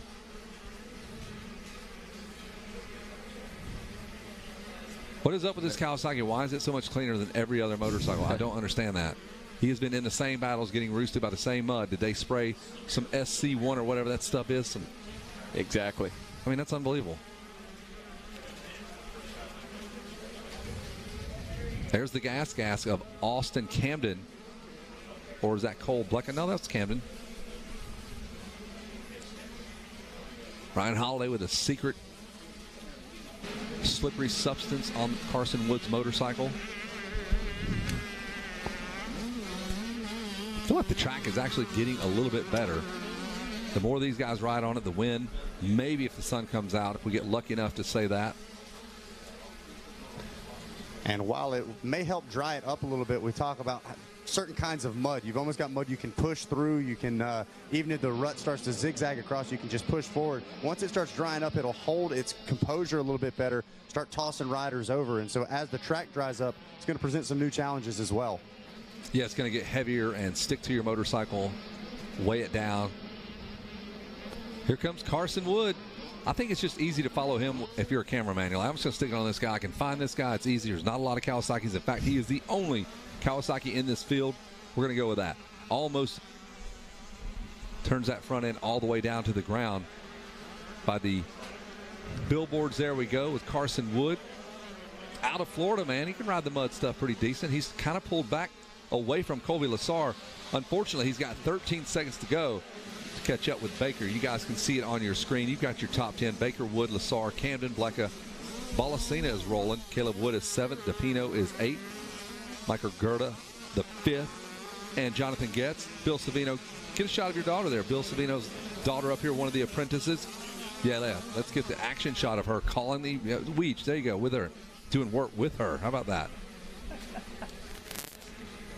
Beautiful. One rider going off track there. I believe that might have been Lazar.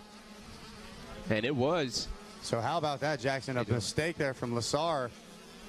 Not what we are accustomed of seeing, even in this race right here. The number 11 has been super strong.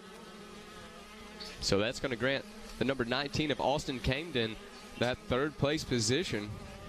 And what could be a quick tip over in dry conditions turns into be a major incident here in this mud. Like we said, it's kind of thick, grabbing the riders and making it really difficult to get the bikes unstuck from this soil. So this is wild. We knew the mud race was going to cause some crazy math.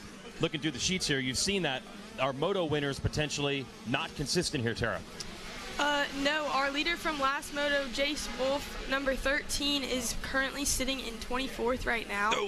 And our leader of this race, Dakota Baker, on the number 65, was 15th in the first moto. So Carson Wood has to be a favorite here in terms of points. He got a 5th, I believe, in the first moto. Top 5, right? Number 26. Fourth, so a 4-2. Eighth. Eighth. Way was 4th, yeah. Carson Wood 8th. Oh, man. So who is actually looking good in this class? Where's Colby Lassar? Look up the number 11 there and see what he did in Moto 1. He is in 3rd here. Blecka was in the mix. Kane Balacina was in the mix. So what do you got for... finished 5th in the first moto. So that would be 8 points for him. Okay, Austin Camden, the number 19. Where did he end up? 10th in the first. What is going on in this class? This one is up in the air. All right. Next up, Cole Blecka running 5th. Where is he on the 95? What was he in Moto 1? That might be our guy to lead the points right now. Cole Blecka was in 3rd, so I believe. That's like a tie. Yeah. We got 2 riders with 8 points. So when we get into that final moto, I mean, someone getting a 5th instead of a 7th could end up making the difference in this one. Tough one for Dakota Baker. I got to head down to the podium here because we got 2.5 minutes to go, but way back in Moto 1, title might be out of reach for him, but still looking for a gold. So there, you got the math part dialed. Good luck, though, when we do 3 motos. It's going to get even crazier. So Kira Vincent Way going to gain 5 spots that last time around. He has passed 13 people in total in this race. And shout out to Brody Barth there in the 15th place position there on the number 16 KTM. He has passed 18 people here in this moto to get himself up in that 15th place. Way is running a 2:25.3 lap time, so he should be making up time on all the riders and moving his way through the pack. And that's impressive to see Way still able to run that fast of a lap time deep in traffic. We know he's probably got some lap traffic as well as a group of riders right in front of him. And Zach, we say it all the time, how much it slows you down when you start battling with those riders. So like you're saying, quite the feat he has been able to do here. And Kira, just like we were talking about yesterday, the number 27, aggressive on that motorcycle. He makes the passes happen when he catches up to the riders in front of him. Oh yeah, definitely. He just moved up to 21st now. So there we go. Vincent Way still on the move. The number 27 not giving up yet. And that's a testament to the character there. We know Vincent's had some good results in other classes. I suppose you could pull off. Hey, you were down in the first turn. Doesn't look like you're going to have a solid or as solid of a result as you would like to have. But number 27 not giving up. He's going to ride this thing all the way to the checkers. He definitely is, and we've seen that from him in all the other motos he's raced this weekend too. I think he went down in one of his ones yesterday, and he made his way back through the pack and finished, I want to stay on the podium. Yeah, I Yes, believe he he did. was able to come back to a podium spot there. So a lot of heart coming from the number 27, Vincent Way. Having a little bit of issues in Moto 1 and Mini Senior 1 as well. And we talk about it all the time out here at Loretta's. It's not a question of if you're going to make the mistake, but what that mistake is and how you're able to respond to it, because it seems like at some point throughout the week, everybody has some kind of issue. And Kira, you'll see some rags hanging out of some of these riders. That is so that they can pull those rags during the moto, wipe their hands off, get that grip. If they go down, their grips get covered in mud, and it makes it very hard, very slippery. So the rags will come in handy for these riders. Definitely, and I've even seen some kids taking their goggles off halfway through the moto because I'm sure they ran out of tear-offs. So. Yeah. It's also you can throw in the towel if you just want to quit. You just throw that thing down, and that's what I'm used to that. Another trick of the trade is put how to quit professionally with honor. Mm-hmm. You'll see some of these riders also with that extended visor try to put that head down, keep those goggles clean so that you don't run out of tear-offs out here, because that is a bad spot to be in with no goggles. Yeah, everybody knows there's all those old tricks, you know, sticking the foam everywhere, the spraying the bike down. There's a tire selection that comes into play. Extra pair of goggles, sometimes you keep those with you. Another motor on your back. Perhaps you throw that in the backpack, race with an extra motor. Slap that on there. So on screen we see the number 65 of Dakota Baker. That is your leader. He had about a 21-second lead last time around. Not far behind him in second place is Carson Wood. In third behind him we have Austin Camden. In fourth, Colby Lassar. And then rounding out our top five, we have the number 95 of Cole Blecka. I mean, KTM strong in this class. Look at all the orange on our screen here. They absolutely dominate the entries in this class. Sprinkled in are a few Husqvarnas and Gas, and I believe one lone Yamaha, one Kawasaki. One Kawasaki, one Yamaha. The Kawasaki's doing pretty well Yeah. up in second. Ryan Holiday picked the right one for this one. Carson Wood, I believe out of Zephyr Hills, Florida. Top 10 finisher in our first moto, so we've got some math to do. We'll worry about that in that third moto. Thankfully, this computer does it all for us real time, as the two-lap board is already out and the checker flag is out as well. Baker's already come through. That's how behind the times we are. Dakota Baker will grab that win on the 65. And this is going to be a wild one to try to figure out for the final, their third and final moto, man. The mud moto, man, it's going to be the X factor here. And this is where the track starts getting a little heavier, a little thicker. The 10 Commandments now are rutted out in all the lower spots there, so. In second, we have Carson Wood finishing out this moto. In third, we have Austin Camden. Still waiting for Colby Lassar to come through. Officially in fourth. And there's Blecka, Wood. And as we get a look at our top six there before we send it down to Jason Wygant, I want to bring in Sean Smith here with Arena Cross. We were talking about it earlier. I don't think you've ever had an Arena Cross race flooded out quite like this, have you? We've never had one flooded out. We did have one in California in 2018 under the rain. It was a mutter, but we've never had one canceled.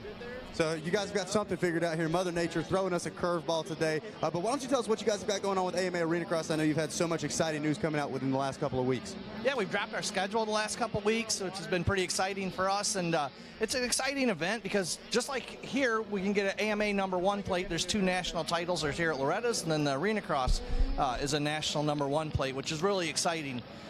And this year we've changed our format around, so our national championship is going to be in January in Oklahoma, Guthrie, Oklahoma, and it's going to be a one-time event, so you can come for one race in Oklahoma and win a national championship. And it's even cooler, we've got 14 rounds that the pros are going to race. We race everywhere from, we're going to be in Boise, Idaho, to Daytona Beach. Fayetteville, North Carolina, that's my home race. Fayetteville, North Carolina, Daytona Beach during bike week. We're going to Las Vegas for our finals. You need to come. It's going to be a big party afterwards. I was about to say, you're telling me you've got racing going on at Daytona during Daytona Bike Week. What more can you ask for? We're gonna kick off Daytona Bike Week and race with us on Thursday, watch the Arena Cross on Friday, watch Supercross on Saturday, and race the Breaky Carmichael on Sunday, Monday. Be there or be square, basically, is what we're saying. That's right. And I guarantee we won't get rained out on that Thursday or Friday. So we know Thursday's not going to get rained out. Well, that is awesome, Sean. So glad to have you up here in the tower. Jason, we're going to send it down to you on the podium. Yeah, thanks. Check out Arena Cross, everybody. That's a great way to get through when you have conditions like this, not having any rain races, as they say. But it didn't bother this guy at all. They are elated down here. Dakota Baker, a moto win at Loretta's. Is this you, or is this mud? Do you love mud, or does this just work out, man? How did it go for you? Oh, dude, the track was sick. Dude, I live in Indiana. It rains like twice a week. The track's always like this, so yeah. Oh, man. So when you knew you were going to have a mud moto, you were pumped. Oh, yeah, for sure. What's it like? You got a gold medal at Loretta's, man. Dude, it's unbelievable. I did not think I'd ever be up here, man. It just means the world to me. Awesome. Who do you want to thank, Dakota? I'd like to thank Chad Watts for everything, man. He tore my bike down to the frame last night, rebuilt it. Just thank you so much. I thank my mom, my dad, the man up above for keeping me safe. Spikes, Motul, Factory Connection, SSR Training Facility, or Chad Watts. And yeah, everybody else you got. Thank you so much. Dakota Baker, a moto winner at Loretta Lynn's. That's awesome. I mean, they are ecstatic down here. This championship is absolutely nuts. You can go clean up, chill out, whatever we define it in muddy conditions. I don't even know, as far as the title is concerned, where we're going to end up here. Second place in the moto goes to Carson Wood. He's one of the many contenders. Our first moto winner, rough race. Our second moto winner, rough. First moto, so who knows how it's going to turn out in Moto 3. Come on up, and we will hand out the silver to Carson Wood.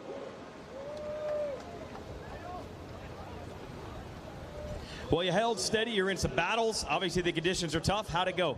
It went good. I got a good start. I pulled the whole shot, but wait, no, I didn't. I got like third, but I went into the 10 Commandments, and I messed up, and then I got passed. But I made the pass up to second, and just rode from there. Moto 1, were you eighth? Eighth Moto 1? Yes. You might still be able to win this title. Can you believe that? 8-2 with the way it's turned out. Who knows, man, right? Oh, yeah, I hope so. All right. Who do you want to thank? I want to thank my mom, my dad, Monts Energy, Kawasaki Pro Circuit, Nick, my mom, Ethica, Renthal, Dunlop, Fox, Oakley. Thank God for keeping me safe. Thank you. All right, Carson Wood, everybody, your runner-up. In this mini senior class, I got Austin Camden third. And if Vincent Wade's around, we'll give him the whole shot award. Tough break for V-Way there in that one. But where's Austin Camden to hand out the bronze? Camden ends up third in this one. Again, championship is wide open in this division. Where's our third place finisher, Austin Camden? I've got the bronze for him. Behind me, meanwhile, looks like a couple of riders did choose to take their sight lap. And we'll see if that pays off for them. So we got a couple riders out on a sight lap on the big bikes.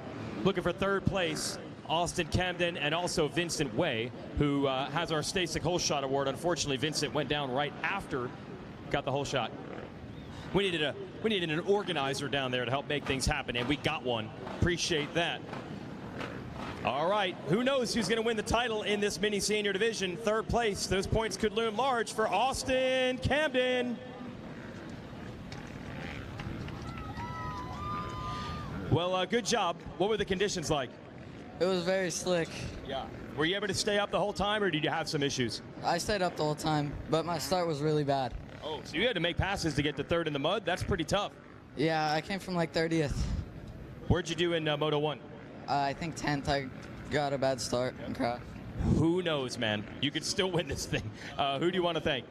My mom, my dad, my sister, all my old trainers. Shannon. These would take a lot out of you. Okay, keep going. Yep. Shannon Ide, Daniel Blair, Jeff, Jessica Patterson, 100%, 60, Mun Racing, ODI, and everyone else I forgot. Thank you. Austin Camden, everyone, taking third.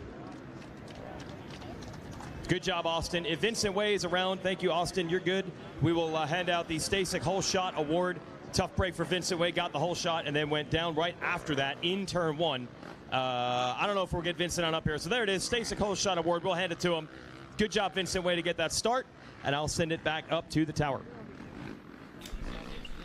All right, thanks, Jason. Race number 12, Masters 50 plus. About, I'd say, 20% of the class went with the sight lap. Everybody else gonna lay low. Maybe not even that many. maybe 8 or 10 guys, but we'll have a look at our top 10.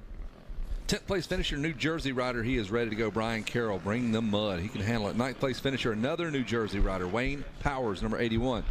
8th place finisher, Gabriel Guardado, out of Mexico. 7th place finisher out of Columbia, South Carolina, Frank Koenig. 6th place finisher, Yamaha rider out of Texas, Michael Gage. Your top 5 look like this. Another Texas rider, Gary Benton, number 26.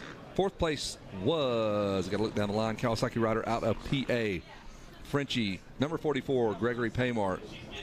And here is your podium. Our 3rd place finisher was Suzuki rider Barry Karsten, who is chomping at the bit on that number 28 machine to get out here on this racetrack. 2nd place was Mike Brown. He had the blown out wheel, and our winner was the number 47 out of California, Jeff Emig. So we'll see how this all shakes down.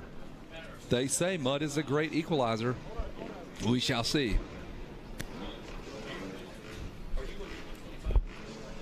So we've got our riders back from the sight lap. Let's see how it all shakes down. Maybe we can grab a celebrity guest. See if he can jump in here with us. Maybe Kevin Wyndham. Not quite old enough to ride this class, but he's old enough to been spotting it, though. He's got eyes on Brownie, and he knows. He knows. He's been on a dozer for most of 24 hours, basically, out here at the ranch. This is kind of like 2002, where you watched Ricky Carmichael do his thing, and you know what? I'm coming back. I'm coming back, and I want some wins in 03. We're trying to talk him in to come back and actually race this thing. He's got to clear it with Dottie. I understand.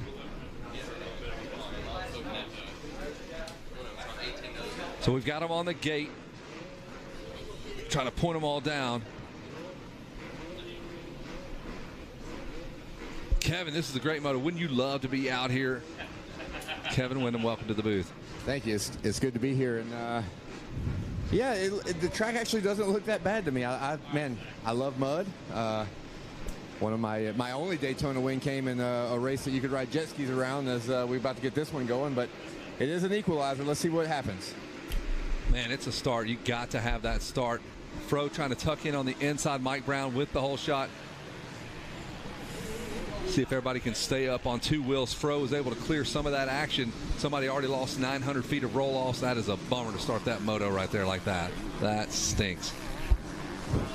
Heading into the 10 Commandments, the cleanest motorcycle right now is the number 1, and that is, of course, Mike Brown, the 44. Frenchie will lose a spot to Emig, who's trying to size up these 10 Commandments.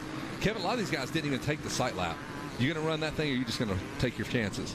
Seems to be working pretty well right now for the number 1. I think he had his plan of attack. Let's get out there with a clean motorcycle, shoot off the starting line, try to get the whole shot. And, you know, this is an equalizer, but let's don't forget where Jeff Emig's from, California. It doesn't rain a lot there. Let's see if he can master these conditions. But, man, the guys have done a great job getting this track prepped. And I believe Mike Brown is from where? Tennessee, maybe? He might know his way around. I'm going to go with anywhere that it rains more than California. Right on. And I think you'll highlight that maybe a disadvantage is that 2-stroke now is when you'll see peak 4-stroke superiority out here on this racetrack. That's exactly what I was about to say. Fro out there rocking it on the 2-stroke. And while it looks, sounds, and smells good, it's probably not the best for these type of conditions. Listen, he's going to be working that thing out of the corners, KW. He's going to be down deep in those rods, and going to be a big advantage for those 4-strokes just to use that low-end torque. Going to be much easier, going to be more efficient. Browning's going to use way less energy. It's very similar. Not to throw it back to 03 again, but KW on the 4-stroke. Saw it done. Right. I will tell you, Jeff looks like he's got a little pep in his step right now, though. He doesn't want to let the number 1 go just yet. Oh, yeah, when you got that 1 in that moto, listen, that's that motivation right now. And as long as he can hang in there, he's going to, man. There's no question about that. And he takes great pride in the machine. It's so he funny. does. Talking to him on the podium, he said, yeah, you know, I'm going to have Brownie break another wheel to be able to have a chance. I think he was lying. I think he's got a little spark, a little fire in him. And I know he's got a shot at this plus 50 title right now. Hey, check out Barry Carson. What is hanging off of his motorcycle right there? Barry Carson he needs that. Look. Oh, no. Look at Barry Carson. He's got stuff hanging off that motorcycle on camera there. The fork legs are just flopping around the Dude, he will stop and pick those up. Yeah, He's keep not them. going to sacrifice those fork legs on the track. Oh, no, and he's yeah, making passes absolutely. anyway. The back. Here he comes, Barry Carson out of New Jersey. Look at Look at this. Riding exactly like we. But what's he missing? A fork? Yeah, there it is. Yeah, for sure. Yard sale. Oh, he's Nice. going to be not happy about the expense he's going to incur no. to get a new fork leg. Did we bring Wyndham up here? Because he's a young man. Too young for this class, Kevin Wyndham. You're too young. Only by about 4 years. Doesn't matter. It is a great opportunity with this wonderful view here to check out my competition in years to come. And Weeds, they told us we'd never get him back on the track. Dude. No Getting question. us excited we right had, now. We had him on the track last night in a D3. Out there grooming last night, taking over for Rod Yenser, man. We were bench racing, Kevin Kelly and I, about Kevin Wyndham, because all we do is talk. We don't actually do like Kevin Wyndham does. As Barry Carson makes more moves, you might be the highest end guy to get in a dozer on this track. You might be the highest end racer we've ever had getting a dozer on this track. So that's some sort of award there. Congrats. I appreciate it. And it had to work for 2023. 2024, we don't know yet. But we're still hyping it up. We still don't know about 2024. But my wife, when I told her I was coming to race this year, she said no. If I wanted to get on the track, it had to start with a D3 and maybe next year up to a 450. I love it. I love it. You I got to hyping start with us a up, Kevin D3. Wyndham. Got to start with a D3, Weege. Kevin was very complimentary. He goes, yeah, man, the track looks actually really good. Of course, because he was the guy dozing it, right? I was on the night crew before the rain. The morning crew came out with the weather when the skies broke. And look, man, the track looks good. Look, the ruts are not as deep as they were, I think if the track were a bike, that's what that track would look like, is Barry Carson. Barry Carson's bike is representing the track conditions. Just stuff hanging and flying. Yeah, just whatever. Gosh. Hope that doesn't get caught in the spokes. Well, then Mike Brown leads Jeff Emick. Greg Paymart, old Frenchie there, is in third. And guys, I'm going to say this. I think this is the first time I've not seen Mike Brown grow a lead over the course of a lap. Still 4 seconds back to Jeff Emick. Emick is keeping the pressure on. Zach, to your point, look at the lap time. 2:11, 2:11, 2:11.7, 2:11.4. So hard to get a lead like that, right? I am impressed right now with the number 47. He is alive and well, and he can see the orange rear fender of Mike Brown. And our guy Paymart, he's in this thing for the long haul. He's looking at the long game as well. Frenchie on that number 44 machine. In that number 2 position, about half a lap. Now, Emick got by, tucked in behind him, going to try to follow some lines. Yeah, Emick's doubling through the 10 Commandments. I mean, you're right. That's about as racy as he's looked all week. Did you hear Paymart? He told us his strategy for the week on the podium Yes. at Moto 1. Yes. You take it easy in Moto 1, and then you take it easy in Moto 2, and then you take it easy in Moto 3, and then you go home. That's what he said his strategy is, our third-place rider. That's how you do it in 50+. That's a master if I've ever You heard. like that? That's a master class. Take some notes, K-Dub. Oh, shoot. Take this one. Emick on screen there. It does look like he lost a little bit of time right before he came into Storyland. I saw him get close to one of those lap riders.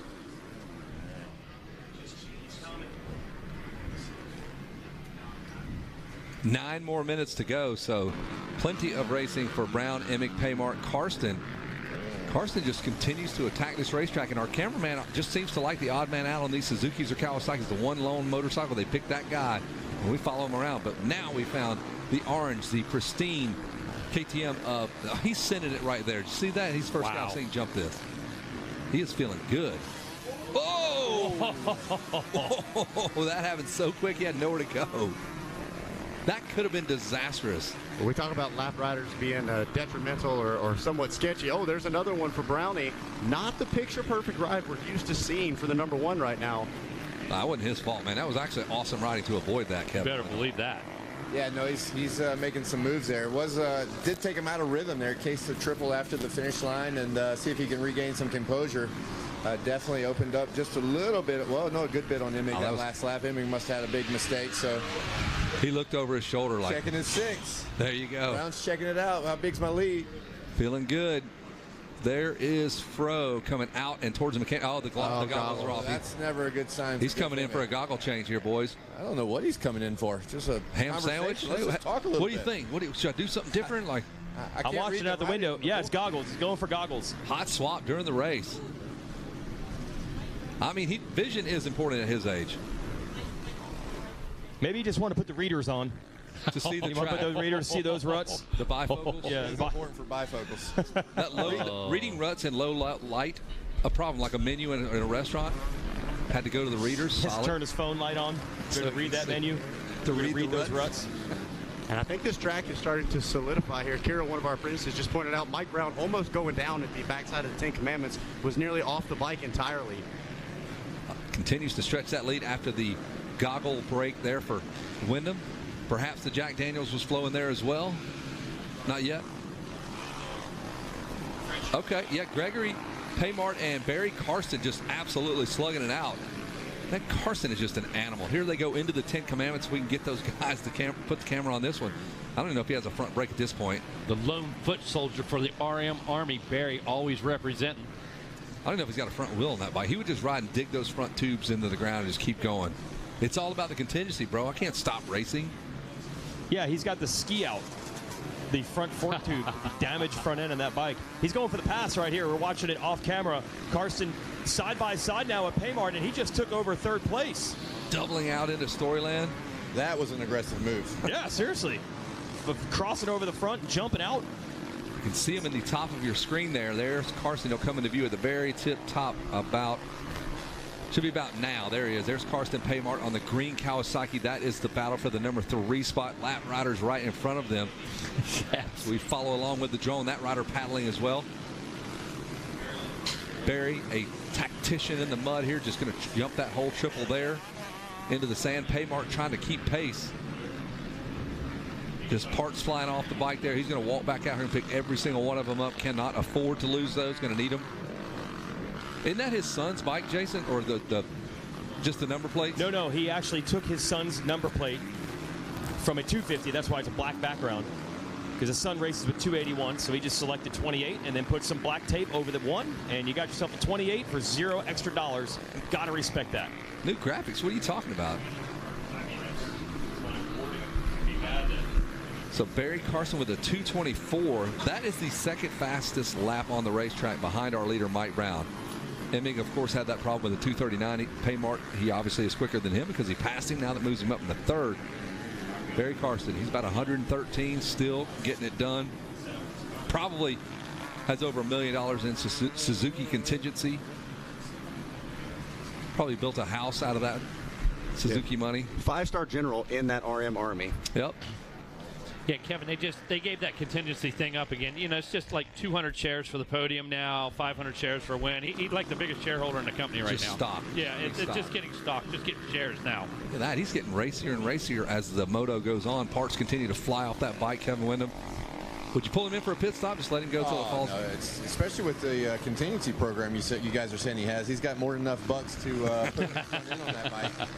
But I'll tell you, this is the part of the race where things are, not only they're tired, right, starting to get fatigued, but as a rider, I always would much rather water on the track. As that water starts to go away and that mud starts to thicken and grab the bikes, I think that's why we're starting to see a lot more paddling with the feed. Saw the leader almost make a mistake, Emming make a few mistakes, and Barry here having some little issues here and there as he's riding well, but the track is really starting to get difficult on top of fatigue. So, man, if you got any kind of momentum, it is not time to lose it by pulling in for goggles or any kind of maintenance if you can survive the last 3.5 minutes here of this race. How are the ruts holding up? Do you think that you can just track right through, or do they kind of get blown out? Are they soft ruts? Well, it's such a hard bottom, so I think a little rut would probably be nice because it's keeps you some tracking. areas look a little slimy, a little slick. So if you have a rut to actually hold your bike in, I think that would be welcome at this point until they get, handlebar deep or fork guard deep. As we watch Barry, might rip that fork guard off if we get too deep in a rut. And you talk about this dirt starting to thicken up. It's crucial for these riders to try not to follow as well, because that mud will start to gather up on the radiators, heat those bikes up, and we've seen in conditions like this, sometimes the bikes quit before the riders do. And Barry likes to run the Cannondale bend bars or straight, so he can kind of keep those elbows nice and tucked on the radiator shrouds themselves. Very comfortable position, like he's in a Barca lounger, you know what I mean? I love a lazy boy riding position. Dude, like on a Sunday, about 3 hours into NFL Sunday, that's how comfortable Barry Karsten is riding right now. Cutting across the ruts there. I don't like that rut. He's good at that. I've seen him do that a few times. He goes all the way out, just turns, squares, and it goes straight. Just avoids all the deep ruts that are turning. Not having it. Yeah, Kevin, the only way to go in some of these conditions, just get clear out there, just eliminate the rut right across it instead of through it. Always a good technique. Watch it go do it here. Yep. Just cut right back against it. Yep. It's working for him. Browning with a 216, Emig 225, Karsten with a 229, Paymart a 239. Gage rounds out our top 5. Barry lifting the front wheel up, just wheeling, picking up on those Jet Lawrence lines here. It's a great analogy. When you think of Jet Lawrence, you think of Barry Carson, similar riding styles, Kevin Windham. I haven't, but I'll never watch a race again and not make that. That analogy? No, is that just me? Is that just me? Doubling through now, getting faster and faster, better with age, like fine wine or some old hot beer you left in your truck. I don't know, about the same thing. We got to be getting close to we got a white flag. This is it, a half lap of racing for Mike Brown.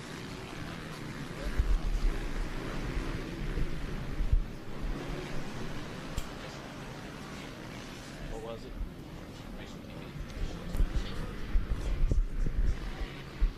Do you know how awesome it would be for Barry next weekend to be watching the motocross and hear Jet talk about watching Racer TV here and talk about Barry Carson's style and how he picked something up for the Nationals? That'd be incredible. If he would just do that, period, Jet. If you're listening, someone wants to pass that along. I learned a lot from Barry Carson watching him on Racer TV, and it really helped me. It translated into this race win as we watched the number 1. I don't know if we'll ever hear that, but that would be unbelievable. There's the number 1. One more time through the 10 commandments, the white flag, it is out. Mike Brown, whole shot, clean gear, don't wash the bike, good to go for next moto, pretty much. I mean, lapped riders, the whole thing, you're all part of the racetrack. He again continues to look over his shoulder. Crazy part is he seems to be looking over his shoulder with a 40. Yeah, what do you? Is that a correct? We got 43 seconds. That can't be the correct gap. I would say it is. 43 seconds. 4 seconds a lap for about 6 or 7 laps. Probably don't need to check the 6 anymore. Nah, I think we're good. I don't think anybody's back there. Where's your pit board guy? He should be telling you that. Plus 44, you're good. Man, props to Jeff Emig, though, man. He brought that 2-stroke out all the way from California. A lot of work for him to go to 2 qualifiers in Texas. He said he had to go from California to Texas twice to do the area and the regional. No sleep, just did some driving. Into those big rollers one more time. For Mike Brown, Tennessee native here, now lives in Florida. Says he's going to do a national after Loretta's next year, one of those last nationals. See if he can take a shot at getting on the gate with those guys. There he goes. He's not sending it. Don't want to mess the wheel up here. A couple of lap riders to deal with. And Mike Brown is going to go a 2 and a 1 now as he heads into the 3rd and decisive moto. This one could have gotten you if you're, the mud motos are the ones that if you're going to throw a joker into the mix here.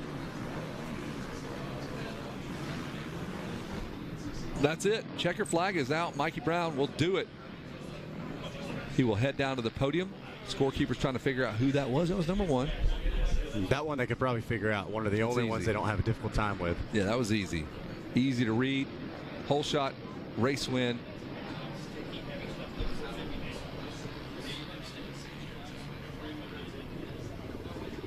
Here's Emig to our left, literally, on the 47. He's got that big sweeper to handle. Right around that lapped rider, and he will make his way into camera screen here in just 1 second.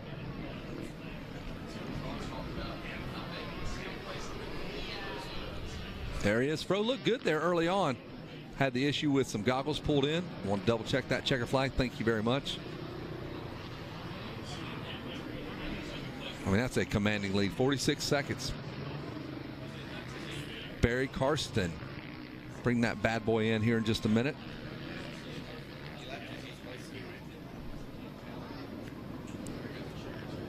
Wow, you're right.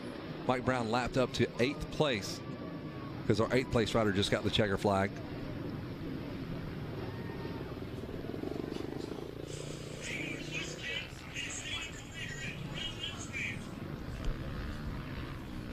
Kevin Windham, you are out of here, man. Thanks for stopping by. you going to be on the dozer anytime soon today? Just for a minute. I'm only breaking away for a minute. This is a nice viewing spot. Dude, it's the best. I really appreciate coming up and talking to you guys. Not because of the air. No. Not Or because us. of the glass. Not because of the view. Not because there's two Kevins here. No. It's just a good time coming up here to chat with my friends. So I appreciate the opportunity. Nice to see Bill Savino in the house. He knows. Yeah. Welcome to Loretta's, bud. Kevin has left the building. He is out of here. He's got some work to do. And we've got some work to do on the podium. Mike Brown is going to be our race winner. Emig and Karsten will follow in second and third. And we will get ready to toss it down to Jason Wygant. He's all yours, bud.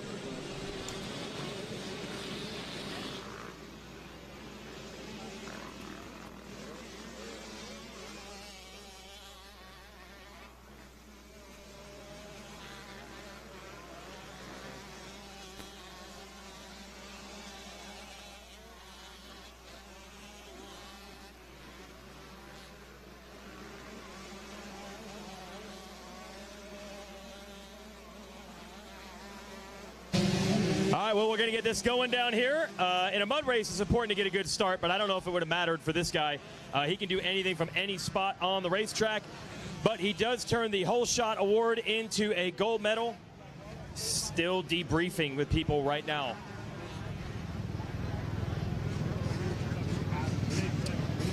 He had it dialed. That's my analysis. It's my analysis of the mud race. Rain or shine, gold medals going to Mike Brown. Hold that up too. Got a Stasic Whole Shot Award. Okay, you've raced a lot of races in a lot of conditions, so tell us what's this one like right now? That was a tough one. You know, it's in between dry and wet, but it's kind of the worst conditions I think you can ride. You jump over a jump and there's ruts going everywhere and it's tacking up and it's almost getting hard enough to grab your wheels, but I struggled a little bit there. You know, Emig stayed close to me and I was like, I got to pick it up a little bit, and I think he's topping up goggles or something, but yeah, it was tough. That was a tough race, you know, trying to find the right line, especially when we get into lapper guys. It's like, I don't blame them. They're taking the smoothest, best line out there, and I'm trying outside in the mud where they pushed it, but yeah, it was challenging. I thought yesterday was a tough race, but that one was mind thinking there. That's right. Yeah, take a break now, but who do you want to thank first? FXR for sure, Mun Racing, you know, my Robbie, my good buddy, makes my graphics, Enjoy, Alpine Star, Arma, you know, Pro Circuit, Glenn and Twitch, Demolition, they've helped me out getting here. We trained a kid down there, and he's a great guy, helps me. And KTM, JB Auto, Mechanic Joel, and Outbait Baker Factory guys. Okay, another moto win for Mike Brown. Congrats, Mike. And he was able to persevere. He's right, though. There was some pressure being applied from our second place finisher. Let's bring him up. Did the hot goggle swap halfway through and ends up in second place. Let's hear it for Fro, Jeff Emig.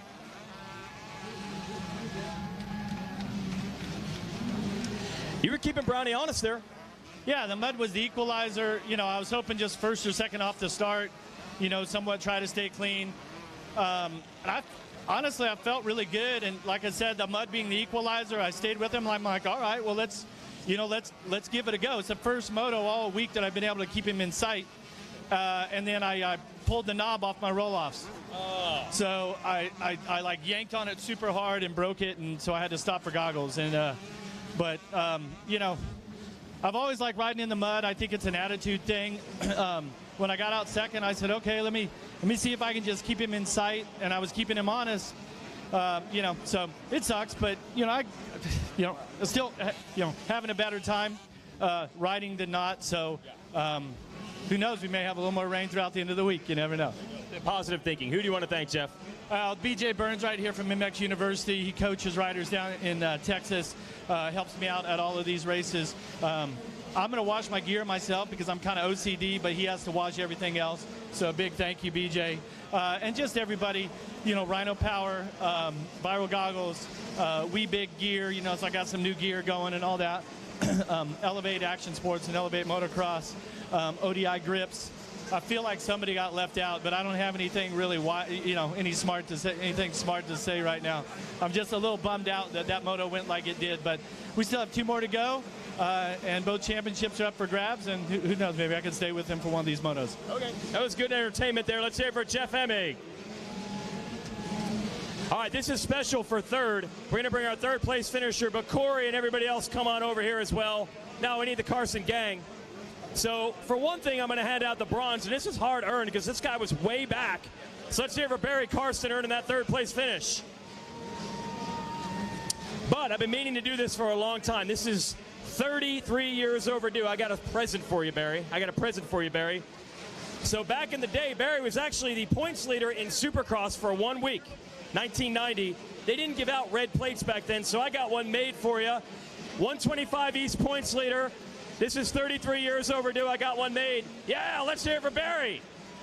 There we go. Now, I know you probably want to take that off and have a fresh number plate on there, or will you actually display it, or are you thinking free parts? It's going to go on my Instagram. There's my Instagram guy. Okay. Whatever Instagram is. Yeah, he doesn't even know.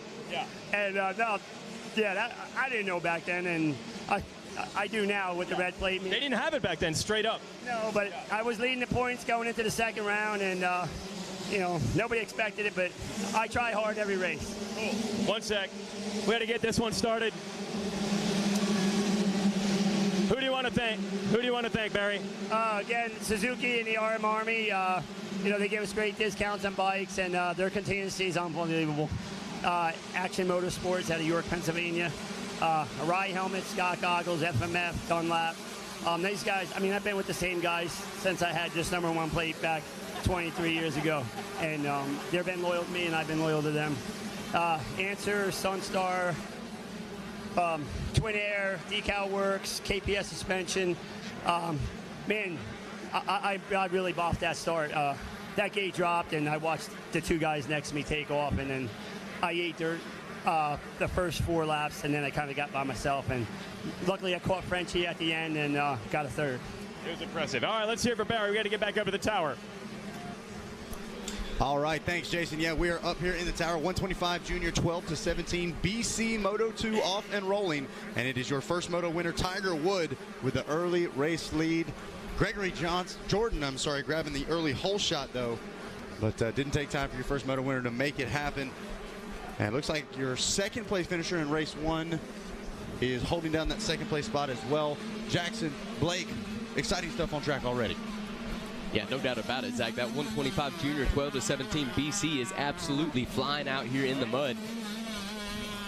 And we've got our top 2 running 1 and 2 once again already. So the table for 2 is set. Oh, looked like maybe some problems there for second place as they were getting ready to come up to that first jump. But Tiger Wood hugging the inside. Looks like Robin's going to try to slingshot around the outside. He almost comes together with one of those Thor tough locks around the Polysport pond. Now we take a look at, looks like that is the number 51 on camera. Getting a little squirrely there, trying to come up. It just shows how hard it is for these riders to get a drive to some of these jumps, especially on the 125 two-stroke. Oh, yeah, for sure. I actually do race at 125 at my home track, and so I do understand how hard it is for these kids to be in this mud right now. These two-strokes do not like it, so I can really see that they are pushing them to their furthest they can go. Absolutely, and taking a look just outside the window there, the battle is set up front. Tiger Wood got his hands full right now with Clark Robbins as they get ready to make their way into the 10 Commandments. Looks like we've also got a battle for 3rd, 4th, and 5th. There we go. Now looking at your leaders on screen, it is Robbins trying to make something happen. He funnels in just behind Wood. And speaking of people having their hands full, Gregory Jordan there on that number 34 Gas, sitting in 3rd, has his hands full there with Nathan Abbott and Landon Hartz. Yeah, absolutely, Jackson. We're taking a look out the window. It is a 2-rider battle for the lead, but it is about a 4-rider battle for that 3rd place spot. And look at that clean number 43 coming through. That is Tiger Wood. Tiger Wood, no stranger here to the Loretta Lynn's course. And no stranger to the front of the pack either. No doubt. And Blake, we talked about it this morning. If there's one day you want to get out front early, it's in conditions like this. Oh, yeah, that's for sure. I mean, you don't get out front, you're not going to be seen much. if you don't have good roll-offs, you know, I've seen a lot of kids come out here and they just don't even have their goggles on halfway through the moto because it is getting treacherous out here. Absolutely. Vision preparation key, line selection key as well. All it takes is you follow the wrong person, they hit a puddle of water. Next thing you know, you got to ditch the goggles. And I am really impressed. Robbins using that outside line around the Polysport pond. There he comes into screen, and he's able to carry a decent amount of momentum around there. Not able to do anything with it quite yet, but I think he's trying to find lines to make a pass here. Oh, and he almost looks like he was getting a little sideways. Sorry there, Jackson. I thought he was about to go down. I was just going to say, looking out the window, Gregory Jordan has been passed not only once but twice. He was side by side going over the Rocky Mountain. And here we go. This could be the pass for the lead. Robbins tries to pull up along the outside. He slices back to the inside and tries to cut under once again. Tiger Wood doing a great job of riding a wide bike, but Robbins tries to jump to the inside. Not going to be able to make the pass right there. We'll see. He's going to regroup, try to mount an attack coming into the 10 Commandments. They've been both choosing this inside line. You know, I've watched Clark Robbins race before, and in this mud, he is a beast. Not saying that Tiger Woods isn't, but I can really see this kid is going to push him. And that is exactly what he's doing right now. No question about it. Tiger Wood feeling the heat from Clark Robbins right now. They both choose the inside line. Very rarely do you see Robbins following, so that must definitely be the better line. And Wood actually able to pull the gap out just a couple of bike lanes as they head off into Storyland. And Wood not cracking under that pressure, making sure to get to those inside, some defensive riding for him. Going to the outside that time, that gave Clark a little bit of an opening to come on in. And if you are the number 4 of Clark Robbins sitting in second place, you're able to see, look at that. And there he goes. Is he going to be able to make the pass? And he does. So the number 4 of Clark Robbins now is your new leader here in this one. Hey guys, going to jump in for you. Just got word from our event director, Mr. Tim Cotter. Sounds like we want to try and make it to at least race number 20 today. That's going to be your 250C Junior 12 to 17 Limited. Again, race number 20, that's the goal. That could change. Stay tuned, but that is the goal. Race number 20, 250C Junior 12 to 17 Limited. Hey, Kurt Busch, you jumped back in here with us, man. We wanted to catch you before you went out. You want to go out and about. You want to see some racing, dude. Heard you last night with Wes Kane down there. What do you think, dude? It's incredible. Just the whole experience, watching all the talent, all the kids that have earned their way here, and to see this Super Bowl of outdoor motocross, it's really neat. And the families, the camping, the whole atmosphere. I mean, people were knocking on my motorhome door. I'm like, wait a minute, who's this guy? And it's Tim that helps put on the event, and it's just great to see the family atmosphere.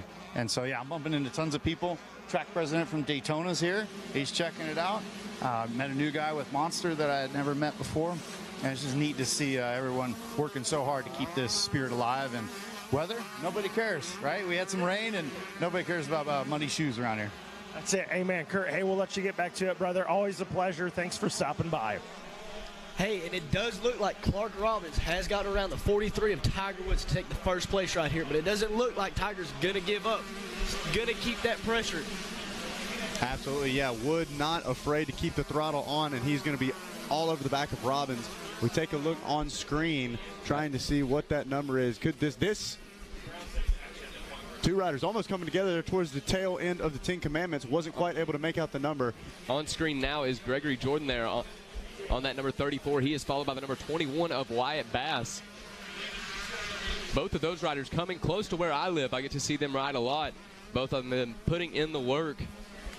It's good to see it paying off for him. And Cade Johnson makes his way up into the 5th place position there on that number 17 Yamaha. That is another one of our star riders here at Loretta Lynn's. And it looks like that might be the number 15 of Thor Powell we're seeing on screen. Thor working his way up into the top 10, currently sitting in 10th place spot.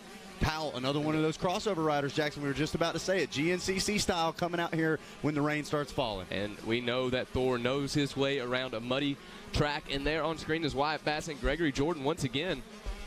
Greg there with a pretty clean bike. I was just about to say, Jordan been taking some notes out of the Kawasaki Riders book, because that, let's see, that is a gas machine, and it is perfectly clean as he is coming by. So some great stuff there. And it looks like Thor Powell's going to try to make a pass around the Wyatt Bass inside. On the 21. Bass going to hug that inside there, may be able to get a drive out of the corner. Thor didn't get a good jump coming off of that jump right there. And Zach, speaking of, we're talking about the bikes not having mud on them. Amsoil has a product, a slick product that will get that mud off. So go stop by Amsoil for your moto. Make sure you look like Gregory Jordan does out here. Absolutely. Make it easier on us, make it easier on the hand scores, and the photos just look better as well. And so right now, the 34 leading a freight train of riders behind him, but the 21 able to get back around the 15. And Powell going to have to try to remount and charge here. Tries to run it up the inside around the billboards. Ooh. Oh, he's pushing it. Thor, you may not have to worry about his speed, but you really not got to worry about his endurance. He's one of those GNCC riders, so he is used to these 2.5-hour motos. So if you're really wanting to get past him, there is no waiting him out. Yeah, without a doubt, such a good point to bring up there, Blake. These GNCC riders, they're used to going multiple hours, let alone 20 or 15 minutes now plus 2 laps with the weather delay changes. So now we see the number 21, though, trying to mount a charge around the 34 coming through the commandments. Hey, check it out. That is Wyatt Bass and our buddy Gregory Jordan. Fonzie from Fast House. This is like a Fast House commercial. These are 2 of your hired guns as Wyatt gets around his Fast House teammate. That's one of the Fast House Hot Wheels kids there, Wyatt Bass. And what a move there from Bass, able to just slingshot that inside into Storyland. It's probably one of the best starts Gregory Jordan's ever got here at Loretta Lynn. He's only made it one time last year. Said he had a lot to learn, and he looks a lot better than he did last year on the Super Mini. Powell once again trying to use these inside lines. He runs up alongside the 34 of Jordan. Powell going to try to go around that little single. Does it pay off? It looks like Powell was able to make the move. And Zach, a lot of these riders on Super Minis last year, even at Minios, Greg, for instance, had a great ride there at Minios on his Super Mini, getting third in one of the motos. So a lot of these guys, this is their first time at the ranch here on a bigger bike. And now Clark Robbins checking in for lap number 5, complete a 2:03.1 lap time for your leader. Tiger Wood on screen coming across the line as well. And he's running a 2:18, so a significantly longer lap there for Wood. Not sure what happened, but a 14-second gap opened up between first and second. Hey guys, got another update for you. So we're going to ask for the undivided attention in the pits. We mentioned the goal is to get to race 20 today. Here, this is from the office. Again, goal is to reach race 20 for today's schedule. We will resume tomorrow morning at 7:30 a.m. with race number 21. And we will continue the race order as it was posted. Micro racers will fall into the race order as posted. All racers from race 21 and on are released from Thursday's racing schedule. And we had a question. What about 250 Pro Sport? 250 Pro Sport, same rules apply. Will not race today. That will be in tomorrow's schedule. All right, thanks for the update, Back to you, Mikey. boys. And guys, we have had some moves there. Thor Powell able to get around Gregory Jordan for that 7th place position. Wyatt Bass still sitting in 6th. Landon Hart's in 5th. Nathan Abbott in that 4th place position. Cade Johnson moving up to 3rd now. And Tiger Woods still holding down that 2nd with Clark Robbins leading the way there on that number 4 KTM. And Jackson, this is what we've been talking about all week long. We are locked into a battle on screen towards the backside of the top 10, and it is great racing as now we watch Wyatt Bass putting the pressure onto Landon Hart. Thor Powell on the backside as well as he reaches up, adjusts the helmet, and the Triangle Cycles Yamaha moving towards the front here in this 125 12-17 BC. So Powell absolutely hanging off. Bike is swapping around, throttle not cracking on that 125 two-stroke as they come through the Rocky Mountain sand section. As we see, taking a look over the shoulder, that's the 92 of Landon Hart's glancing back over the shoulder because now it is the 21 of Bass back into a battle with Powell. So Wyatt Bass went from putting the pressure on to getting the pressure applied to him because Powell has caught back up and is trying to make the pass. Oh, yeah, and Powell is used to this mud right now because if you look at a lot of these GNCCs this year, they have been mud races. And so he has really gotten used to it. So let's see if he can't make the pass right here coming into this lap. Absolutely, and we talk about, what it takes to be a good mud rider. I heard Jeff Emig even saying, I think it comes down to attitude. It's mental. It's the way you approach it, and somebody that's a little more comfortable with these conditions like Powell, especially to your point, Blake, with the frequency we've had it in the 2023 GNCC Series, could be a benefit here in Moto 2. The white flag is out, so if Thor wants to make this pass, he has to get it now. So white flag is in the air. Sorry to cut you off there, Jackson. Exciting stuff right now as Clark Robbins showing a 17.8 second lead over Tiger Wood. And it's about 6 seconds back to Cade Johnson. Cade having one of those quietly good rides there in the third place spot with Nathan Abbott and Landon Hartz rounding out the top 5. And speaking of people knowing how to ride in the mud, Clark Robbins really proving himself here in this moto number 2 of the 125 Junior. Like I said in the beginning of this moto, this kid is a beast in the mud. So let's see if he can't just make this gap a little bit wider in this last lap. Yeah, without a doubt, Clark Robbins answering the call for sure, and going to be sitting pretty as far as this title chase goes as well. Coming in with a second in Moto 1 and looking to back it up with a win here in Moto 2. And there is your leader right now. Clark Robbins getting ready to come through the center of the track for the final time. Takes the little glance over to the lap rider, says, please don't mess this up for me. Look, he's actually going to check up a little bit, not going to risk it, as he makes his way around the Polysport pond for the final time. And looks like Moto number 2 here in 125 Junior 12-17 BC is going to go to the number 4 Clark Robbins, getting the job done. Coming across the Polysport pond now would be your second place, Tiger Wood. See if he can't just close it out. So Wood going to try to wrap up second here in Moto 2. Like I said, a great battle for that championship overall. A 1-2 and a 2-1. Hard to make it more exciting than that for your overall number 1 plate. At the moment, we're showing Cade Johnson in third.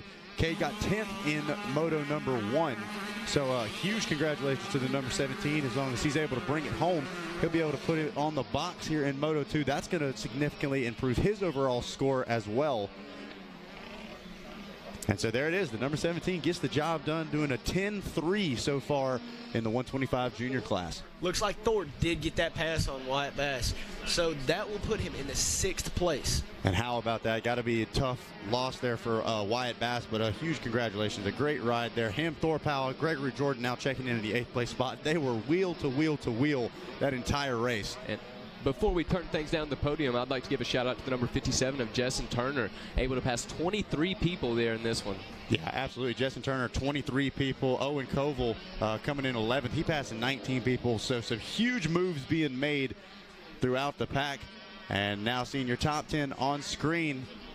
And I believe we got Jason Wygant down on the podium ready to take it away whenever you're ready, Jason.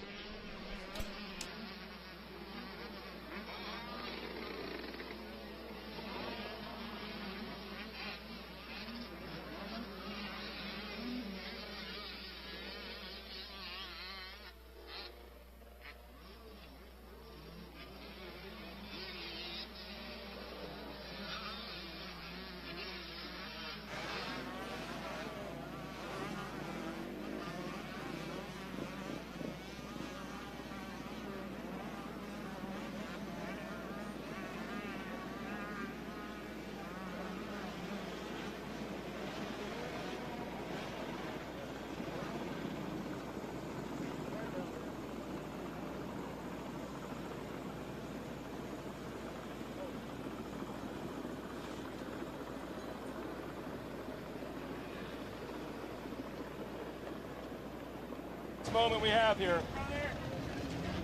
Check, check. Woo! All right, we got lucky on that one. I thought we were about to be dead in the water. Let's bring our winner on up. He was frustrated very fast the first couple of motos, had arm pump. This is what he came here to do, get some gold, and he's done it for Hunter Racing and all the folks out of New Jersey. This is a big one. Tough class on the 125, and he comes out on top. Clark Robbins.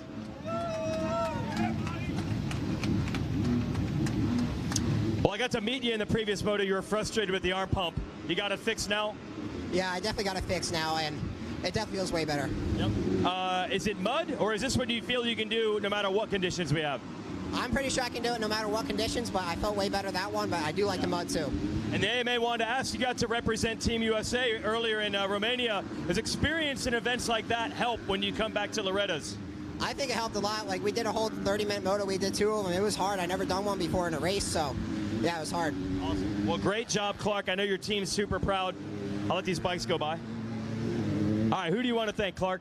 I want to thank my mom, my dad, Chris Hunter, Pro Taper, Twin Air, OJO Factory Connection, HGS, Moto Sandbox,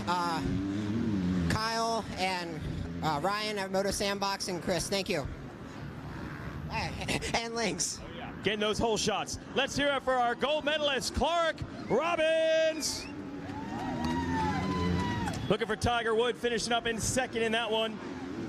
Kate Johnson third, and Gregory Jordan is our hole shot winner. Let's get second place Tiger Wood on up, and Kate Johnson, then we'll bring him up. But first, hey, if Cade, you're ready, let's do it. I'm going to go to a third here. We're in a little bit of a rush pattern as we try to catch up on time. Here's our third place finisher. Let's hear it for Kate Johnson. The track is looking better. What is it actually like out there right now, though?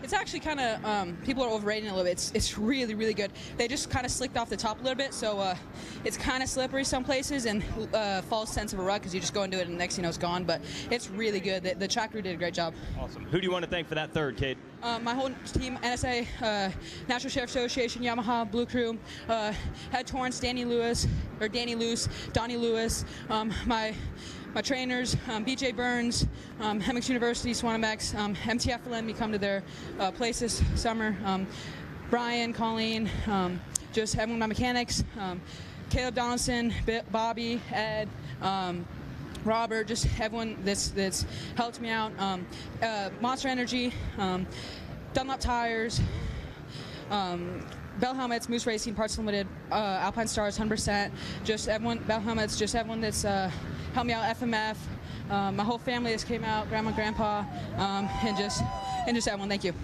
Kate Johnson, third place in 125. Great job, Kate. We'll bring up our second place finisher. I'm also looking for Greg, who grabbed that hole shot. Silver medal here. Let's bring him on up on the gas, Tiger Wood.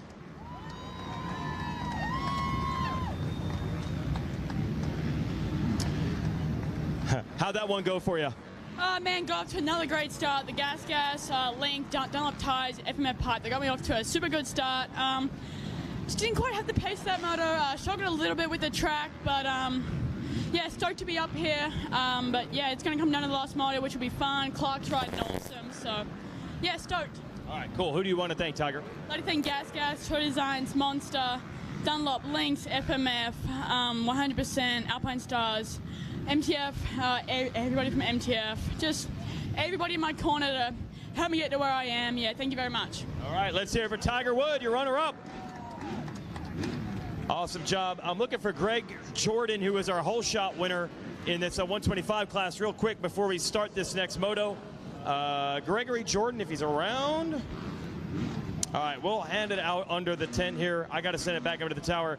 Congrats out to Gregory Jordan, your hole shot winner, and he gets a Stasic gift card. And it looks like we're getting more and more riders to do sight laps here, so we still have a few bikes to load. You got it. Hey, we just in the nick of time. Let's hear it for Greg Jordan with our hole shot.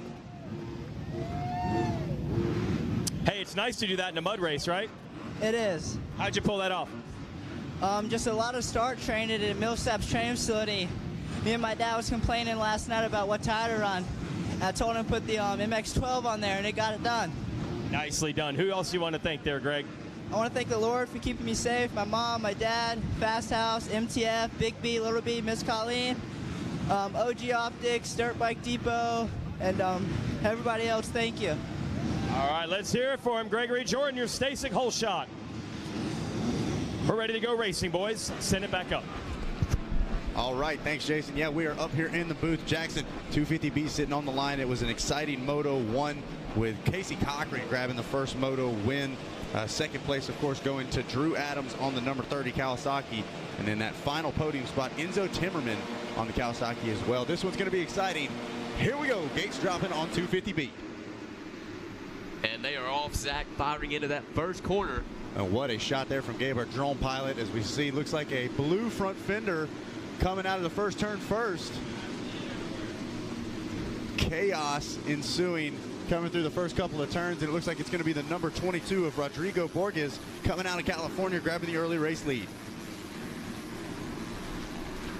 Now already some shuffling going around, as it looks like the number 17 of Jordan Renfro going to take over the race lead. He is going to be followed by the number 75. That is going to be... That's Casey Bernard Jr. there on the gas. So it was the number 22 of Rodrigo Burgess with that Stasic hole shot. And we got a Kawasaki making moves. I believe that might have been the number 30 of Drew Adams, forcing his way around into the second place spot as they make their way off into Storyland. And you know, Zach, that's a very promising young rider. And it looks like there is the number 30, but I believe that might have been the 47 or the 37. Trying to see, it was one of those Cowies here as we take a look on screen. Yeah, I believe that's Christian Janik. And Janik, wow, really putting the pressure on early. He was able to force his way. Oh, almost getting the weight off balance there through the sand section. So Janik getting a 6th place in that first moto. He's trying to improve on that for sure. Logan Best up in there as well. So your rider's coming by the tower for the first time. And Drew Adams going to be able to make the pass on Best there, going into the sand. Adams, look at that, using the wide line, keeping the throttle open and the momentum up. Immediately turns it over to the far inside line in that left-hander as they make their way across the finish line. Finding that edge there in that Polysport pond. And checking in now, it's Casey Bernard Jr. leading the way on the number 75. Christian Janik sitting in the 2nd place spot. Drew Adams going to round out your top 3. Hayes Edwards in 4th and Logan Best sitting in 5th. For the moment, as we see, looks like Janik already going to try to make moves. He wants that lead. Casey Bernard is going to have his hands full with these 2 Kawasaki riders. And talking about having your hands full, your first moto winner, Casey Cochran, now checks in the 7th place spot.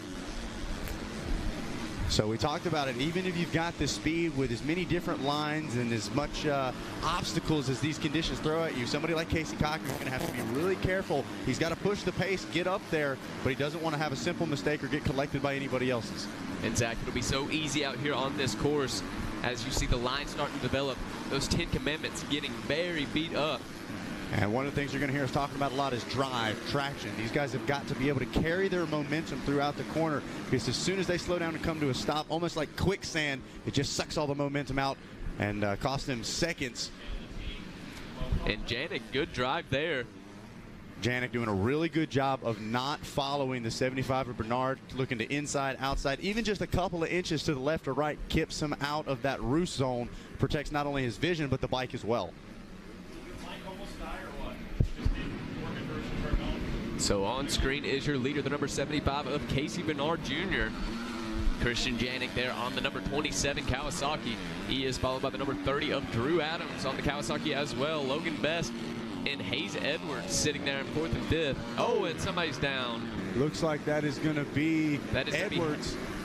I believe. I saw a 5 on the bib there, so I believe Edwards, who we saw in that 2-rider battle. Yeah, there goes the 26 of Best. So that was Edwards that went down coming up and over the Rocky Mountain. Casey Cochran able to get around.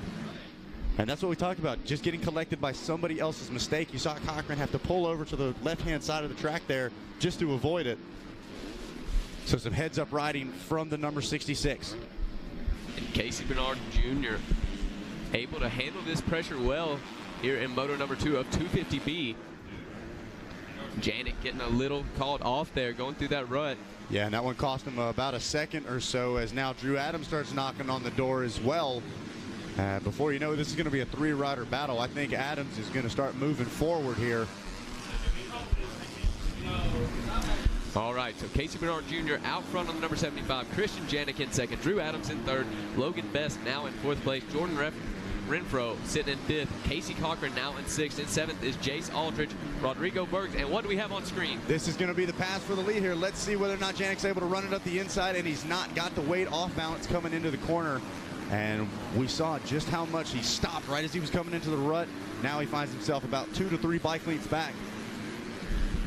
But he does triple coming into Storyland. Wow. So just like that, he's able to close the gap back up. The 27, not out of this. Janik going to run the inside. Doesn't quite get the exit on the corner he was looking for. You can tell. We talk about riders kind of falling back just outside of that roost zone, and then it's like they say, hey, it's go time. Pull the trigger. I am tired of eating dirt. As once again, the green machine pulls up alongside as they head into the Rocky Mountain sand section. Speaking of pulling the trigger, Janik trying to do it now here in this sand. He's going to take the long way around, then cuts over, slams the door, and says, I'm taking the lead. Now we got a new leader here in 250B. Janik, whoa, back in, kicking out. Let's not throw this thing away. And that is how you do it. It looks like Drew Adams able to catch a little bit of time on them. Oh no, and there's the 66 of Cochran off the track, holding his shoulder. He's got his team over there making sure he is okay. So a huge shakeup here as far as the overall goes. Your first moto winner off track, and it looks like he's going to be out of this second moto. Oh man, Zach, and you can see the frustration there. Absolutely, the whole Husky team there. Daniel Blair as well, trying to find out what happened and taking a look out the window. Casey's tough. That would not be somebody that just pulled over for no reason. And wasn't sure whether he was holding that shoulder there. I believe so. But we know this is tough on man as well as machine. And on screen now we see the number 30 of Drew Adams trying to make his way up to the number 75 of Casey Bernard. And I'm telling you what, guys, if you are your third place finisher, Enzo Timmerman, if you are your second place finisher, Landon Pepper finished fourth, anybody inside your top five, there's blood in the water, because Casey Cochran, one of the favorites coming into the week, is out of this second moto. And so now there is a number one plate up for grabs. Is now Drew Adams in the same place, the 10 Commandments. He runs that far right-hand side, triples out, and that's going to get the job done. Solid move there for Adams. Bernard trying to retaliate. That triple at the end of the 10 Commandments made the difference, was able to put himself on the inside of the gas machine. And now Drew Adams takes over the second place. It's a Kawasaki 1-2. And it looks like, I believe that is Logan Best coming along with Adams. So Casey Bernard going to have to regroup quickly, because he's got a blue front fender knocking on the door, trying to come along with Adams as well. And Drew Adams got second in your first moto. He is out of Chattanooga, Tennessee. He's riding for Monster Energy, Kawasaki, Fox, Oakley, and Moto Blueprint. Christian Janik there on the number 27. He's riding for Monster Energy, Team Green, Kawasaki as well, Pro Circuit and Fox. And we see him jumping out of the rut there as he has his teammate following behind. Watching your leader right now as he makes his way around the Polysport pond. He's got a lap rider in front of him, and as they start to make their way through these lap riders, that's going to become more and more crucial. Here comes Best. He's trying to make a move as well. Cuts down towards the inside. And just manhandling that thing through the sand. Wide open. The legs can come off. The back end can swap around, but the throttle stays wide open. Best, look at that. Going to pull the triple and gets the pass made around Bernard. Now Logan Best moving into the number 3 spot. So it is Janik, Adams, and Best running 1, 2, and 3 as we see Best and Bernard make their way around the billboards through the Yamaha Mechanics area. And Logan Best, another one of those riders, probably looking to improve on his first moto finish. That was an 8th.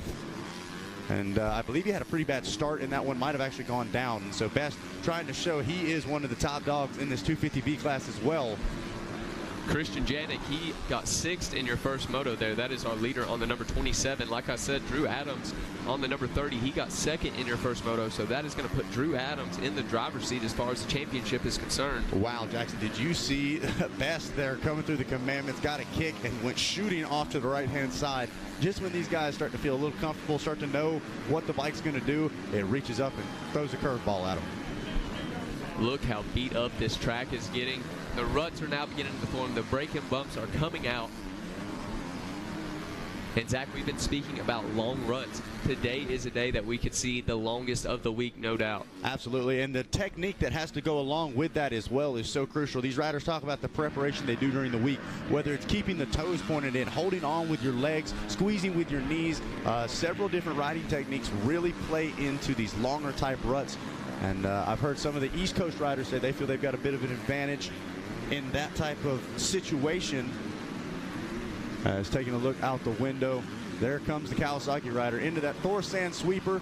He's still running that inside line regardless of whether he sees lap riders in front of him. Really enjoying that bottom side of the Polysport pond turn. And like you said, Zach, now we're beginning to see some lap riders. So this could play a part into this 250B moto. And something I'm glad to see, Jackson, oftentimes with weather conditions like this, there's one, maybe 2 good lines that develop throughout the course of a track. Here at Loretta's, we still have 3, 4, sometimes 5 and more lines in each and every corner throughout the rhythm sections and straightaways as well. As your Cowie rider having to deal with some lap traffic. Like we say, all of these riders locked into battles for position, so until they realize that it's the leader coming by them, they're going to put up a hard fight. As now we watch the number 27 make his way towards Storyland once again. Into the Cometic corner he goes, and out of it into the 10 Commandments is the 27 of Janik. Or the Commandments, I should say. Absolutely. And look at that. I don't know whether he was picking that up from Adams as well, but now Janik tripling out of the 10 Commandments. And Adams able to make that triple as well. Impressive to see what these riders can do in these rough conditions. Absolutely. Janik tripling off in the Storyland. And it's not so much getting the drive over the jump that's the problem. It's that when you land, you pretty much need to decide what rut you're going to land in as you're coming off the face of the jump, because you are landing in a sea of them from one side of the track to the other. And Zach, Drew Adams coming out of Chattanooga, Tennessee. I've had the privilege of watching him since he was on 50s, and even back when he was on 50s, he was talking about racecraft. He was talking about his bike setup. So it's good to see him up here in the 250B now, battling for that first and second place position. Taking a look down the list there, look at the number 20 sitting in 22nd right now. Aiden Kiefer not having the luck he was looking for. Nate Freehill not having a good lap that last lap either. So some riders being able to make some big moves. Jackson Glather sitting in the 26th spot. He's passed 15 riders so far in this race. So sometimes the ending number doesn't show the battle that had to go into it. But all heart out here in this 250B class is, whoa, your leader. Feet off the pegs, going for a ride there, Jackson. Hang on to it, Janik. And we have about 2.5 minutes left in this one. We'll see if the white flag is out. So one more to go for the number 27 of Christian Janik. And all the more reason, Janik, he sees that white flag, takes the deep breath and says, okay, I just got to do this one more time. Smooth is fast in these type of conditions. Try to hit your marks. And one thing I've been impressed with Janik, I've been noticing a lot of different line choices. He's not following. If he's got lap traffic there, if it's a certain line that he likes, he'll take it, but then boom, immediately ducks to the outside, stays out of the roost, and stays out of the danger zone of being collected if these lap riders go down. So Janik sitting on a comfortable 8.4 second lead over Drew Adams, and then about another 4.5 or 7 seconds back to Logan Best. So a little bit of time separating your top three, but not too much. And just a reminder to everyone watching on Racer TV, we are running abbreviated races. They will be 15-minute motos. Everything except for our pro sport class, they will have a 20-minute moto. And look at that. This is what we're talking about, the lap traffic. They're locked into a battle. Thankfully, Janik had already made the pass around, but he could have been caught up in the middle of that just as easily. Off into Storyland he goes. And right now, the story is the number 27 working his way into that first place spot. And he's got just under half a lap left to go, and he will be getting the job done. So Janik right now got to be feeling good. Like we said, a 6th place in Moto 1, so coming in with a 6-1 if he's able to bring this thing all the way home. But as he makes his way through the Rocky Mountain sand section, we're not going to count our chicken before our eggs hatch. As we've seen, anything can happen here at Loretta's in these final few corners. Well, Christian Janik on that number 27 machine, able to put 8 seconds on the number 30 of Drew Adams. That is his teammate. As they make their way back into the Polysport Pond Sand Sweeper, Janik gonna hold that inside line. One more corner to go as he gets into some lap traffic. And going to take the wide line, not going to push the issue too much. If the riders decide they want to do another lap, so be it. But it looks like with a look up in the air, and there it is. Look, you see the emotion. Christian Janik going to grab the second moto win here in 250B aboard the Kawasaki. We wait to see. And there is the number 30, Drew Adams, going to bring it home in second place. So that is going to be a 6-1 for the number 27 of Christian Janik. Drew Adams going to go 2-2 here in 250B. And Logan Best going to have a third here in this one on that number 26 Yamaha. Casey Bernard Jr., he's going to hang on for 4th place there on the number 75 Gas.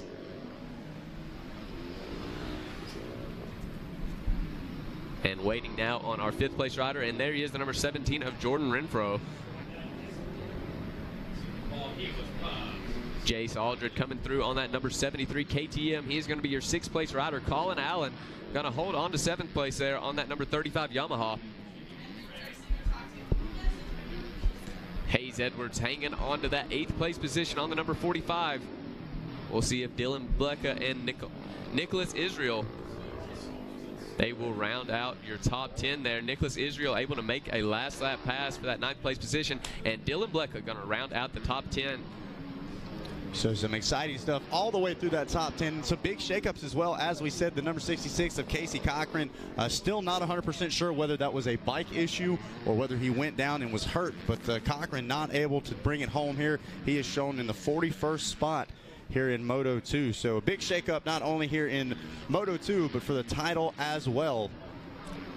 And Zach, you know I like to give shout outs. Owen Bills there in that 23rd spot, able to pass 17 people here in this one as we see Janik down there heading to the podium. We'll wait to toss things over to Jason Wygant.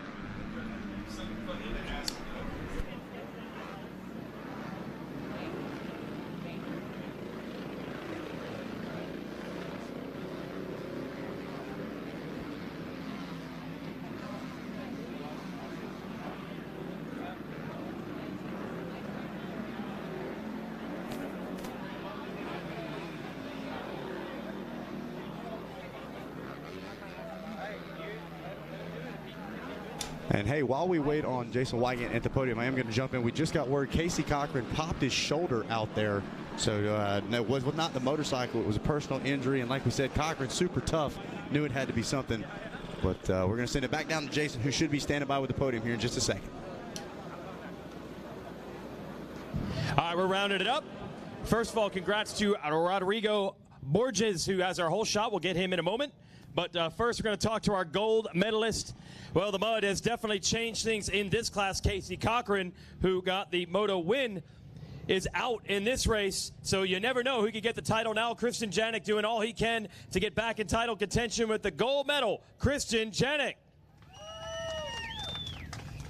You got to be happy with that one. How'd it go? I got off to a good start. The start's really muddy coming out. My rut coming out was really deep, so I made sure I got a good start and came out. I thought I was going to hold shot. I moved over, but I came out like third, and then Drew went around me, and then I made some quick moves. Yesterday I got passed early, so I didn't want to do the same, but I came out, got a decent gap, and then I had some moments in the last 2 laps, like just kind of overthinking it, but we rode it home.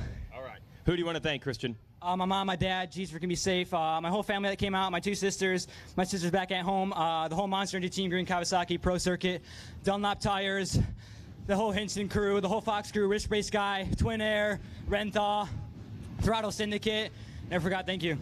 Christian Janik with the gold in 250B. All right, we're going to bring Drew Adams up, our 2nd place finisher. Let's bring up our 2nd place finisher. Drew, come on up. He might be getting ready, maybe grabbing a hat. Here he is. All right, you got to do it right when you come on up here. So now Drew Adams, I believe, would be the points leader going into the 3rd moto here by virtue of 2 solid motos, which in these conditions is not easy. So who knows? Could be a title by the time it's over. Let's hear it for Drew Adams.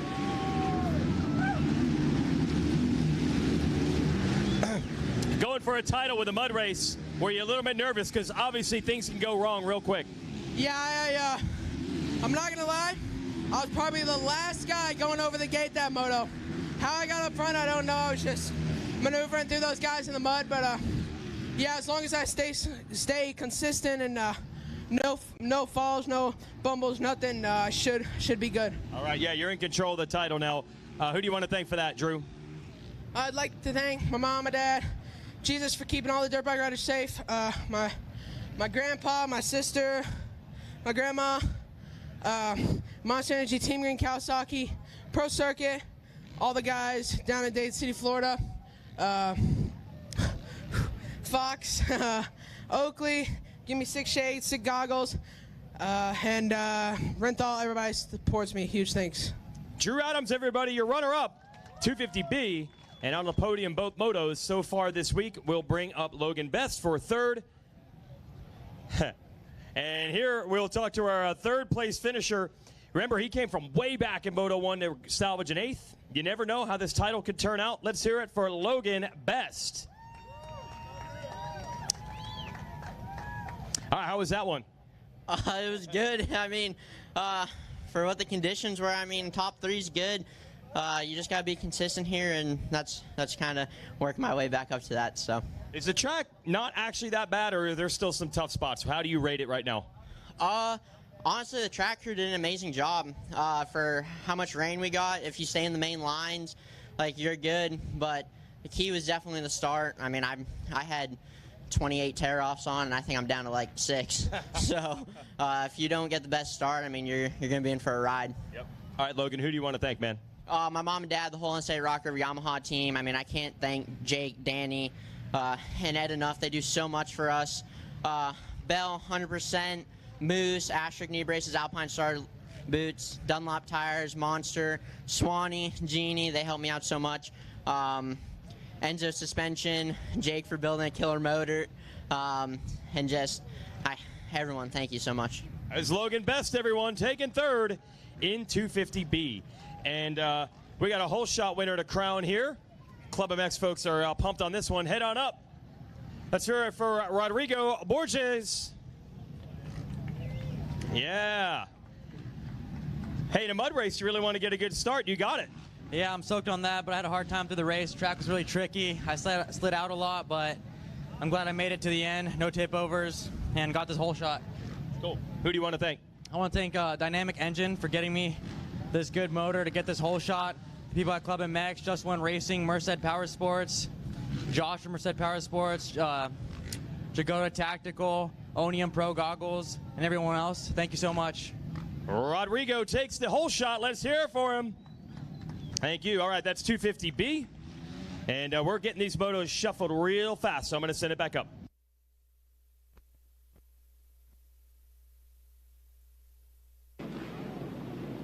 Hey, thanks a lot, Weege. I got to tell you, a lot of action coming out of that one. Looking for the next and final moto out of our 250B. Hey, folks, got some people that got some packages need picked up, and we're going to run down that list real quick. That's going to be Idaco, DeWick, Dressel, Earl, Ford, Hamlet, Halsey, Herrick, Holcomb, Lauronis, Manquist, Maxwell, Mahonen. Let's see here. That looks like Ornelius, Stewart, Thornberry, Thomas, and Hamrick. Hey, these packages have been here since July 31st.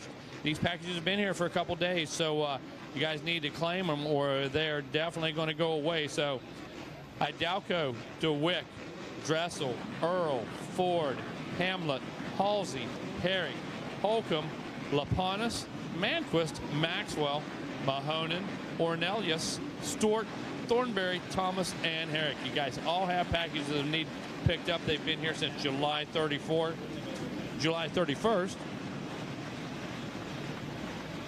And let's see, it also looks like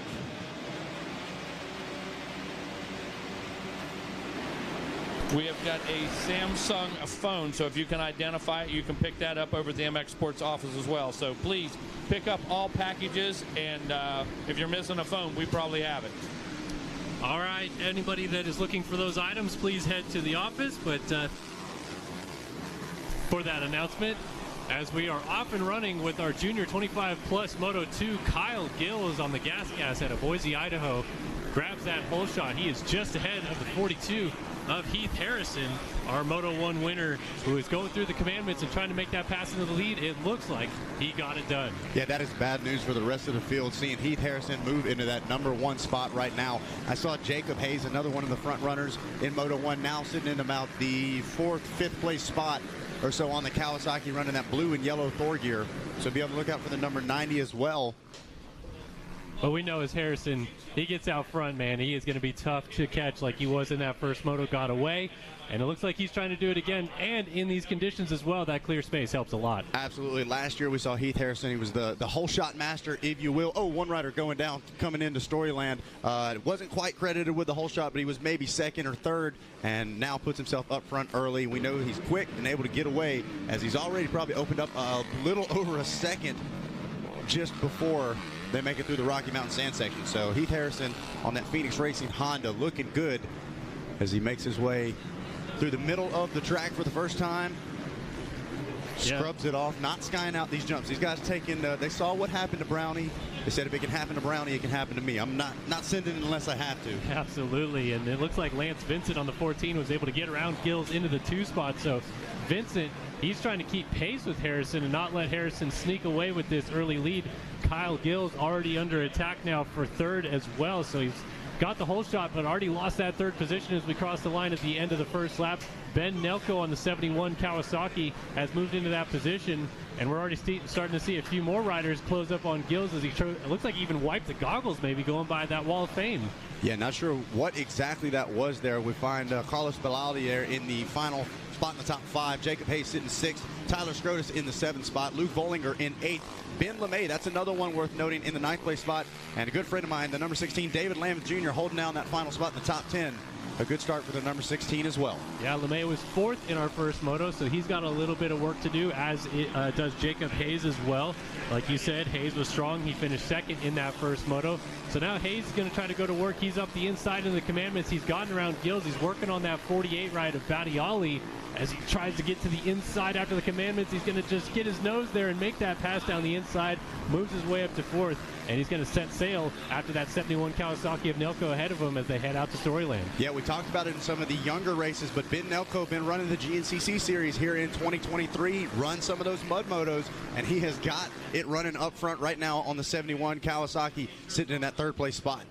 Absolutely. Always pays to have a little bit of extra expertise going through those long, deep ruts in the woods when you're racing a GNCC. After the rain came down here earlier today, the rider going through the commandments with about 900 feet of roll-offs is what I think Kevin Kelly said. Yep, that's Joey Olson on the number 89 machine, currently sitting in the 31st spot. Looks like he's going to have a long moto in front of him as the roll-offs have already come undone.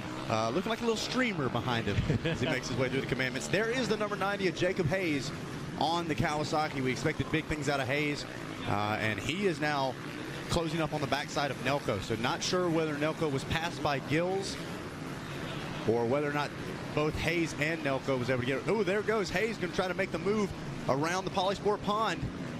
Yeah, I think they're actually both catching our 2nd place rider, Lance Vincent, there on the Husqvarna. So we got 2 Kawasaki's battling it out for the 3 spot right now. And Hayes made quick work getting around Gills, and he kind of dropped that group behind him, quickly caught this next group.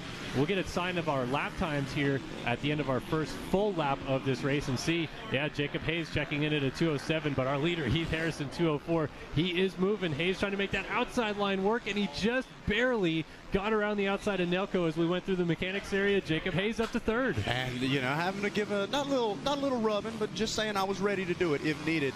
And looks like, look at this, Nelko not finished either. He says, hey, man, I'm ready to go wheel to wheel. Nelko pulls along the outside, and he's going to try to close in on the inside as they make their way into the 10 Commandments. He's got the tight line, and for a second he pulls in front. We'll see how it ends up. Hayes able to uncork 1 triple, and Nelko triples out. Is he going to leave the brakes off? No. Jacob Hayes slams the door and going to hold down the 3rd place spot in front of Nelko. Oh, one of the legs flying off there for the 71 as well. He's giving it everything. Well, I'll tell you what, normally when we have 2 riders battling, they slow each other down. It actually looks like they're pushing each other up to the 14 of Lance Vincent ahead. So we've got a battle for 2nd brewing. Hayes is kind of bringing Nelko with him, but I saw Vincent just make a big bobble into the back through Storyland here. Hayes trying to get to that outside, kind of feet off the pegs like you were saying, man. He is pushing. Yeah, Kellen, I couldn't have said it any better. These guys are doing whatever they've got to. If the feet have to come off, so be it. As Jacob Hayes makes the move around Vincent. Let's see if Vincent's able to respond. I don't think he is. So the number 90 reaches up and gets some clear vision. Oh, you saw he missed a tear off there. So Hayes having to reach up once again. That allows Vincent to pull alongside.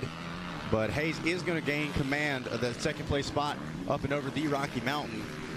Yeah, vision a premium right now with these conditions. So you can see, guys, it looks like maybe they're either wiping the goggles or missing a tear off here and there, and they can't quite get it. The gloves are getting a little bit slippery, so they reach up to go and grab that tear off and maybe miss it, maybe slide their hand off and don't get the full pull of it. So Hayes had to do a little double take right there. But now up to 2nd, we're going to get our first real indication of whether Hayes, with a little bit of clean air, not having to pass riders, is able to run some similar lap times to that of our leader, Harrison. Exactly, and I'm really excited to see what the number 90 is able to do. He's got some clean track in front of him. I'm sure he's going to be paying attention, looking around, seeing if he can catch a glimpse of the number 42 of Harrison. Like I said, both of these riders training in North Carolina, oftentimes seeing each other on, Thursday nights at the local track. So this is just like a race at home. here for Hayes and Harrison. And, yeah, Jackson actually brought up a good point. Nelko, he had an injury in the GNCC series. That's why we saw him left the series in the middle of the year, coming back to that, switching over to the Kawasaki. And good to see Nelko having a solid ride, still shown in that 4th place spot. Yeah, it seems a little bit like another one of our riders out here, Gavin Towers, had an injury coming into this weekend, and Nelko is kind of pulling it back and looking real strong, kind of mixing it up with this front group. It looks like he's lost a little bit of touch now with trying to close up on Lance Vincent, and instead might have to pay attention soon to the 48 of Carlos Badiali, who's closing up on him from 5th. So got a little bit of a battle brewing just behind what you're looking at on the camera right here, but still you can see that Vincent, he is trying to keep his eyes focused forward on Hayes and maybe not slip back into that battle going on with Nelko and Badiali behind him. Yeah, and that's such a tough thing to do. We talk about it, Vincent trying to focus forward, as now we see him get off balance. That's going to allow, once again, the 71 of Nelko creep up behind him. Looks like Nelko is bringing some company along with him. I think that's the 48 of Carlos Badiali trying to get into the mix as well. And here we go. I think this is the same spot Hayes was able to make the pass. As we flip to Jacob Hayes on the screen, coming through the Rocky Mountain Sand section. Yeah, Hayes has definitely opened up that gap now on Vincent, so Vincent has fully slipped into the clutches of Ben Nelko for that 3 spot. Nelko made a little bit of a bobble, just saw out of the corner of my eye as we were coming out of Storyland. He landed on an inside rut a little bit sideways, kind of had to almost come to a complete stop, so it gave a little bit of an advantage back to Lance Vincent in that 3 spot. So now we're seeing those gaps really establishing. Harrison, a 12-second lead over Hayes. Hayes putting that gap on our battle to 3rd place. And we'll see if that final podium position changes here in these final 6 minutes. And as we wait to see what the lap time is on Jacob Hayes here, I'm curious whether or not he was able to catch a glimpse of that red front fender.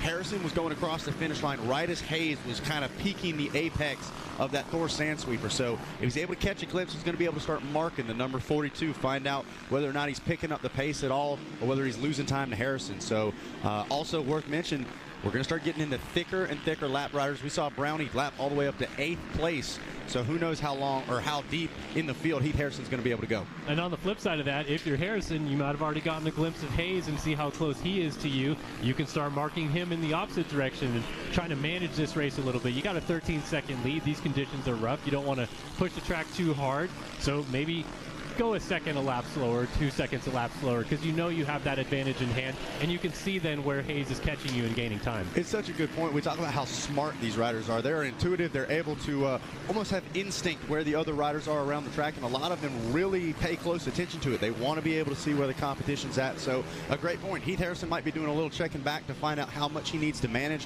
and Jacob Hayes obviously looking forward. His equation, pretty simple. Leave the thing wide open. You got to catch up to the back of the Honda. And so if you're having to catch a glimpse of him in a different section, you're not quite close enough yet. So the number 9, he's still digging, trying to catch up to the 42. Absolutely. We're watching the 14 of Vincent right here. He's trying to work through some of that lap traffic. Always tough to do when these long, deep ruts are the only way through these corners back in Storyland. So I even see Nelko maybe just got held up a little bit right there in the 4 spot as Vincent comes out of Storyland still in 3rd. And Nelko is still dealing with that pressure from behind. I think maybe Badiali on the Yamaha may have just pulled up alongside of him and tried to make that pass as they go through that back stand straightaway. Nelko, I think, is fighting back as they're coming to the Rocky Mountain. Yeah, looks like Badiali did get that pass done. Nelko was trying to close back over to the left-hand side, but Badiali said, no, I'm sorry, I'm already there. This spot is mine. And things starting to happen quick for Nelko. He's going to have to regroup, push forward, as number 71's also got some company behind him and trying to get a number on that. I think that's the 29 of Jeff Luke, who they have a lap down. Okay, all right, so that may be a lap race. It's honestly so hard to tell. In some of these spots, you even see your leaders having to slow down significantly, sometimes take a foot off the peg, doing whatever it has to do. And look at this, Kellen. Heath Harrison, a 209.3. Now Jacob Hayes with some clean track, a 209.9. So almost exactly the same lap time. But that's not quite close enough if you're Jacob Hayes. You're going to have a better lap time than Heath Harrison to catch up. You're absolutely right. And kind of back to the point as we were talking about with these guys working through lap traffic, if you're Nelko, you peek back behind you, you might not know that that is a lapped rider because all you see is mud on their front number plate, mud on their helmet. It could be someone that you've been roosting this entire moto in a battle, or it could be someone that you just put a lap down. And I'm telling you what, if he doesn't know, I can tell him right now, it is 2 guys you don't want to see. Luke Vollinger and Ben LeMay behind you. Both riders already picked up 2 spots. They are creeping their way inside the top 10, knocking on a top 5. And looking out here, is that Nelco. Nelco down on the entrance of the 10 Commandments. I saw it just outside the window and got hung up for a second in that thick mud. Kevin Wyndham talked about it earlier, Kellen. This stuff's going to start thickening up. It's going to start holding on to you almost like the soil doesn't want to let you go here at the ranch. Yeah, well, he lost that position to Vonlinger, like you said, and now he's going to have an earful from Ben LeMay before long. And we also have the 27 ride down right here. So the 27 machine hitting the deck, trying to get a look. That's John Moeller down there in the 37 spot. Tough break for him. Back to our leader, though, Heath Harrison. And it does look like he's been able to maintain that gap, as you said, lap times similar to that of Jacob Hayes, both in the 209s. And he's going to get the white flag this time by. Just peeked out, saw the 2-lap card is already out. So white flag coming up pretty quick here for our race leader, Heath Harrison. So 1 lap to go here coming up for the Phoenix Racing Honda of Heath Harrison. And I know we've talked about this before. This is not a full-time rider. I've seen Heath at the GNCCs as well, but he's not riding. He's working with that Phoenix Racing Honda team, and he said on the podium in Moto 1, he really appreciates the team letting him sneak off from time to time, put in some motos, and what better way to repay than getting out front early and trying to bring this thing home for a win. Absolutely. Well, I mean, even our second place rider there, Jacob Hayes, he's always out there working with Lucas Myrtle and all those people there with Jet Lawrence and the Lawrence brothers and stuff like that. I see Hayes at the races every weekend at the Pro Nationals and stuff, and then he comes out here and races all week long at Loretta's, and so far looking at maybe 2 second places in this Junior 25 Plus class. So we got a couple guys that are the working men, the working class people, putting it to them out here in Junior 25 Plus. Absolutely, without a doubt, and it goes to show they've been training with the pro riders as well. The Phoenix Honda crew, great there. Obviously, Jet Lawrence and Hunter Lawrence and the entire Lucas Myrtle crew there, they've got things figured out as well. So some great company from those riders. But yeah, usually guys we see behind the scenes getting their share of the spotlight out here, and it's well deserved as Heath Harrison tries to work his way to this checkered flag, getting ready to head off into Storyland. About half a lap left or so here in this second Junior 25 Plus. Well, I tell you, track looked really good after they did all that work to it after that long rain delay, but now we're starting to see some of those long lines that we saw in the first 2 days of racing really getting dug out. All these corners have super long ruts and many options, but as we've talked about all week long, they're not all good options. They can really bite you in a hurry if you get caught in one bad one. Absolutely, without a doubt, and it develops as well. This track's starting to dry out. We're starting to see some spots that look like real dry soil out there, and so as this track starts to change, the line choices may change as well. But I don't think there's going to be a whole lot of changing going on for the number 42 right now, as he has got something figured out, getting ready to come through the center of the track for the final time up and over these jumps. Yep, one more time through the Polysport Pond and the Thor Sand Sweeper for Heath Harrison, and he's looking at 2 moto victories to start his week off in Junior 25 Plus. Oh, what a good ride this is, and he's going to take us through this last corner. Here it is, folks, your winner, Moto 2 Junior 25 Plus, Heath Harrison.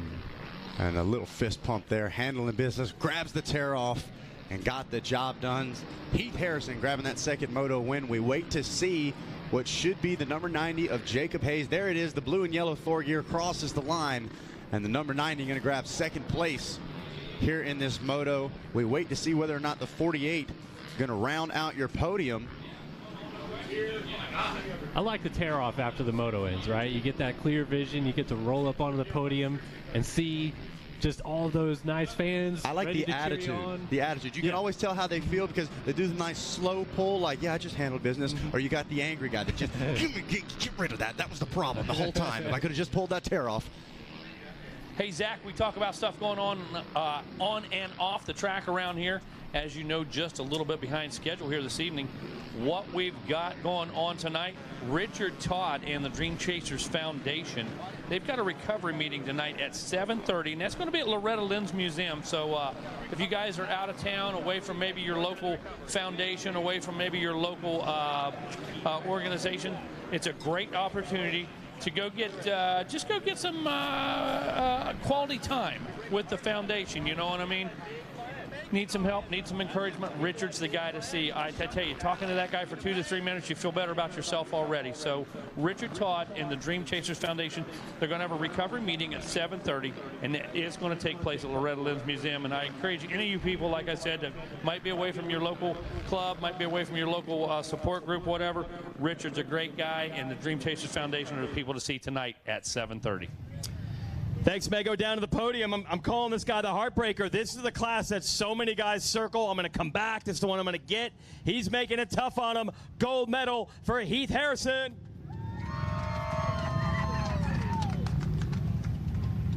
I've been asking a lot of guys. It's not super muddy now, but certainly enough where things can go bad. Were you worried at all, like going into this moto, like, man, I got to be consistent? Not worried, but knew I had to be consistent. I honestly was wishing we would have raced a little bit earlier in the rain because I'm a pretty good mud rider. And dude, the track right now I think is more technical than it was yesterday. So even at 5:30 yesterday afternoon, I think right now has it beat. It's not as rough, but more ruts and a little bit more slot car-ish. So yeah, the track's rough, man. It's technical. God, you got to be pumped at how this is going these last couple visits down here. Yeah, it feels great, and I just want to give this win up to Uncle Dave and Tracy. Their aunt passed away a couple days ago, and this one's for them. So if they're watching, we're praying for you guys. And Uncle Dave had to leave and go home and be with them. So this one's for those guys. That's cool. Doing it for the family. You got some other people you want to thank here with your Phoenix Racing crew? Yeah, the whole Phoenix Racing Honda team. They're an amazing team, amazing group of guys that I get to work with and pretty much live with. So, yeah, all those guys for allowing me and helping me come do this. And Honda, Arma, ODI, 6D helmets, FMF, Vision, FMF, exhaust, Pirelli tires, W wheels, P3, Ride Engineering, Enzo suspension, just everybody that makes this possible. Thank you. My whole family and my wife and our little girl. All right, let's hear for Heath Harrison with the gold.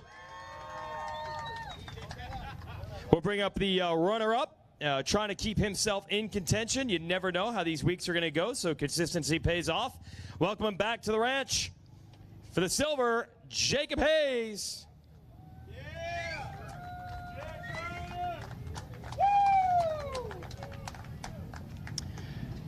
So what's the overall experience been like coming back? Been a little while since you raced here. What's it been like?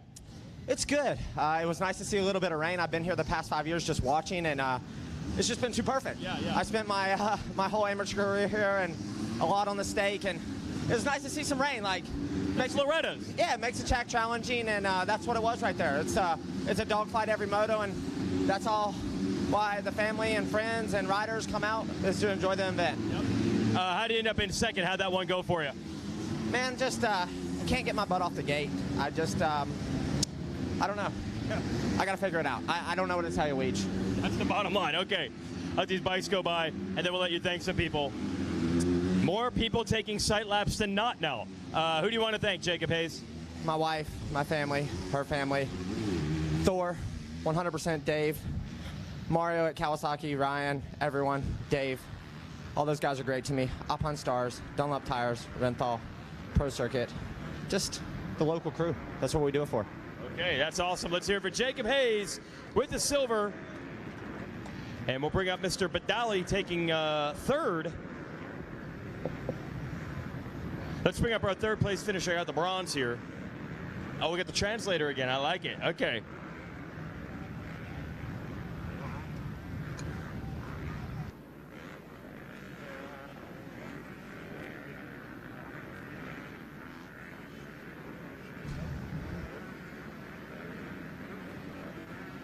Okay, Carlos Badiale taking third. Another podium, another moto medal. So just ask how the moto went. How'd it go? ¿Cómo te fue?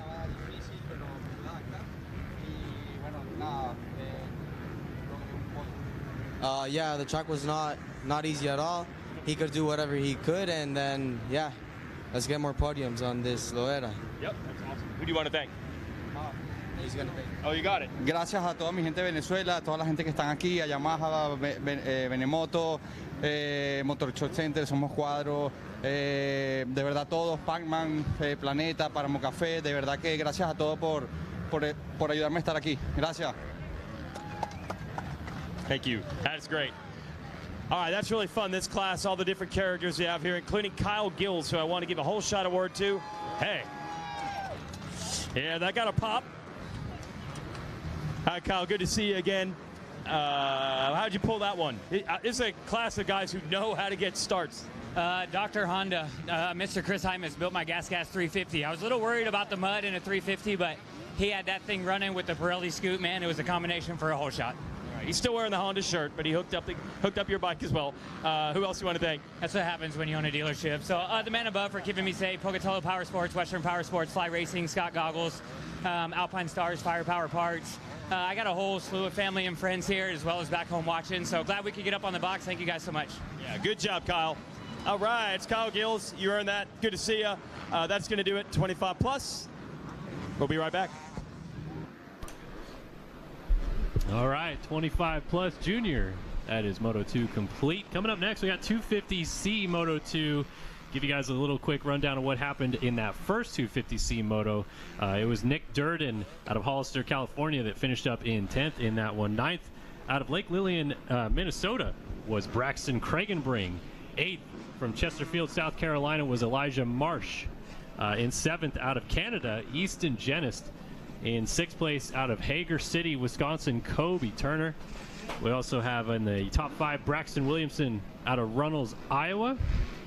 4th place in that first moto was Woodland, New Jersey's Robert Weiss. 3rd for Luther, Oklahoma's Baylor McKellar. 2nd place in that first moto, looks like it went to the number 76 of Gannon Lawson out of Albuquerque, New Mexico. And your winner from Kaneohe, Hawaii, coming all the way from the great state of Hawaii, Damian Holmes. Yeah, going to be a good one. 250C, going to be a wild one. I'm going to say this is the first time on the mic here in a minute. I got to earn my keep, right, Kellen? But I'm blown away at what this track was this morning versus what it is now. It is actually created for some amazing racing. I think I'm most surprised to see the sun out. Yes. I didn't think we would see the sun any time today with how things were moving. We saw some really dark clouds rolling through, and now there's some sunshine, maybe drying up the track a little bit. That's right. Yeah. Nothing helps it dry out like that. Like the sun, get a little wind. This thing will be kicking up dust before you know it. Oh, come on. You were the first one. No. I didn't say the other one. The other one, there's 2 of them. There's one more that is missing. All right. And I may have done that on purpose because I knew we were speculating about who was going to be the first. All right, we're off and running in 250C Moto 2 into that first turn. Looks like the 84 may have gotten there first, but he is no longer in the race lead as they go down that second straightaway. Trying to get a quick look at the number of that Husqvarna rider that took over the race lead. It looks like it Robert is Wise. Yeah, the 15 machine? I think 16. Oh, and looks like Weiss was actually credited with the whole shot, so it was not quite the whole shot there for our 84 rider, but Weiss is going to take the lead in the commandments. 84 of Tristain Lemley actually moves into second place now after nearly grabbing the whole shot, but Weiss already opened up a bit of a gap here as everybody funnels through the commandments, and you're starting to see just how treacherous these conditions are as we have one of our riders going down at the end of the commandments there on a Yamaha. And a bit of a stack up on the inside right there. And yeah, look, you can see just how muddy it is. Just to get offline a little bit, it is real treacherous. 250C class said, Mikey, you said the track was looking good and raceable. And they said, we're struggling. You've lied to us. All right, so Weiss is going to bring us out of Storyland still in the race lead. Things are tightening up, though, in a hurry. It looks like we got a KTM machine trying to move into that 2 spot, battle for third as an exchange of positions. The 55 to the outside might even get into second place down the inside right here. And that 55 machine is Ryder Rodriguez, it looks like, out of Modesto, California. So even out of California, we're getting some solid bike riders out here. I like it. Keeping up for the Californians. That's it. Saw him say something about Emig earlier of, hey, he doesn't get a lot of rain down there. Will he be okay? Yeah, you guys are doing fine. You guys are doing fine from California. Oh, bit of a stack up there on the inside, and I think that may have been perhaps the 77 machine of Durden. Nick Durden. Yeah. So the 55 does move into second place. Our leader is out of shot, though. Robert Weiss there on that 16, pulling away. He was 4th in our first moto, so perhaps the rider out of Woodland, New Jersey, enjoying these conditions a little bit better this time around. Having to deal with a little bit of slop and muck, but pulling away already on this first lap. Hey, putting that Callahan MX school teaching to work out here at Loretta's in the unfavorable conditions, if you will. Or, I don't know, hey, maybe Robert Weiss is like, no, this is right up my alley. But whatever the situation is, he is rolling right now. Ryder Rodriguez in the 2 spot, Braxton Williamson in 3rd, Nick Durden in 4th, and Gannon Lawson rounding out your top 5, as you guys see that there on Racer TV as well. Well, I feel like what we're seeing so far in all of these motos that have ran here today at the ranch is that, man, when you get out front early, you get that whole shot, you get a little bit of clean air, you get out front pretty quickly. We're got a 4-second lead already in this class. We saw in that last moto how quickly things separated for our race leaders as well. Just a little bit of fresh air and not eating roots in these conditions is a huge winner. Yeah, one of the things noticed this morning, or this afternoon, I guess, watching racing is you see some big leads go away quick in these conditions. A guy goes down, hey, the handlebar, the grips get muddy, get nasty, and they lose a lot of time. Well, yeah, that's a premium, right? Is if you fall, you get a little bit of mud on those bars like you're saying. And I see a few riders out there with towels on their waistlines to try to wipe those hands, but not everybody out here has it. So even if you don't have that towel to wipe your hands off, you put your hand back on a muddy bar and suddenly you're having to deal with that slick grip the rest of the moto. It can be really tough.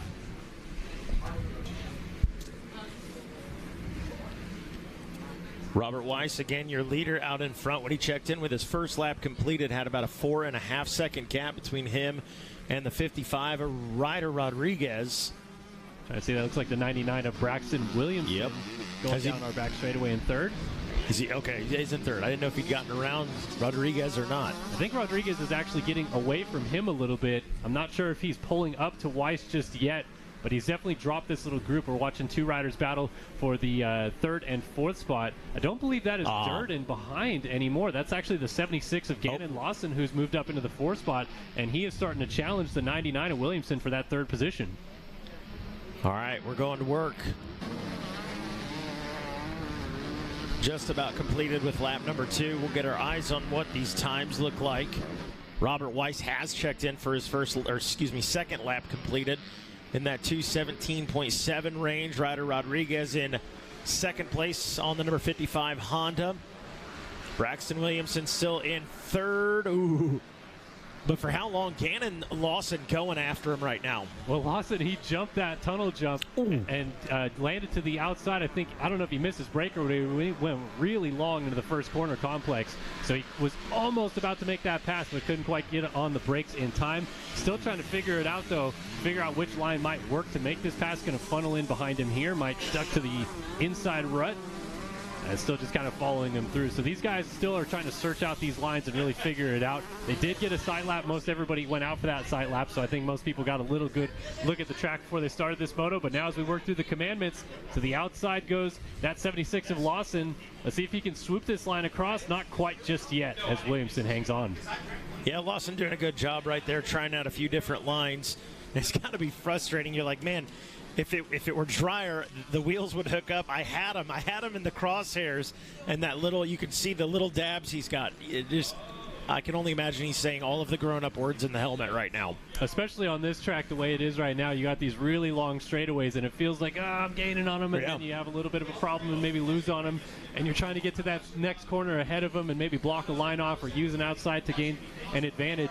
But you just can't quite get there by the end of the straightaway, and it must just eat at you as you try to make that pass happen. And hats off to Ryder Rodriguez, too. I mean, you've had Braxton Williamson. You've had Lawson applying the pressure, and Williamson has not succumbed to it yet. Done some good defensive riding, just holding his line. And racing the track in front of him. I don't think I've seen him look over the shoulder once. Yeah, that's always a good sign of a rider who is focused forward, like you say. You don't want to be looking back and trying to see where your competition is. They're right behind you. They're trying to figure it out and make a pass on you. So if you're looking back, you're maybe going to leave your door open or leave yourself vulnerable to a situation where he'll find that way through if you just keep looking back at him. 250C. Abbreviated motos. I was just thinking, man, this is going fast. Well, it is, but we've also got them shortened a little bit. Yeah, we got 250C on track right now, then WMX after that, College 18 to 24, and then Super Mini 1. Trying to get all the way to that 250C Junior 12 to 17 Limited today. We're at 6 p.m. right now, but there's still quite a bit of sunshine. We got to believe. We got to believe we'll get there. Believe. Highlight some of the guys outside of that top 5. Tristan Lemley's checked in the number 6 spot. Damian Holmes picks up a position, or at least 2. As a matter of fact, goes from 9th to 7th. Maddox Brown in the number 8 spot with Cooper Ford in 9th. And Ethan Webb, the number 24 KTM, is in 10th place. We have got a battle for the lead. Ryder Rodriguez has caught up to Robert Weiss. I just peeked out the window here as they enter the commandments. And Weiss, I don't know if he missed a shift or whatever, but he did not get the first few doubles into the commandments. And it looks like Rodriguez is closed right up onto him. Yeah, I was going to say, didn't see him go down anywhere. He looks clean. The bike still looks clean. So I think you're right. Yeah, just a little mishap. And Ryder Rodriguez is trying to capitalize. Man, that deep inside line that Rodriguez just went through, he was dragging knee. Yeah. Not even dragging foot through that corner. He was dragging his knee through that corner. And now he is all over our race leader on the 16 machine. Rodriguez, by the way, he was 30th in our first moto, so not sure an issue or not there for the 55, but this is a great way to turn it around. Play spoiler, playing with house money. You got nothing to lose. Go make something happen. Shake things up. Yeah, last time by he did a 2:15.3 to a 2:15.9 out of Weiss, so he was going faster, not that much faster though. He definitely caught him quite a bit this last lap, was 4 seconds down. It does seem like as soon as he got to Weiss though, Weiss maybe woke up a little bit and has started to put the afterburners back on. Yeah, bingo. He had that good gap. Matter of fact, even at third lap, he had just shy of a 5-second gap. That's gone. It's out the window. We're going to battle right here, and be interesting to see that mechanic at pit board when he comes through. We're looking at about 5 minutes and 46 seconds left on the clock, so I'd have to imagine probably 2-lap card out next time by. So we got 3 laps of potentially this really good battle still building for our race lead. Oh, Weiss had to come to a near stop on that inside line. Rodriguez used that outside line, rips a fresh tear off, and he is full focus trying to make this pass happen as we charge through the first couple of corners and head our way towards these 10 commandments again. Here we go with Rodriguez, and Rodriguez no longer playing follow the leader. He's on the inside right there, and just neither guy can get that drive that's going to push him. And now right up on the rear wheel of Weiss. That time Weiss got really cleanly through that inside line entering the commandments, and it looks like he's able to just inch that gap back out ever so slightly, really riding the pegs well through that corner. That's what you got to do in these conditions, right? You got to stand a lot, make sure that your balance is centered, because if you get sat down and you get a little bit off center, that's when you start paddling and you see those legs flailing around. Boom, just like like right that. There. On cue. Good call. Rodriguez going to work again. It's been that accordion effect, or that slinky, whatever you want to call it. Reels him in. He stretches it back out. Weiss has done a great job of sensing him behind him. You know he hears him. Well, I mean, I just saw him right there in Storyland. He went to the outside. Weiss is coming up the inside, or I should say Rodriguez coming up the inside, and Weiss chopped that line off, made sure to hold that inside line so that Rodriguez couldn't get that drive to pass him, and then suddenly, boom, he has pulled that gap out just ever so slightly again. It's all about these minor mistakes that these guys keep making. You see a little bobble for Weiss, and Rodriguez closes up, and Rodriguez makes a bobble, and he just landed hard right there off our Rocky Mountain. But still looks like even gain time, so Weiss even maybe had a little bit of a bobble that we didn't see on screen. That's it. Weiss and Rodriguez, that's the battle we're watching right here. We are into some lap traffic now. Is that going to be a factor as we get down to it? The 2-lap card going to be coming out. Oh, Rodriguez doesn't look like he wants to wait anymore. He really sent it down that inside line, kind of got jolted and unseated as he came through it. Weiss able to swoop the outside and get that triple after the finish line again. So we just see this yo-yo effect. It seems like Rodriguez catches him. Weiss either realizes he's there or just gets a couple clean sections, able to pull back away. But again to that inside line through our Wall of Fame corner right there, and Rodriguez keeps using that second rut to close it back in. It seems like they have, it's not even sections of the track, it's corners of the track that they're better on. Yeah, you're absolutely correct. Each guy's got his strong suit. Who do you want to be in this situation? You want to be Weiss out front, or do you want to be Rodriguez, who's been there watching his lines? Well, I think the usual answer here is you want to be the guy following, right? Because you can read the lines, you can figure out where you're better and try to set up a pass. But I don't know about in these conditions. Do you really want to be eating all this muddy, mucky ruse, getting it all over you, getting it on your jersey, having to rip more tear-offs? As we're starting to come into some lap traffic now, and Rodriguez is going to go to the far inside after the 10 commandments. We got lap traffic issues. Let's see if Weiss gets held up a little bit. Oh, he's trying to switch lines up. Rodriguez to the outside. Oh, big mistake right there by Weiss. And then Rodriguez kind of buried it into the outside line as well. So we're seeing little mistakes out of both riders. Oh, we got a rider right in front of Weiss. Mercy. Getting stood up right there. Who is going to make the least amount of mistakes is really what it's going to come down to, it seems. As we're watching that, give you a couple more highlights here. Gannon Lawson's up into the number 3 spot with Braxton Williamson, in the number 4 position. Damian Holmes back in 5th place. They're working around a trio of lapped riders down this back straightaway. And again, it seems like maybe it is just the end of Storyland that's really the problem for Rodriguez. He keeps making little mistakes, and now that gap that was only 0.6 of a second, you could see them both on the screen. Rodriguez kind of isn't on the screen anymore. I didn't see if he maybe got held up by that lap traffic at all, but suddenly Weiss has a lot more breathing room, and maybe that's going to allow him to kind of, recompose himself a little bit, settle back in, and realize, hey, we're getting the 2-lap board, or we're getting the white flag, actually. We are about to get the white flag. He just needs one more good lap to get this done.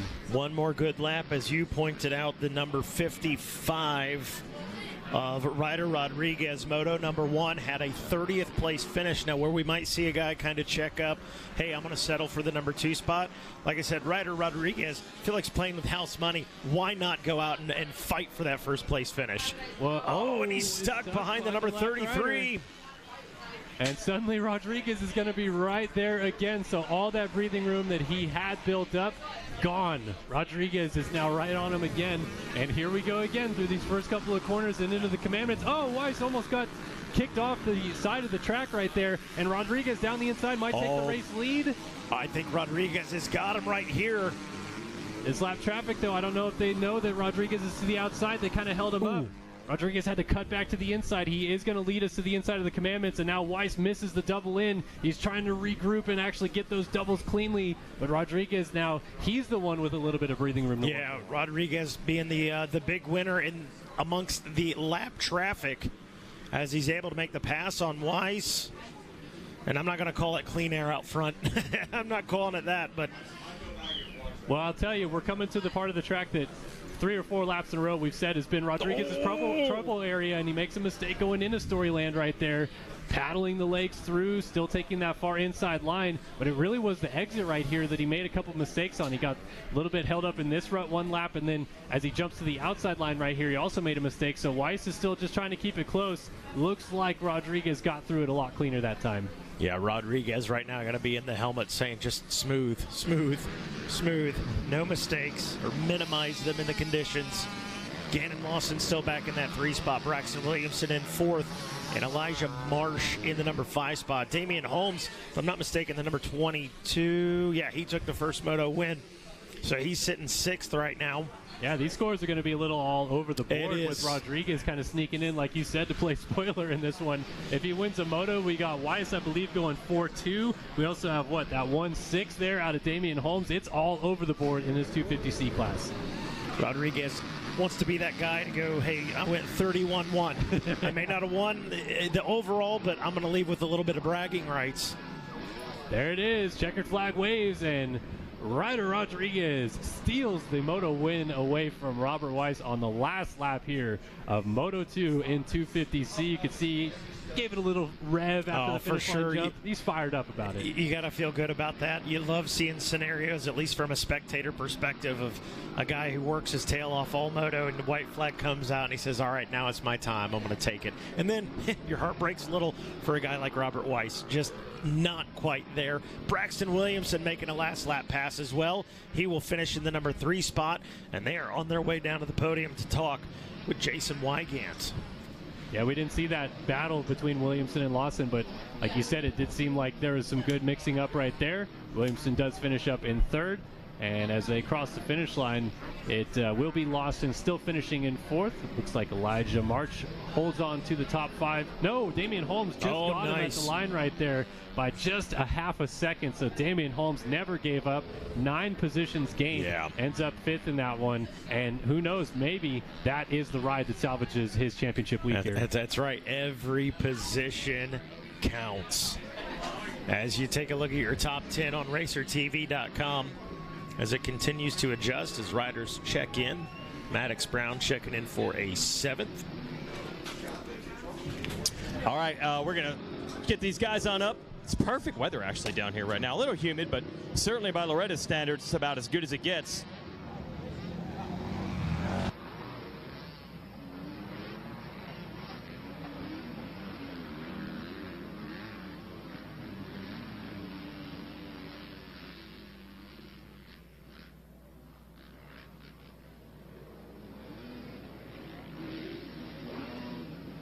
Well, digging down deep, Ryder Rodriguez to get that.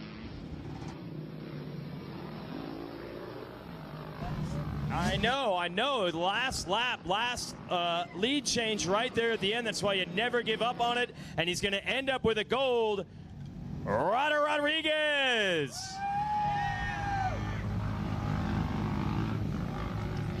Well, I'm going to assume you just never gave up, man, because you made it happen right at the end. Yeah, I just never gave up and went through all the lappers and passed them. What's this feeling like to have the gold? Feels pretty good because I had a lot of bike problems the first moto, so just to prove myself. Awesome. What's the track like right now? It's like, I don't know. It's just super grippy. Like anywhere you go, it'll just pull you that way. Yep. Who do you want to thank, Ryder? My mom, my dad, AMP, Troy Lee Designs, and FlowVision, HSI, First Security and Sound, Honda, Modesto, Olmi, Todd Stanley Films, and Daniel and Travis. All right, we're going to make that look good in the photos. Hold that up, and let's hear it for Ryder Rodriguez. I like the speak loud cue card there. Well, Robert Weiss almost had this one. Great ride, got a whole bunch of laps led. He'll end up with the silver. Let's hear it for the man for the Garden State, Robert Weiss.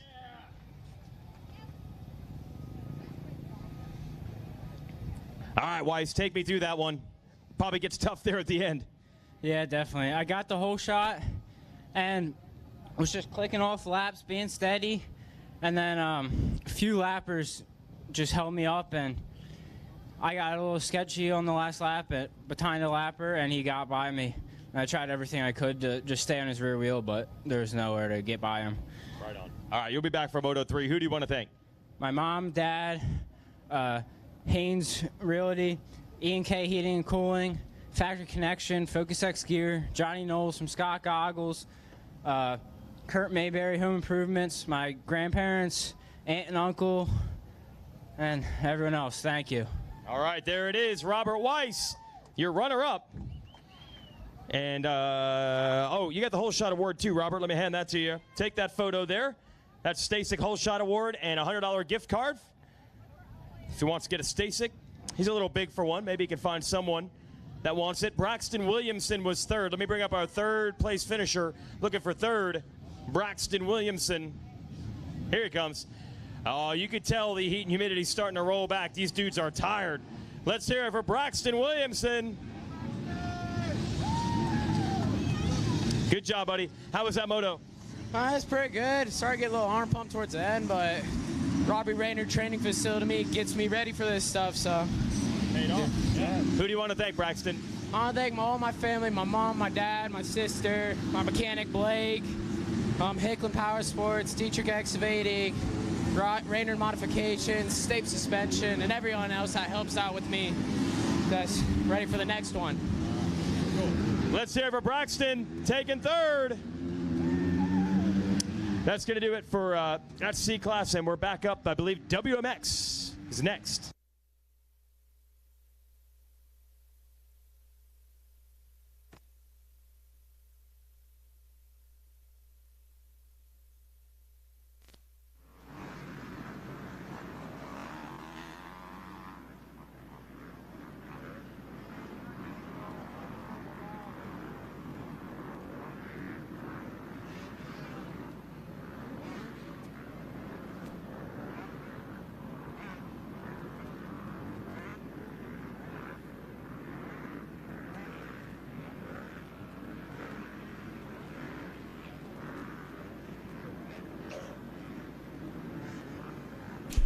All right, thanks, Jason. And we got WMX out on the sight lap right now.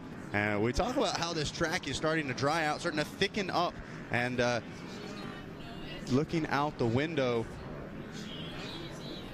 we got a couple of riders actually going down on the sight lap. Such a tough thing. You got to make the decision. Hey, do I want to go out there and look at how this track is developing, or add 20+ pounds on the bike, or do I want to just hang out at the gate, hope for the best? We're going to call Jordan Jarvis in. We got Taylor Allred, Kira, of course, with us still.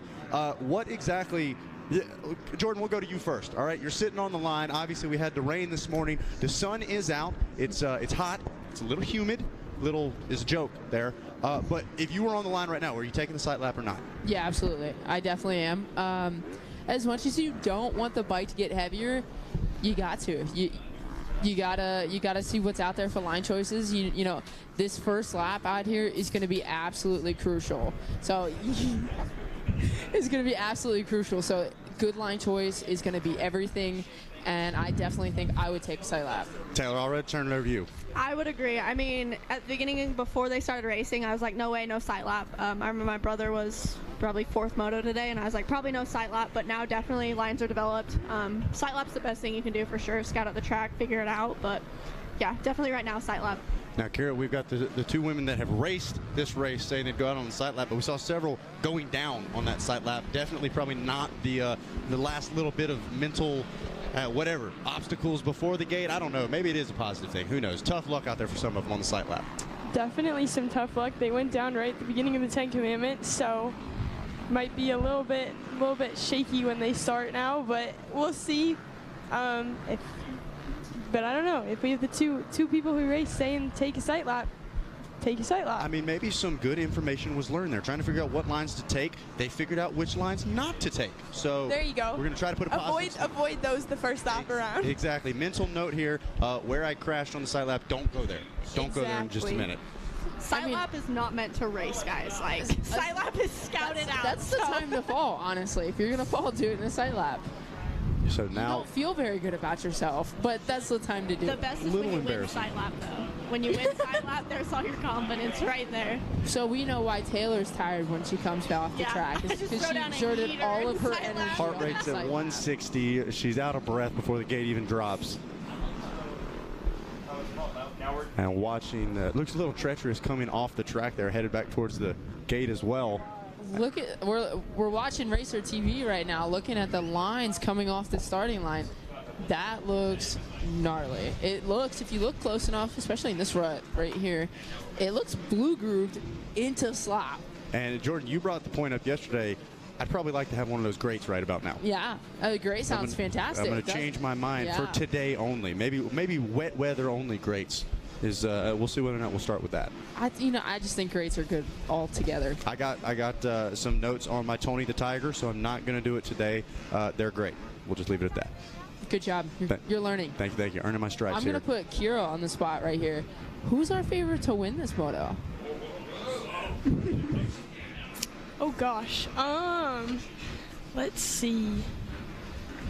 Me and Taylor already talked about it. We know who's hopefully, you can't say nothing that's a mud race, who we think is probably going to be up there. And that's such a good point. With these conditions, you really have no idea. No, not at all. These conditions are so unpredictable. You're going to be probably, if I had to guess, seeing quite a few pileups. And who knows, unfortunately, we might see some of our front runners in it. We might not. This could be a very wrong prediction, seeing how previous motos have gone and winners who won those flipped back down to like 20th. But if I had to predict, Kylie Stallings was looking really good yesterday when she raced. So okay, just going to go with the winner of the last race. That's okay. You can't go wrong with the data. You can't go wrong with the data. That's how you play the game. See, I'm trying to help her. We're getting her set up, getting ready for this, I agree with you. I'm looking at Stallings, Phelps. I think Turner can be up there as well. I don't know. It'll be interesting. Here's the difference between experts that have raced here, like Taylor Allred, Jordan Jarvis. We in the announcer game, we're here to not get anyone mad. So it is inarguable that she won the first moto. So if you use it as your guiding light, no one can say, like, why didn't you pick me? I just went with the numbers. Absolutely. It's just a numbers game. I think we're going to see some awesome battling between Stallings, Sophia Phelps, and Lachlan Turner. I think that's what we're going to be looking at this race. That reminds me. She's another one who's been looking pretty good. Stallings and Turner maybe had the best battle of the week so far. They had about, a lap and a half, literally side by side, battling for the lead. There was like 10-15 swaps. And then going back and forth. Then Sophia comes in at the end saying, hey, it's not over yet, let's go. It's going to be good. Now I'm fired up. Great job with the predicting, though, using the numbers. We're looking at the Racer TV thing going on up here. There is a bike issue with somebody. Yeah, may have a 2-minute hold here. But they are obviously not even just with the rain delay. They are Johnny on the spot with that. You got 120 seconds to get things figured out, and then they have to continue on with the racing. So one rider, you can see, looks like our camera going to zoom in a little bit, trying to get that bike fired back up. And it looks like they do have the bike running. So pulling back into the line there. Nothing like a last little spike of the heart rate. Oh, gosh, is the bike going to start? They got it fired up. And so now it looks like whoever that rider is going to fall back into line. And we're going to drop the gate here on Moto number 2, the WMX. You've heard the predictions. Now the only thing left to do is drop the gate. And I would say most of the rest of this track doesn't quite look like the start. You see a little bit of slop up there, whereas the rest of this course has been run over so many times. It's actually getting worked in pretty well. I was watching the feed earlier, and they scraped off half of the start straight. They didn't go all the way up to the gate, so I'm thinking that's probably why we're seeing this. But this is going to be an interesting first start. Here we go. We hear the revs coming up. And there's the gate drop on Moto 2, the WMX. Let's see who it's going to be. A big start from one of the Kawasaki riders coming in the first turn. I'm going to make a prediction and say that's Bree Sheldma. I'm Nope, pretty that was sure. Kylie Stallings. Oh, was it? Yep. Okay, Kylie Stallings. So our first Moto winner. We've got a big pileup going on over here to the right of the tower, but our first Moto winner, Kylie Stallings, with a massive hole shot. That was absolutely wild. Here's a name we didn't throw into the prediction. Second place is number 17 of Hannah Hodges. Katie Benson's back there. Where is Sophia Phelps? Sounds like may have gone down. Yep. And Kira, how about it? Called Stallings, and she's trying to live up to the hype coming around the first turn first. Numbers don't lie. Here is the number 56 of Sophia Phelps coming around with maybe 3 bikes behind her, so this is going to be a very long race for her, but also a very short race for her because we went from a 20-minute race down to a 15-minute race. But again, if you watch Sophie every moto, if she comes from behind, this is where she puts in the hardest amount of work, and somehow every time it breaks the top 3. Absolutely, but this is not looking very good for her right now. Kylie Stallings is putting a considerable gap on our second place rider, Hannah Hodges. I was just about to say, you girls even talked about it yesterday after the race. Stallings did not look satisfied with that first moto. She has come out swinging here in Moto 2, already opening up well over a second on second place. Hannah Hodges, who's no slouch either. On screen, you see the number 17, Hannah Hodges, getting ready to come up and over the Rocky Mountain. And that's a good start for Hodges. I don't think she was quite that far up in the start in Moto 1, so we'll see what the number 17 is able to do. And there on the top side of your screen, you could just see the Kawasaki of Stallings dancing around that Thor sand sweeper. I'm not seeing Lachlan Turner up there. I have not seen Lachlan either, but I am seeing that a 28 of Katie Benson. She had a little bit of a rough moto yesterday. Something ended up cutting through her tire into her tube and giving her a rear flat, so that's why we didn't see her at the end of that race. She is turning around this moto. Looks like she's trying to catch up to the back end of Hannah Hodges, but Hannah Hodges is pulling out of a slight gap as well.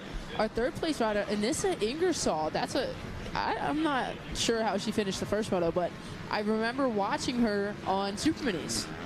Gonna be the number 61, Ingersoll, finishing 12th in Moto number 1, trying to respond, holding down that final podium spot for now. But Katie Benson and Lincoln Strawer there in the 5th place spot. Shelby Rowland holding down 6th, and still looking, where is Lala Turner there, now checking into the 16th spot. So the work is cut out. Preston Rains there in the 14th spot. She's one of the GNCC women as well, maybe taking advantage of the wet conditions. So Sophia Phelps has gone from only having 3 bikes behind her coming past us, coming by the 10 Commandments section a lap ago, to now being in 24th. So that's obviously, looks like our 4th place rider, Anissa Ingersoll, has gone down in the 10 Commandments just past us, getting her bike up, trying to get back out there. And Ingersoll still trying to remount that KTM, kind of stuck on the side of one of the 10 Commandments. She looks to be okay as she gets back on and heads back onto track, but that was a gnarly one. That honestly probably went about as good as it could have gone. As far as things going bad, it went well for things going bad. As good as it could have gone, for sure. There's no good crash, but that was not the worst it could have been. As now it looks like Hodges, I believe that was who we were seeing on screen there. I could be mistaken, but it's looking to me like the track is pretty one-lined. Like, you know, I think insides is where it's all at, and you try and go out too wide, it's just all slick and just muddy still. And Taylor, it's such a good point to bring up because you don't want to follow. We've been preaching it all week, not only because you can't make a pass, but you don't want to be eating roost the whole time. But yeah, you go a little too far to the left, a little too far to the right, especially as thick as things are right now. We have seen this track reach up and bring people to a complete stop if they get out of those main lines. Oh, absolutely. And I'm watching Sophia, you know, and she's trying to go through the pack as hard as she can, but it looks like she hasn't passed many riders, and I really think that's due to the track being one line for sure.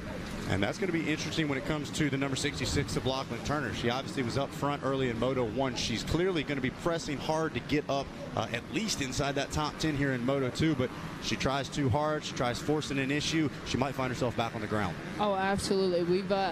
I personally have watched Lachlan the last couple years here, and the first year she was here, she was battling with Kylie Stallings in the girls class, but she ended up having a bit of a tough week, due to just some unforeseen mistakes, some small mistakes that led to some crashes and stuff like that.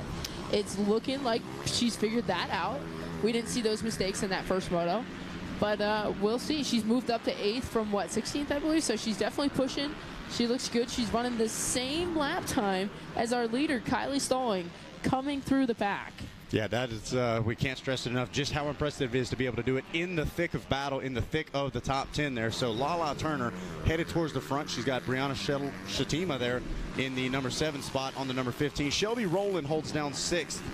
And as we now get updated timing and scoring, Kylie Stallings having about a 15, technically 14.6 second lead over Hannah Hodges. Then it's about 2.8 seconds back to Katie Benson. So Katie Benson also on the move. She's putting the pressure on the Hodges. Taking a look on screen, you're able to see just how chewed up those 10 Commandments are getting. Deep ruts inside each and every one of them. So many different rhythms in the 10 Commandments that can be done.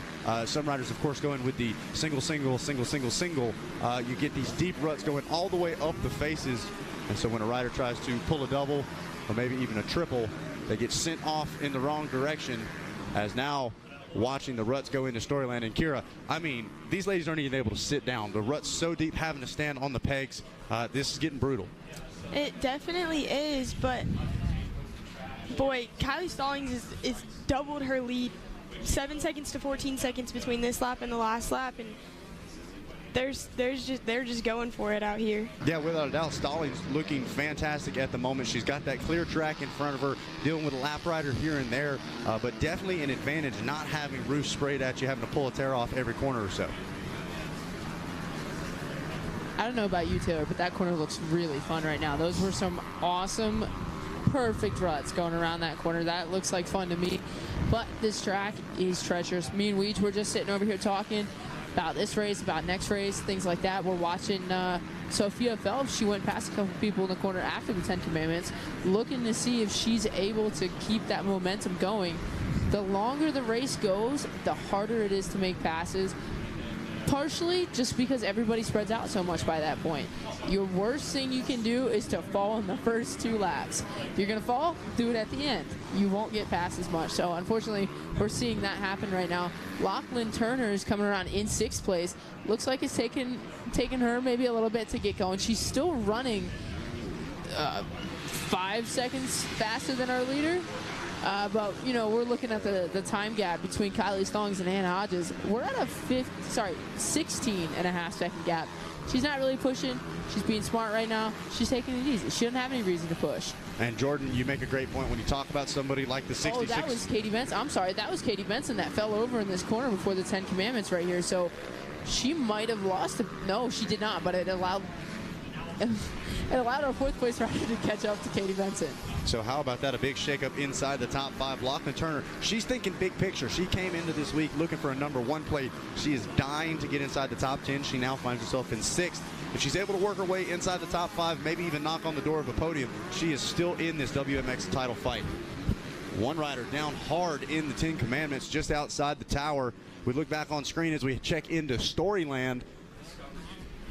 I am going to point out, I think Kylie did the most smartest thing you can do here at Loretta's. I remember, like, over my years of racing here, your first 2 to 3 laps need to be your sprint laps. I mean, no matter what's going on, no matter what's happening, those first 2 laps need to be your sprint laps. And Taylor is such a good point, especially in conditions like this. Stallings said, I'm going to take the clear sight, and I'll see you guys at the finish line, because she has run off from this thing. RUNNOFT, as they like to say, run off with it out here in the WMX Race 2, as we still have a couple of minutes left checking out.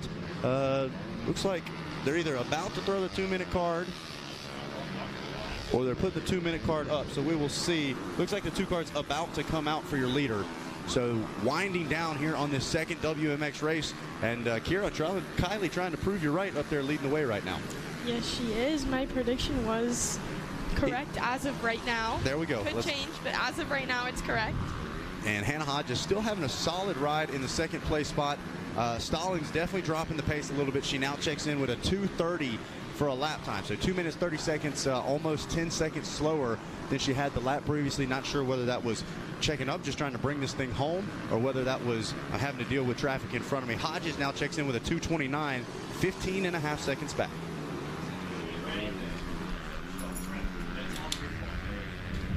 Looking forward, I know it's a little bit early to call, but you know, second motos is what's going to set you up for the championship moto. Kylie's looking really good right now. Kylie's looking awesome. Lachlan Turner's unfortunately not looking the best. Neither is Sophia Phelps right now, which is heartbreaking. Not totally sure what's going on with Lachlan. She was ahead of Sophia. Lachlan Turner's now dropped down to 8th place. Sophia Phelps has moved up into 6th. Sophia, though, is running a 2:21, almost a 2:22, and she's unfortunately a couple seconds behind the rider in front of her, but hey, real quick, guys, got to make an attention in the pits, attention in the pits. We are going to go through race 19 today. We are going to make it through race 19. So race number 20, you are off the hook for today. Race number 20 will not be lining up, and going to get a 250C Junior 12 to 17 Limited. You will not race today. Once again, attention in the pits, attention on site. We will only be racing through race 19 today. Now back on track here as the final laps are underway. White flag going to be coming out here in just a couple of seconds as Kylie Stallings on the Kawasaki tries to bring it home here in Moto 2. Right now we are watching the battle between Katie Benson and Vivian Contreras. And we will see, looks like another rider going down in the Commandments.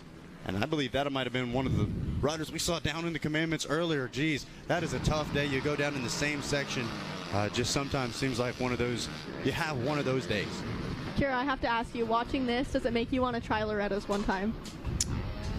Yeah. It would be fun. It would be fun to do a lap or two on the track. I don't know if I'd ever race it. You can be the sight lap leader next year. There we go. That's there you go. Yeah, there you go. It's kind of cool for me to watch this race because I grew up, a name I know really well from growing up is Ashley Filick, and she's back and racing again this year, and she's in 11th, and she's doing pretty good for coming back. And absolutely. I looked up to Ashley so much when I was younger. I remember, I think it was 2 years ago, I did a book report, or not 2 years ago, but when I was in elementary school, I did a book report on her. And so 2 years ago, I had sent her that picture, and it was just so funny looking back, you know. Yeah, she's awesome, and I looked up to her as a kid too, just like as a fan of this sport and being around it for so long. It's so cool to see her doing what she does. She's definitely an amazing aspect to the sport for sure.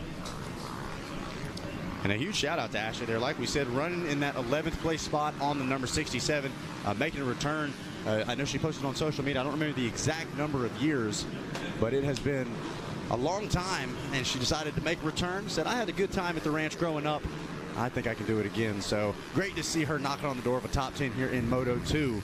So we are, me and Taylor are up here very closely watching the live timing, keeping an eye on everything, seeing where Sophia Phelps is. She has fallen, possibly, and Lachlan Turner has gotten back around Sophia Phelps. So we are talking about Lachlan Turner, who got 3rd in the first moto, Sophia Phelps, who got 2nd. They're running in 6th and 7th right now, so everything is looking phenomenal for Kylie Stallings right now. Without a doubt, as Stallings has got the white flag out in the air on her final lap. And take a look at the positions gained for the two names you just dropped, Lachlan Turner and Sophia Phelps. Turner passing 10+ riders, and Sophia Phelps over 17 passes. That's pretty impressive. I don't care who you are. Absolutely, especially in these conditions right now. I mean, that's amazing. Riders going all over the place. You even saw Stallings right there getting a little kick from that Rocky Mountain sand section. We've seen it. It seems like as soon as a rider tries to get comfortable, they think they've got it wrapped up, this track reaches up and grabs you. So Stallings just trying to keep focused. They got about 2 turns left to go here for this second WMX race. That was an impressive ride by Kylie. She just, took that whole shot and went for the rest of the race. And then with a 20-second lead is pretty impressive. She's been very smart this race, and that's what I was talking to with, all of my friends who I'm pitted with and stuff like that. The key to this race is consistency. All right, Who Kira, can stay up? You called it. Bring it home. Who's taking the win? Checkered flag is out, and Kylie Stallings has the win of the WMX Moto. There we go. So she called it. Great job there, Kylie Stallings. That's how you want to do it. That's textbook. Get out front early and wave to him to the checkered flag. Absolutely. If there's any better way to win other than that, I couldn't tell you, because that was an awesome ride by her. Could not have gone better. Came out with the whole shot, led the entire time, had a good race, had a very comfortable race probably, you know. Oh, wow. And second place actually goes to Katie Benson. She made a last lap pass on Hannah Hodges. Not sure what happened there. Lincoln Sororer in fourth. Vivian Contreras in fifth. Still waiting on our fifth place rider. And it is, excuse me, Vivian Contreras is... We got our timing and live timing is not sure what's going on. Jumping all around there. Yeah, not sure what was going on. We will get back to you in just a second. So we will wait to get the official word.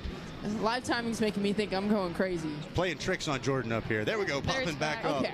And it looks so Lincoln Sororer is third. Katie Benson moves back to fourth. Vivian Contreras in fifth. Sophia Phelps in sixth. Brianna Sheldma in seventh. Sydney Mason in... looking like the... All right, so we're going to run off of what we're seeing on Racer TV. I'm bailing Jordan out here because we've got two different screens in front of us. We do know Kylie Stallings got the win. We're positive of that. The rest of the top 10 was shuffling around on our timing and scoring. And so we will. A Christmas tree. Yeah, I was about to say they wait for us to say a name and then they move the name.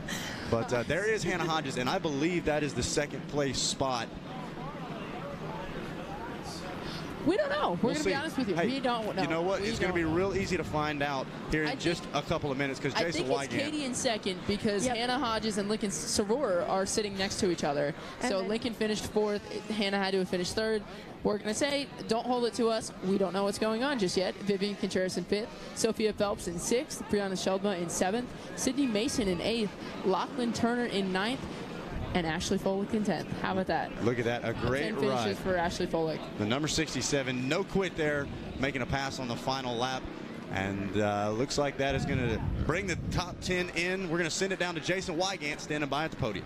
Thanks, gang. Kylie Stallings looking good going into Moto 3, sitting on a pair of pocket aces, as our old friend Wes Kane would say.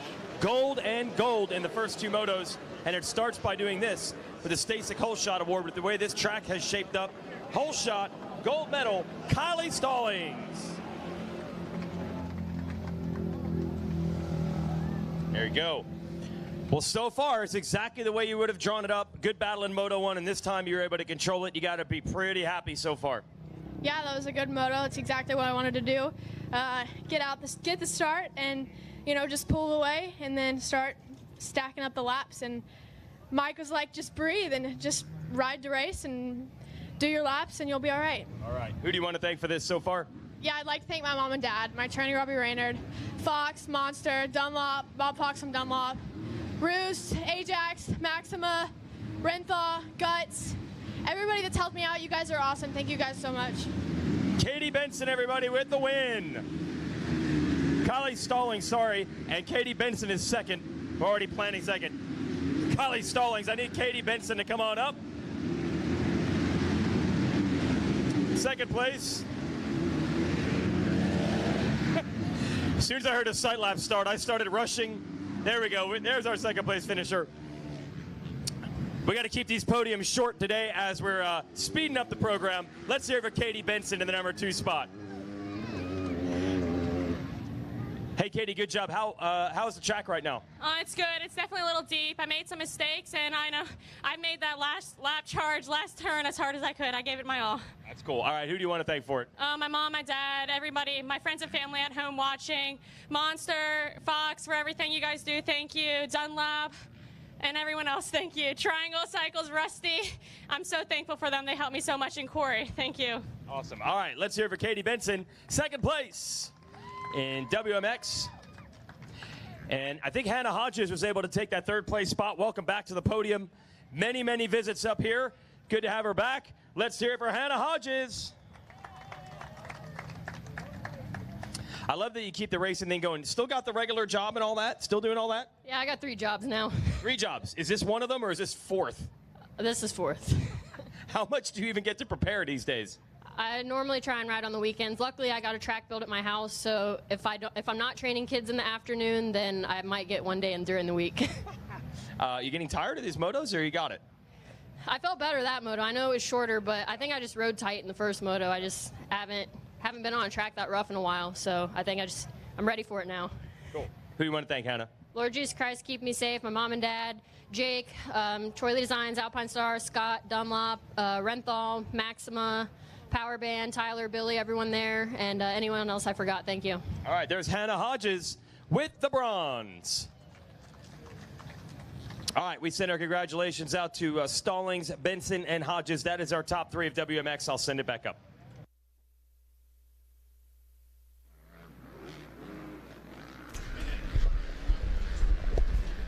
Well, thanks a lot, Jason Wygant, wrapping things up down there for the WMX podium. Coming up next, just getting wrapped up with their sight lap here, is the college 18 to 24.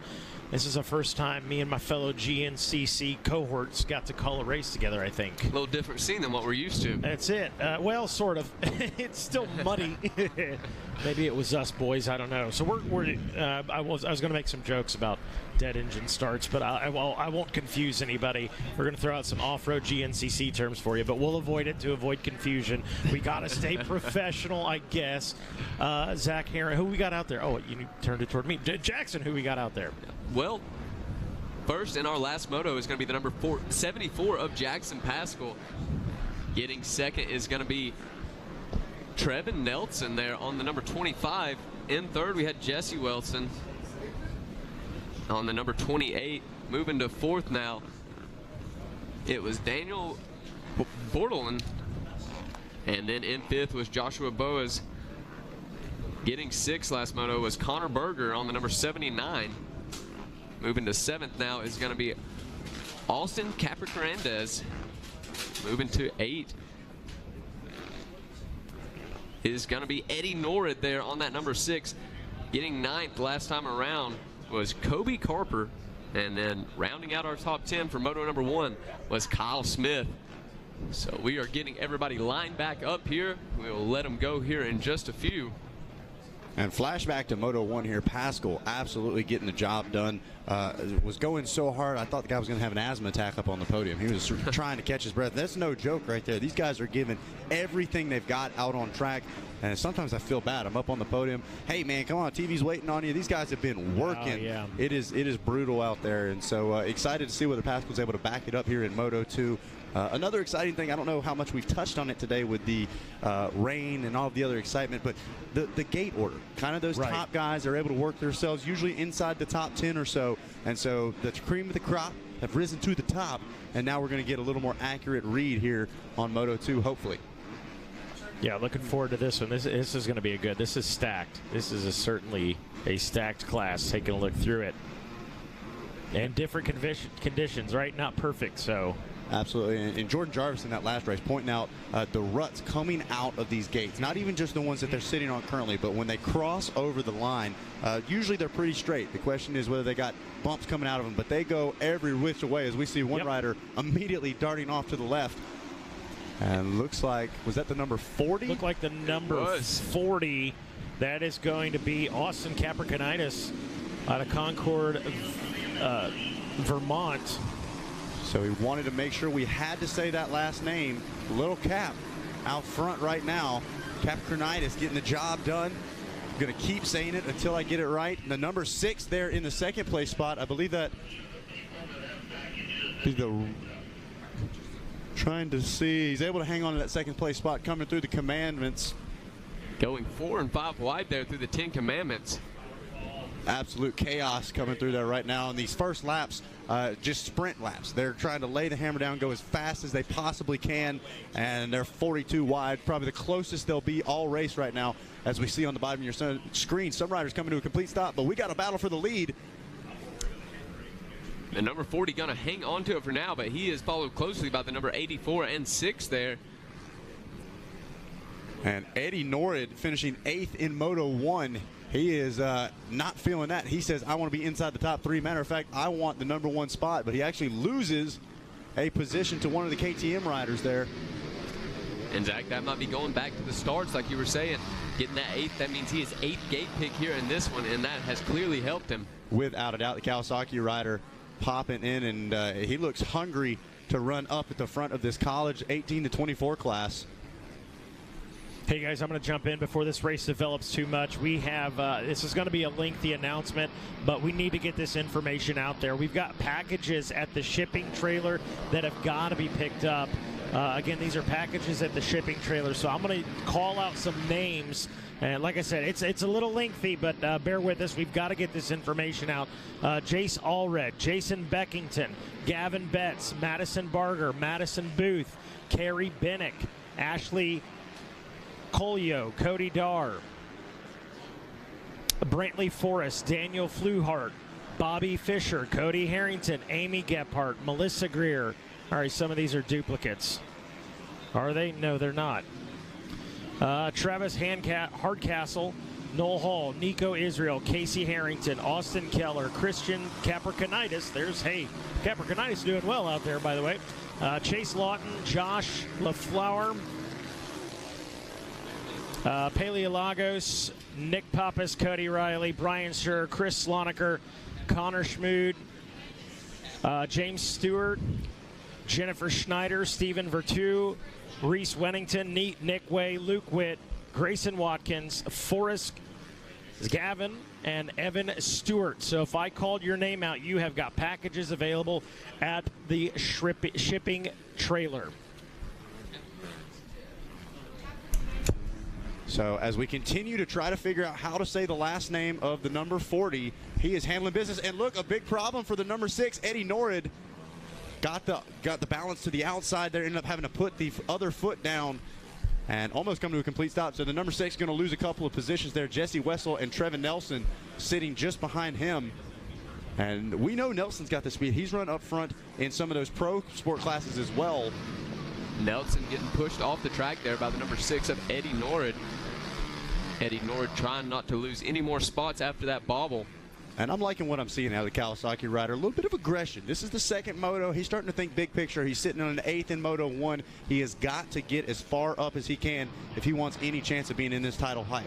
Yeah, Eddie Norrid, great rider out of Illinois. I get to see him. Of course, I didn't do any qualifiers, regionals, nothing this year, but I've seen him at several over in Indiana, Wildcat Creek MX, Ironman Raceway, and dude, he's always a standout and always does well here at Loretta's. Yeah, absolutely. And similarly, we talk about riders that we get to see on the road to Loretta's. Cat, Trevin Nelson, kind of from my neck of the woods, same thing.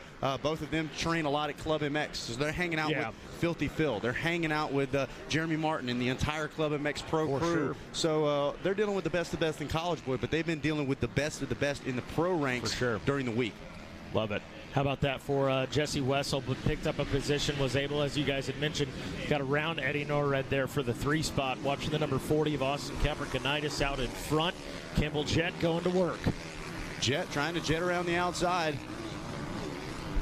Again, low-hanging fruit there, but you got to take what you can get here at Loretta's. As right now, they're Capricornitis is down. They come together. The 84 is stuck right there. There goes the number 6, going to say thank you, get a 2 for 1.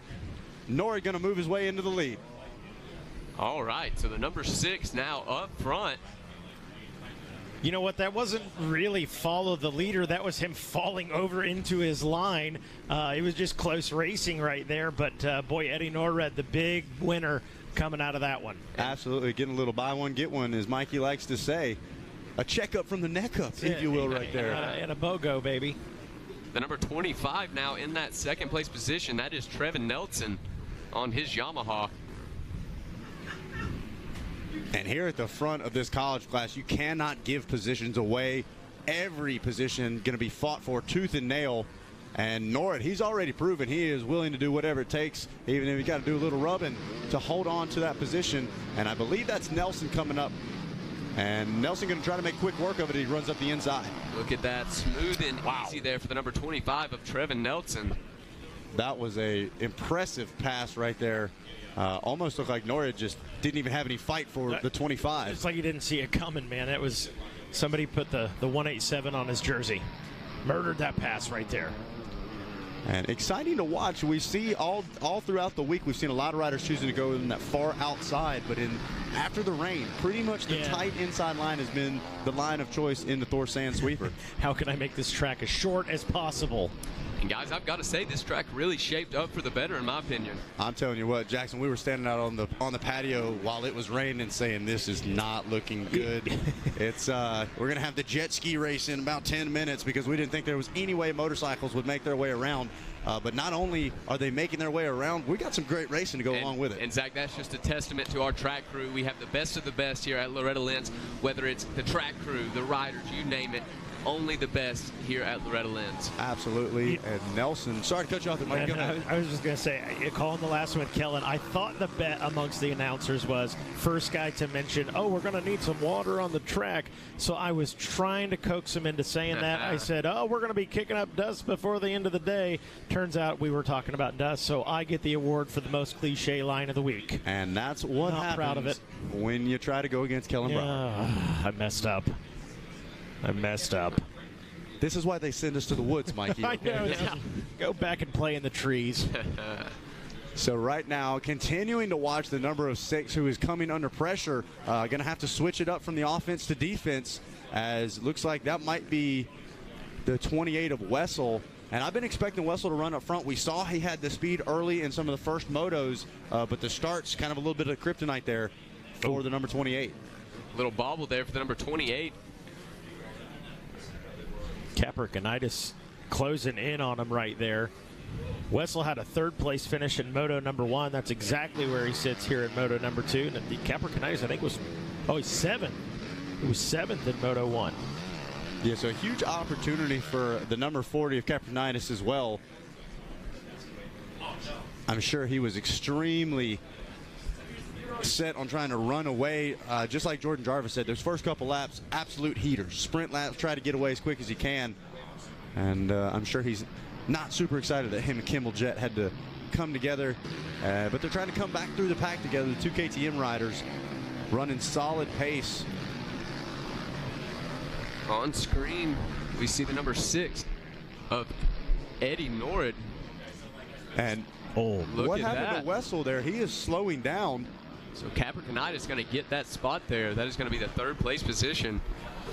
Look at the front end of Wessel there. What is going on? Looks like the forks were stuck down.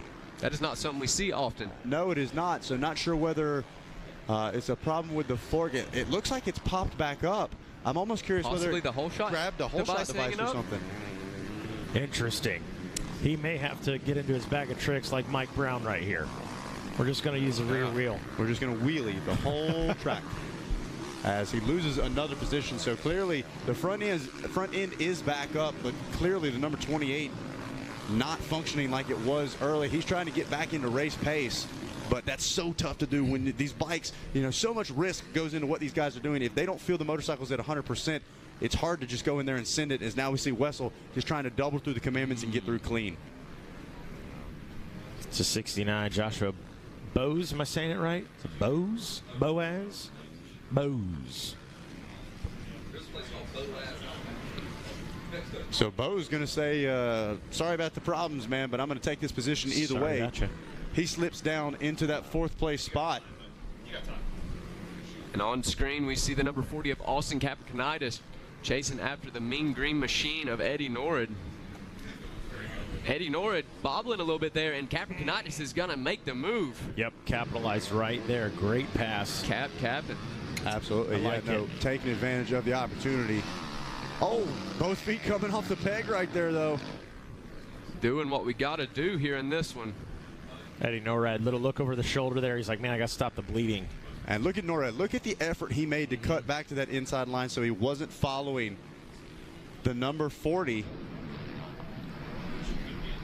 Look at Trevor Nelson. We're not watching him right now on Racer TV. The number 25 is leading it 4 laps into it, turning 2:09.5. He is trying to check out and say bye-bye. And he's already opened up a 6-second gap. Boom, throws a 2:12, another heater. Yeah, full 2 seconds faster than Eddie Norred last time around. It's Capricornitis, as we know, in the number 2 spot as he checks in. He's got a 2:13.2, but sits 9.5 seconds back. Eddie Norred falling back to that 3 spot. So an improvement there for the number 40, but he is going to have a 9-second gap separating him and Trevin Nelson there, our leader on the number 25.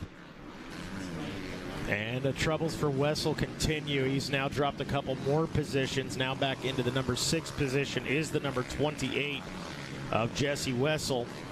And you know he doesn't like that. He does not want to back up a 3rd place in Moto 1 with what's going on right now. Absolutely. And same situation for Jackson Pascal. Right now sitting in the 7th place spot, coming off a first Moto win. Running 2:14s. That's 10 seconds a lap, or 10 seconds faster than Jesse Wessel, who was in front of him. Now, as we saw, Wessel having issues there with problems for the number 72. Trying to remount that Kawasaki. That's going to be Mario Lopez. Yeah. Already having a tough second moto. Landon Armbruster, a name we talked about in Moto 1. He finds himself fighting for a top 20. So things shaping up here in this second moto. 2-lap card out. And Mikey Jackson, I think I'm going to leave it with you and get ready to head down to the podium. All right, we'll see you there. We'll send 3 riders to talk to you, I promise. I promise. All right, so out front is the number 25 of Trevin Nelson. Austin Capricornitis in that 2nd place position there on the number 40. Eddie Norred on the number 6. Kawasaki sitting in 3rd. Joshua Boas sitting in 4th. Daniel Bordelin sitting in that 5th place position. Jesse Welton holding down 6th. Jackson Pascal, our first moto winner, sitting in 7th. In 8th, we got Kimball Jett. Alex Panzarella sitting in that 9th place position. Connor Berger holding down 10th. In 11th, we got Taylor Beckwith. Lucas Gassler sitting in that 12th place position. Jack Windland in that 13th. In 14th, we have Kobe Carper and Grant LaFrance going to round out our top 15 here in this one. Trevin Nelson checks in now. 6 laps completed for him, and on cue, there's the white flag as the 25 Yamaha. So one more time around here for this college 18 to 24. Ryan Cunha, you made it up here, man. All your naysayers said you couldn't make it to the top. Hope from Fly Racing. Look at that. I got the picture to prove it. Ryan Cunha here watching his kid Dylan, not in this class, but watching your buddy Capricornitis. Some West Coast friends there, but we're watching the 25 of Trevin Nelson. 2-1. That's pretty good, man. The Mud Moto. For sure. Doing your best work in what should be a wild card moto. Yeah. Then you got, it actually allows you to get a little wild tomorrow. If you have a bad moto, maybe a 3rd or 4th. This could be a moto where you could easily get a 15th with a couple of tip overs. No doubt. Quickly. Nelson Capricornitis, Eddie Norred again up front. We said his name. Bose, Pascal, 6 foot, Daniel Bordelini, Jesse Wessel, Panzarella, and Berger and Jet. Man, what a bunch of names, man. That's a strong. The Berger Jet. Bose, Pascal, Bordelini, Wessel, attorneys at law. Attorneys at law. We're on your side. You got a wreck, we'll get you a check. That's what Mitchell Harrison's dad is. He is an attorney. Anytime Mitchell Harrison got into an accident, I was like, oh, it's not the guy you want to crash into right there. He's got a strong attorney behind him at all times. Right. The strong arm of the law, old man Harrison. Amen. Lives up in Michigan, I believe, maybe, something like that. Hopefully not where they've had the water issues in Flint. For the last decade. Yeah. Or 15 years. I don't know. It's been a minute. We have to assume the white flag is out at this point. It is correct. Just a few more turns for the number 25 of Trevin Nelson there on his Yamaha machine. Our buddy Lucas Geisler back there in 16th. His dad Greg was up here with us earlier this morning. So Trevin Nelson riding for Club MX FXR Muck-Off Yamaha. One more corner to go for him, and Trevin Nelson is going to take this one here in the college 18 to 24. Yeah, he set himself up for a national championship now with a 2-1 moto scores. 2-1 moto scores. Those are pretty solid. Like I said, these wild card mud motos can go any direction, and he was able to tighten it up. Capricornitis is, he will, a plural, Capricornitis will remount and finish up second. Norred pretty stable there. He was kind of around that 3rd place position the whole time. It looks like Jackson Pascal able to get a couple of positions on that last lap. That is your first moto winner. We'll see where he racks up in this one. He is going to hang on to that number 5 position. And Joshua Bose sitting in that 4th on the number 69 KTM. And there is your top 10 here for this college 18 to 24. Man, what kind of lenses are you running in your goggles now? You're going to the ambers now? We switched over from the limo tint black to the amber to kind of brighten up these ruts now as the sun kind of sets beyond the trees. That next moto, that might be the way to go. Dave Giannoffi from 100% or Primo from Scott could hook you up with the exact lens for the moment. And the tear-offs, roll-offs, whatever you want to do. Lots to decide. We got some decisions to make down there on the podium. Who is going to talk first? Well, it would only make sense to have the man finishing on top step of the podium up to the box first. But he's got a lot of hugs, a lot of high fives. You know, got to shake hands, kiss babies after a moto win out here at the ranch. And he answered the call, coming up just short in moto number 1, but he answers in moto 2 with a gold medal. We'll give him a second to cool off. Everybody's looking at me like, hey, give the guy a second. He's working here.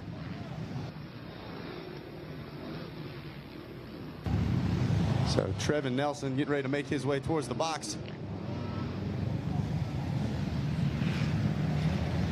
And I can feel the heat coming off of this number 25 right now. Pipe is practically as blue as the plastic, as this thing has been working hard. It is covered head to toe in mud. And here he comes with a big smile on the face. Ladies and gentlemen, please put your hands together. Trevin Nelson, get him a gold medal here in Moto 2.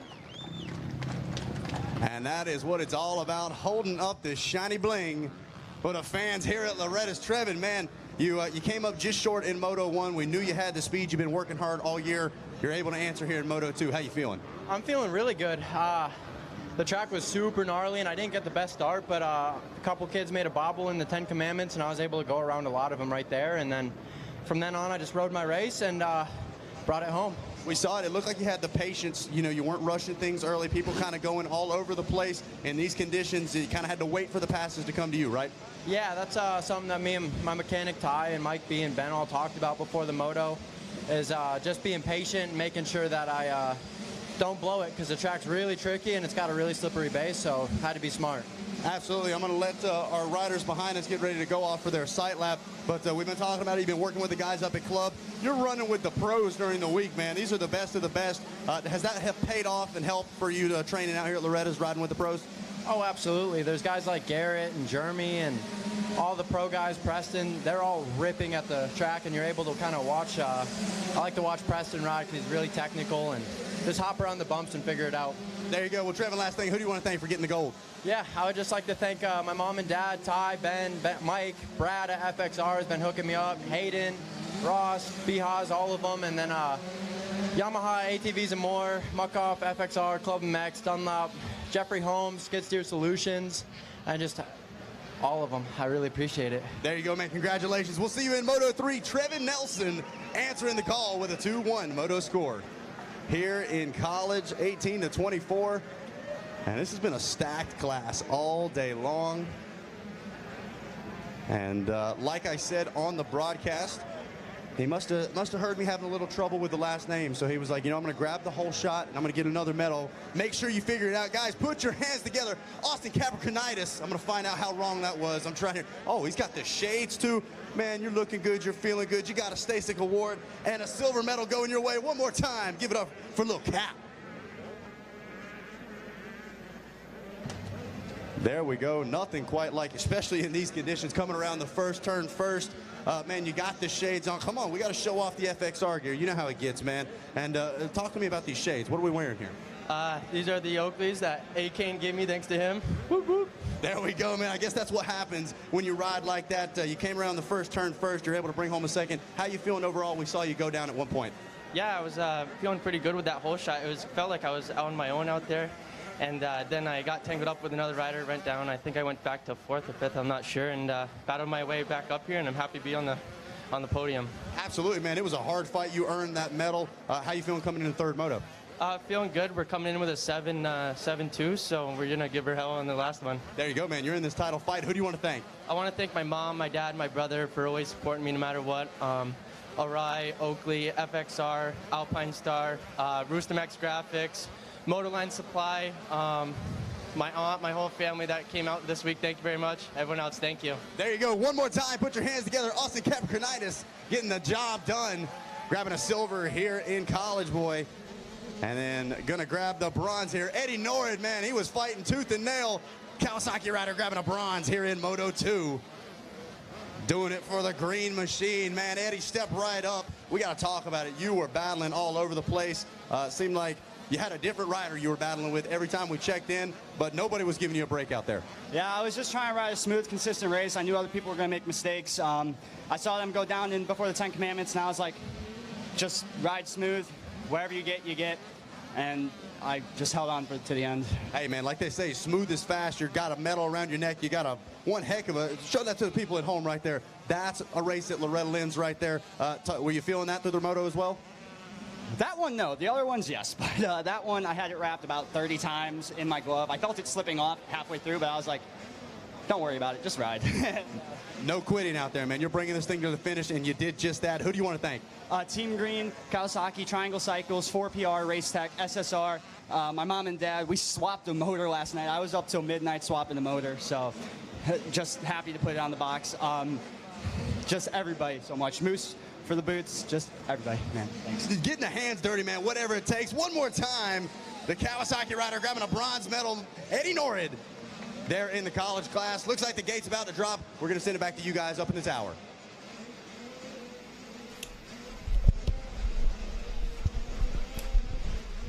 All right, Jason Weigand, we got Super Mini 1, 12 to 15. There's your top 10. You want to run those dudes down? You want me to help you? You got it? I'll run them down like coming through traffic. I don't even know which. There we go. I'll run it down like I'm coming through traffic, and I'm running them down. So these are the riders to watch in this one. Our first moto winner was Seth Dennis. Second place went to Deacon Deno. Third was Landon Gordon.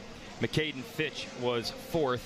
Fifth was Brennan Harrison. Sixth, Nicholas Stefancic. Seventh was Cole Timbo. And it's kind of funny to see these two classes because some of the riders that were in Podium and won, it's almost like an exact reverse in this class. Eighth was Logan Mortberg. In ninth place in Moto 1. We have it circled on the page. There it is. There it is. Ben Moya out of Cairo, Georgia. Aren't they all? They are. And Grayson Townsend, St. George, Utah. That rounded out your top 10 of Super Mini 1, Moto 1. And now we go to Moto number 2. Grab that whole shot from the inside. We'll see who it is as we also welcome Chance Hymas into the booth. Yeah. Does it seem like yesterday you were just racing Super Minis? Yeah, dude, it's crazy. I mean, mini bikes go by fast, especially all the amateur stuff. But yeah, thanks for having me on. Yeah, so you're Super Mini, then it's like B8 and you're gone. Like it's that quick. Pretty quickly it happens once you get on these Super Mini. Some riders having some problems. Deacon Deno credited with the whole shot on the number 19 Husqvarna. See where the number 930 of Seth Dennis is. He is not number 930 because we don't allow three-digit numbers out here. Both him and Landon looks like they both got bad starts. Oh no, they got to come through the field, huh? Yeah, looks like they're just on the cusp of the top 10, but nice word. On the cusp, yeah, on the cusp. I'm looking at the 19 Deacon Deno got that whole shot. He was right there. Also Cole Timbo up there as well. But Deno trying to get away now already. Is that the cleanest motorcycle you've ever seen? The contrast in that mud. White it's that I've ever seen on a bike. So Seth Dennis, yes, our first moto winner. The 93's got some work to do. Landon Gordon of the Kawasaki coming through. Careful. He's third in Moto 1. I saw Timbo. That might be him in the number 2 spot. Oh, feet off the pegs. So you were here this morning, Chance Hymas. We were talking while it was raining. Did you expect the track to end up this good?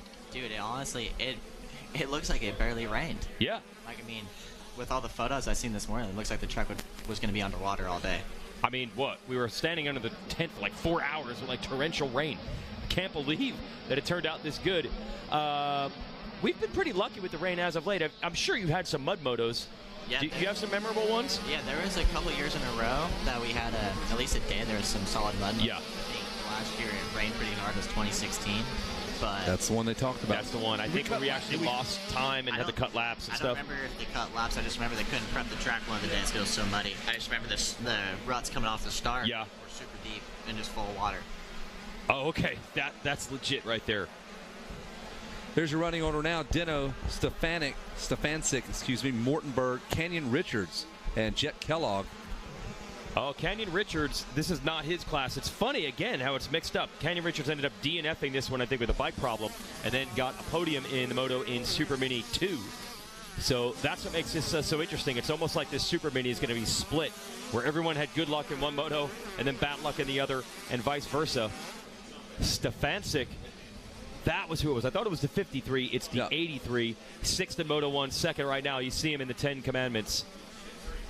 Now's about the time when you see the championship kind of start to slowly come into focus. We know that one moto could throw this thing out of whack, but guys that are consistently up front, not having problems. But, man, there's been so many DNFs, like you're saying.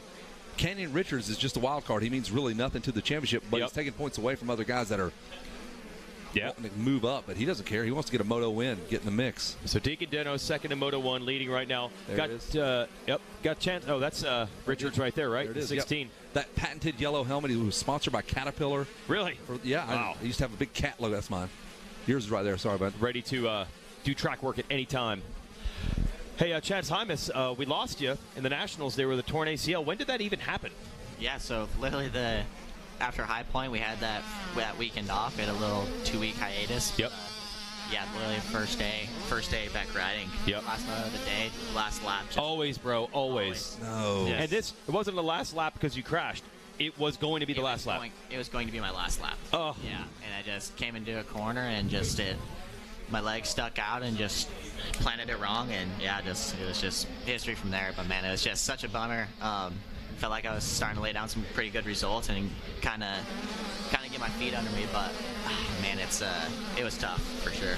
Did you know immediately? Because sometimes with ACLs, it's not that bad at first. What was it like that day? So it was when I crashed. It was like immediate sharp pain, and that's the first knee injury I've ever had. So I was like, what is this? Torn ACL. No, I'm saying what is this? You're like in your mind, you're like, I don't know, because you've never experienced it before. I was just freaking out. I'm like, no way, this has just happened, because that's going through my brain. I just destroyed my knee. But then I was kind of freaking out. Then I calmed down a little bit. Then I kind of started hobbling around a little bit. Yeah. It wasn't bad. At the end of the day, didn't swell up or anything. And okay. I was just like, I started walking around pretty good. And you're thinking you might be good? Yeah, I was thinking. Maybe just sprained it a little bit. Yeah. Tweaked it a little bit, but nothing crazy. But yeah, got an MRI, and it was just completely torn ACL. So the real bummer was actually when you got the doctor's report. When you left the track, you were like, okay, maybe there's a chance. Yeah, the day, that night, it was a little achy. Yeah. The next day, I was walking around. I even went for a couple wow. I was. What? Yeah. Wow. Completely. Really? It was crazy. And then, I got the results back, and I was like, dude, there's no way. Is this a typo? Did you give me somebody else's? No, I ran on it, man. What are you talking about? Ran on it. No, I didn't say. I had one in 2022. Same thing. I went in. I'm like, I think it's just a meniscus. You were at the Honda test track too, last lap? Yeah, I was last lap at the Honda test track on my works bike after some good results at High Point, just like that. Wow. And the same thing. It was like that was the last thing I suspected. You never know. Did you consider at all, as no changes in the order right now, Deno, Stefancic, and Mortberg, did you know immediately I'm going to get it fixed, or did you consider at all trying to race through it? Guys back in the day used to do this all the time.